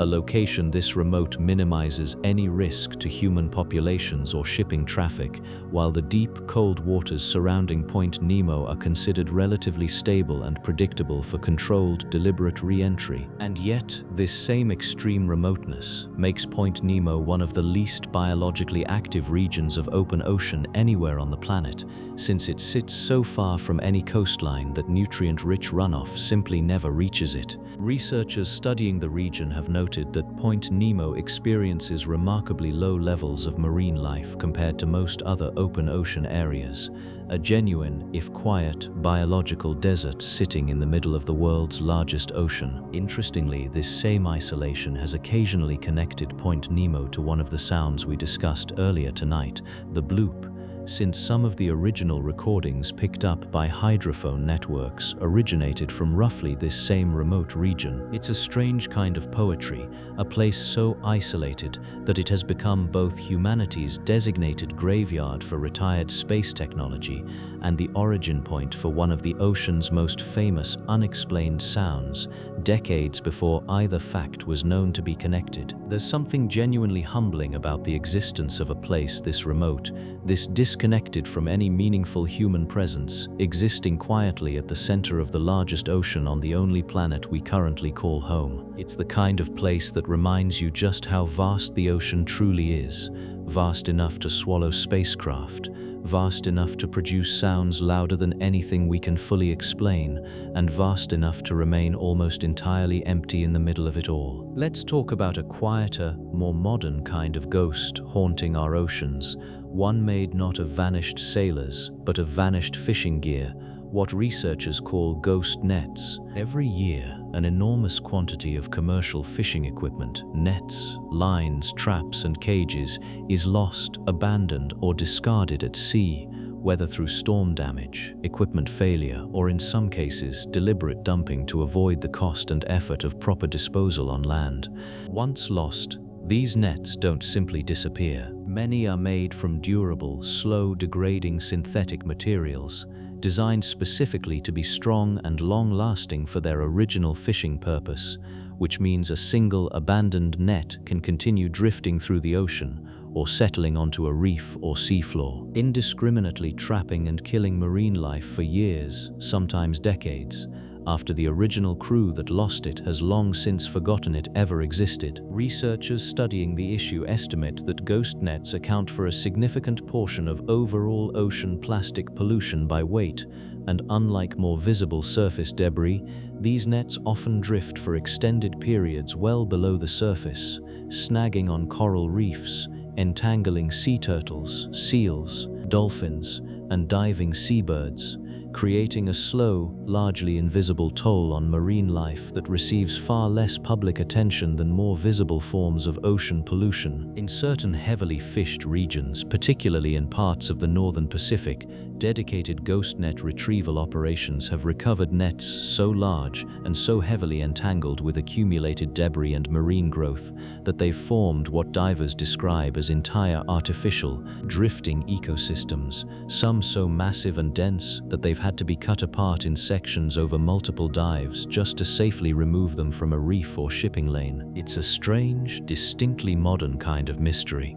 not the mystery of what happened, since the basic mechanism is well understood, but the mystery of scale, of simply not knowing, at any given moment, how many of these drifting, silent hazards are currently moving through the world's oceans, uncounted, unmapped, and largely invisible until they wash ashore, snag a reef, or entangle an animal in a moment that finally brings one small piece of the larger problem briefly into view. Let's close out our exploration of the ocean's mysteries with a brief look toward the future and an international effort quietly working to solve one of the most basic and most surprising gaps in our knowledge of this planet: the fact that we still don't have a complete, detailed map of our own ocean floor. An international collaborative project known as Seabed 2030 has been working since 2017 toward an ambitious goal to produce a complete, high-resolution map of the entire global ocean floor by the year 2030,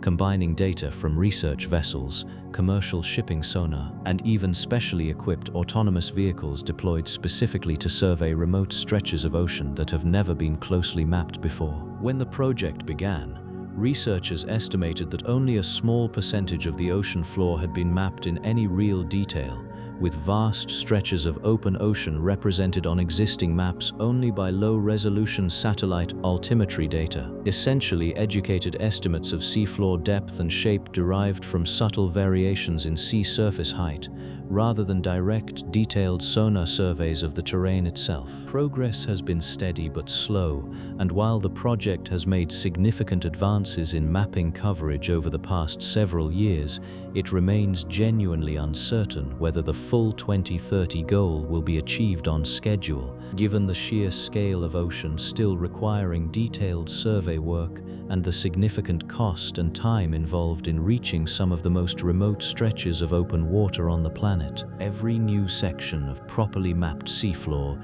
inevitably reveals previously undocumented underwater mountains, canyons, and geological formations, a steady, ongoing reminder that even our most basic understanding of our own planet's physical geography remains, in a very real sense, still under construction, decades into the 21st century, in an age when we've mapped the surfaces of Mars, the Moon, and Venus in more complete detail than the ocean floor of the world we actually live on. It's a fitting note to end tonight's journey on, this quiet, ongoing effort to finally fully understand the world beneath the waves, a project that will likely take years, if not decades, longer than currently planned, because the ocean, as we've spent the last several hours exploring together, has never given up its secrets easily and shows no signs of starting now. As we come toward the end of our journey together tonight, I want you to picture something for a moment, just before you finally let yourself drift off completely. Picture the surface of the ocean, calm, dark, reflecting whatever moon or stars happen to be out tonight, stretching out toward a horizon you can't quite see the end of, and picture everything beneath it. The trenches deeper than mountains are tall, the ghost ships still drifting somewhere in old memory and legend, the ancient cities resting quietly under centuries of sediment, the strange glowing creatures moving patiently through absolute darkness, doing what they've always done, long before we ever arrive to wonder about them, and long after we're gone, they'll likely still be down there, continuing on exactly the same way. There's something quietly comforting in that thought, even though so much of tonight's journey has been about mystery and disappearance and things we can't fully explain. The ocean doesn't need us to understand it in order to keep functioning, keep existing, keep quietly holding its secrets the way it always has, patiently, indifferently, for billions of years before we ever learned to build the first boat capable of crossing it. And there's a strange kind of peace in surrendering to that, in accepting that not everything needs to be solved tonight or ever in order for it to be all right. Let the mystery stay a mystery for now. Let the ocean keep its secrets a little longer, and let yourself finally fully rest, drifting gently the way so many of tonight's stories have drifted, slowly, quietly, down into the dark, comfortable unknown. Thank you for spending these hours with me tonight, wherever you're listening from, whatever time it is where you are. If this journey helped you drift off, consider leaving a like on your way out. It genuinely helps more people find their way to a calm night's rest here. And if you'd like more nights like this one, more slow, strange, calming journeys into the unknown corners of our world, subscribe and I'll see you in the next one. Sleep well. Between Greenland and Iceland, hidden entirely beneath the surface of the ocean, sits a natural feature so massive it dwarfs every waterfall found anywhere on dry land, despite being completely invisible from above. Known as the Denmark Strait Cataract, this underwater waterfall forms where extremely cold, dense water from the Arctic sinks rapidly beneath warmer, less dense water in the strait, plunging downward for over 11,000 feet. By comparison, Angel Falls in Venezuela, the tallest waterfall on dry land, measures just over 3,000 feet, meaning this hidden underwater cataract is more than 3 times taller than anything visible above the ocean's surface. Because the falling water is simply denser cold water sinking through less dense warmer water,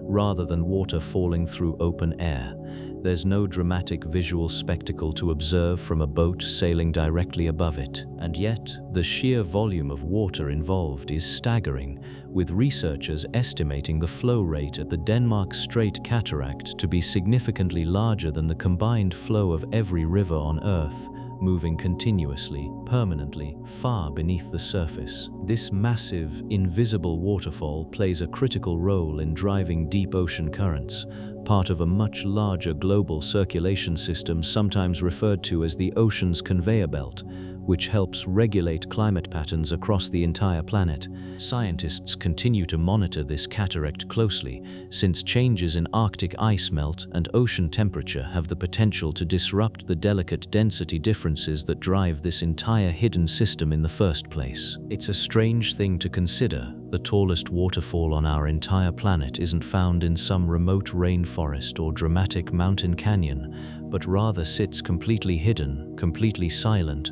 beneath an otherwise unremarkable stretch of cold, grey ocean. No tourists ever visit it, no photographs ever quite capture it, and no sound of rushing water ever escapes it, and yet it continues to move an almost incomprehensible volume of water day after day, entirely out of sight. Not far from many of these brine pools, researchers have identified another strange, related feature of the deep seafloor, one that seeps rather than pools and supports an entirely different kind of quiet, patient life. These formations, known as cold seeps, occur where methane and other hydrocarbons slowly leak out from beneath the seafloor, seeping upward through cracks in the sediment without the extreme heat found at hydrothermal vents. Unlike the scalding water found at hydrothermal vents, cold seeps release fluid that is roughly the same temperature as the surrounding deep ocean water, hence the name, even though the chemistry escaping from them is just as extreme. Around these seeps, specialized bacteria once again form the base of a unique food web, converting methane and hydrogen sulfide into usable energy through chemosynthesis, exactly as we discussed earlier with hydrothermal vent ecosystems. Dense colonies of tube worms, clams, and mussels cluster around these seep sites, some growing remarkably slowly, with certain deep-sea clam species estimated to live for well over a century, quietly filtering seep chemistry in near-total darkness. Researchers studying cold seeps in the Gulf of Mexico have documented ice-like structures forming directly on the seafloor at certain seep sites, created when methane combines with water under the immense pressure and cold temperature found at those depths. This unusual, flammable ice, known as methane hydrate, has attracted significant scientific interest in recent years, both as a potential future energy source and as a genuine concern regarding its stability as ocean temperatures continue to shift. Some researchers have raised concerns about what might happen if large methane hydrate deposits became unstable and released their trapped gas rapidly, a scenario that could have significant implications for both ocean chemistry and global climate systems. It's a quiet, slow-moving mystery playing out along the seafloor largely unnoticed, involving forces that could, under the wrong long-term conditions, have consequences reaching far beyond the deep ocean itself. For now, cold seeps remain primarily a subject of careful, ongoing scientific study, another example of the deep ocean quietly sustaining entire ecosystems through chemistry alone, indifferent to sunlight, indifferent to the world above. Before we drift toward that final phenomenon, there's one more strange feature of the deep ocean worth visiting, something that sounds almost impossible until you actually see footage of it. Scattered across certain regions of the deep sea floor, particularly in the Gulf of Mexico and parts of the Mediterranean, researchers have discovered something that looks quite literally like a lake sitting at the bottom of the ocean. These formations, known as brine pools, form when highly concentrated salt water, far denser than the surrounding seawater, pools together in low-lying areas of the seafloor, creating a distinct, visible boundary between the two layers of water. Because the brine is so much denser than ordinary seawater, it doesn't simply mix and disperse the way you might expect, instead settling into place and forming a shockingly clear, mirror-like surface, complete with visible waves and a distinct shoreline. Submersibles exploring these brine pools have captured footage showing what genuinely looks like an underwater lake, complete with rippling waves along its edges, sitting hundreds or even thousands of feet beneath the surface of the ocean above it. These pools are typically extremely toxic and almost completely devoid of oxygen, containing high concentrations of hydrogen sulfide and methane, making them lethal to almost any creature unfortunate enough to swim directly into them. Researchers have documented crabs and fish accidentally wandering into the edges of these brine pools, becoming trapped and quickly dying, their bodies remarkably preserved along the shoreline by the pool's highly toxic, low-oxygen chemistry. This has earned certain brine pools an unsettling nickname among researchers, the pools of death, a fitting title for a formation that manages to look serene and lake-like while remaining almost universally lethal to nearby marine life. And yet, much like the hydrothermal vents we discussed earlier, these seemingly hostile brine pools support their own specialized ecosystem, clustered specifically along their edges rather than within the toxic water itself. Mussels and specialized bacteria have adapted to live directly along the boundary of these pools, thriving on the unique chemistry seeping outward from the toxic brine, forming dense colonies that ring the pool's edge like a strange living shoreline. Some researchers studying these pools believe their unique chemistry could offer valuable insight into the earliest forms of life on Earth, since the extreme oxygen-free conditions closely resemble what scientists believe our planet's oceans looked like billions of years ago. It's a genuinely strange image to sit with, an underwater lake, complete with its own shoreline and waves, resting quietly at the bottom of the ocean, deadly to almost everything except the small, specialized colonies of life clinging patiently to its edges. Much like nearly everything else we've explored together tonight, brine pools are a reminder that the ocean doesn't need familiar dry land logic to make sense of itself.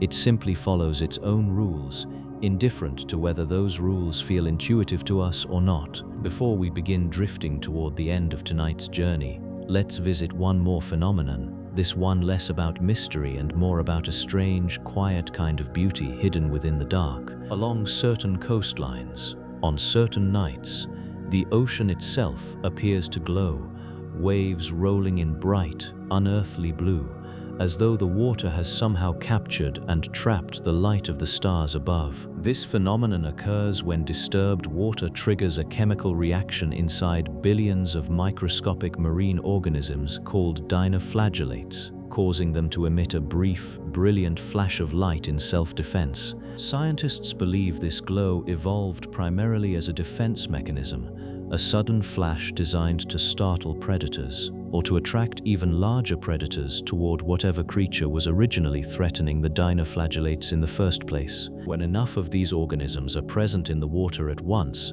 their combined glow becomes visible to the naked eye, transforming ordinary waves into rolling luminous streaks of pale blue light along the shoreline. Certain bays around the world have become famous specifically for this phenomenon, drawing visitors specifically hoping to witness the ocean itself appear to glow softly under the cover of night. Mosquito Bay in Puerto Rico is considered one of the brightest bioluminescent bays on Earth, its waters so consistently rich with these glowing organisms that even a single paddle stroke can trigger a visible burst of light. Visitors who swim through these waters at night often describe an almost dreamlike sensation, their movements outlined in soft blue light, every ripple and disturbance briefly illuminated before fading gently back into darkness. It stands as one of the few ocean phenomena we've discussed tonight that inspires wonder more than unease, a reminder that the same darkness capable of hiding monsters and mysteries is also capable of producing something genuinely, quietly beautiful.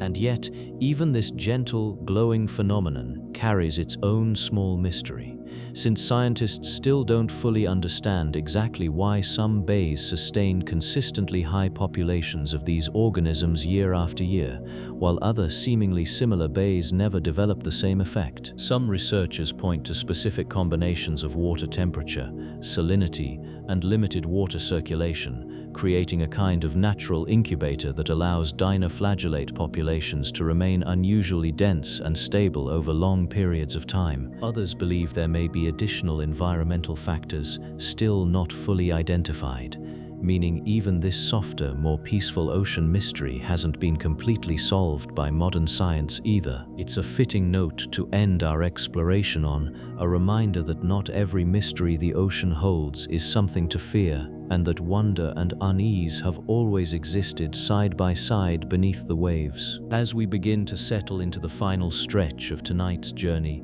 let's take a moment to simply sit with everything we've drifted through together over these last few hours. We've traveled to the deepest point on Earth, a place colder and darker and more crushing than almost anywhere else our planet has to offer. We've drifted past ships found empty, their crews vanished without explanation, their tables still set for meals no one ever finished. We've listened to sounds recorded from the deep, sounds louder than anything that should be possible, sounds we've only partially managed to explain. We've met creatures built for a world without light, creatures that glow, creatures that vanish, creatures that have barely changed in tens of millions of years. We've swum through the remains of cities the sea swallowed whole, cities that once held laughter and life, now silent, dark, and coated in centuries of quiet growth. We've considered whether ancient predators might still be hiding somewhere in the unexplored dark,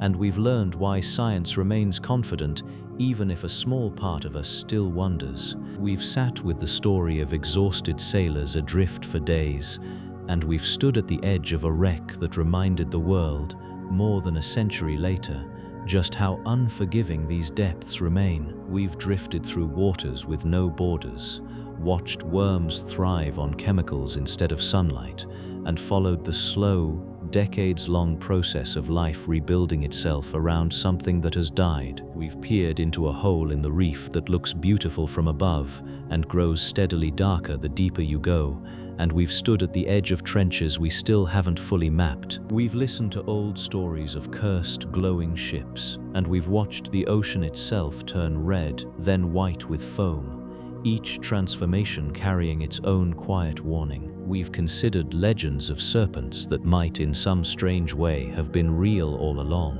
and we've stood on the edge of the most remote point on our entire planet. And finally, we've watched the ocean glow softly in the dark, a small, gentle reminder that not every mystery beneath the waves is something to be afraid of. That's the strange, quiet truth about the ocean. The same body of water capable of swallowing ships and cities whole is also capable of glowing softly along a quiet shoreline, offering nothing but beauty in return. It doesn't ask to be understood. It simply exists, layer upon layer, mystery upon mystery, indifferent to whether we ever manage to fully map its depths or explain every sound it produces. And there is something surprisingly comforting in that indifference, if you let yourself sit with it for a moment. The ocean was here long before any of us, quietly keeping its secrets through ice ages, through the rise and fall of entire species, through empires that rose along its shores and eventually crumbled back into it.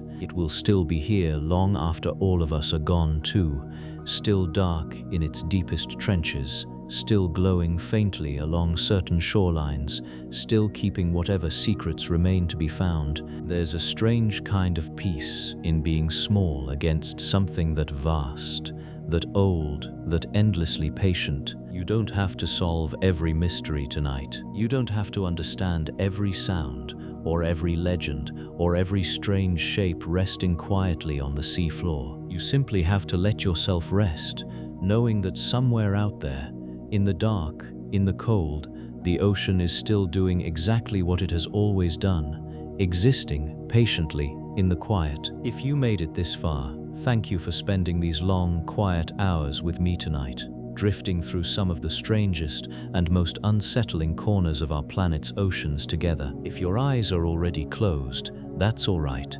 Let my voice simply become part of the background now, something to drift along beside as you finally slip towards sleep. And if you're still awake, still listening, take a moment before you go to think about where you are right now. Warm, safe, dry, about as far from the crushing dark of the Mariana Trench as you can possibly be. Let that thought settle over you like a blanket. Whatever mysteries remain unsolved in the deep, they can wait until tomorrow. Tonight, all you need to do is rest. Let your breathing slow, just a little, matching the same slow rhythm as waves rolling gently against a distant, quiet shore. There is nothing you need to do right now except rest. No trench to descend into, no wreck to search for, no signal to decode, just the quiet, steady rhythm of your own breathing, in and out, slow and even, drifting further from waking with every passing minute. Somewhere out there tonight, the ocean is still moving, exactly as it always has, indifferent, patient, ancient beyond anything we can fully comprehend. And you, safe and warm, wherever you happen to be listening from, get to simply let it be someone else's mystery to solve tonight. Let your shoulders soften into the mattress beneath you. Let your hands rest, unclenched, wherever they happen to be. Let your mind loosen its grip on the details, the names, the dates, the strange half-remembered facts we drifted through together tonight. None of it needs to be remembered right now. It will still be there tomorrow, waiting patiently, the same way the ocean itself has waited for billions of years without any urgency at all. Sleep well, wherever you are, whatever time it is for you, and I'll see you in the next one. Good night.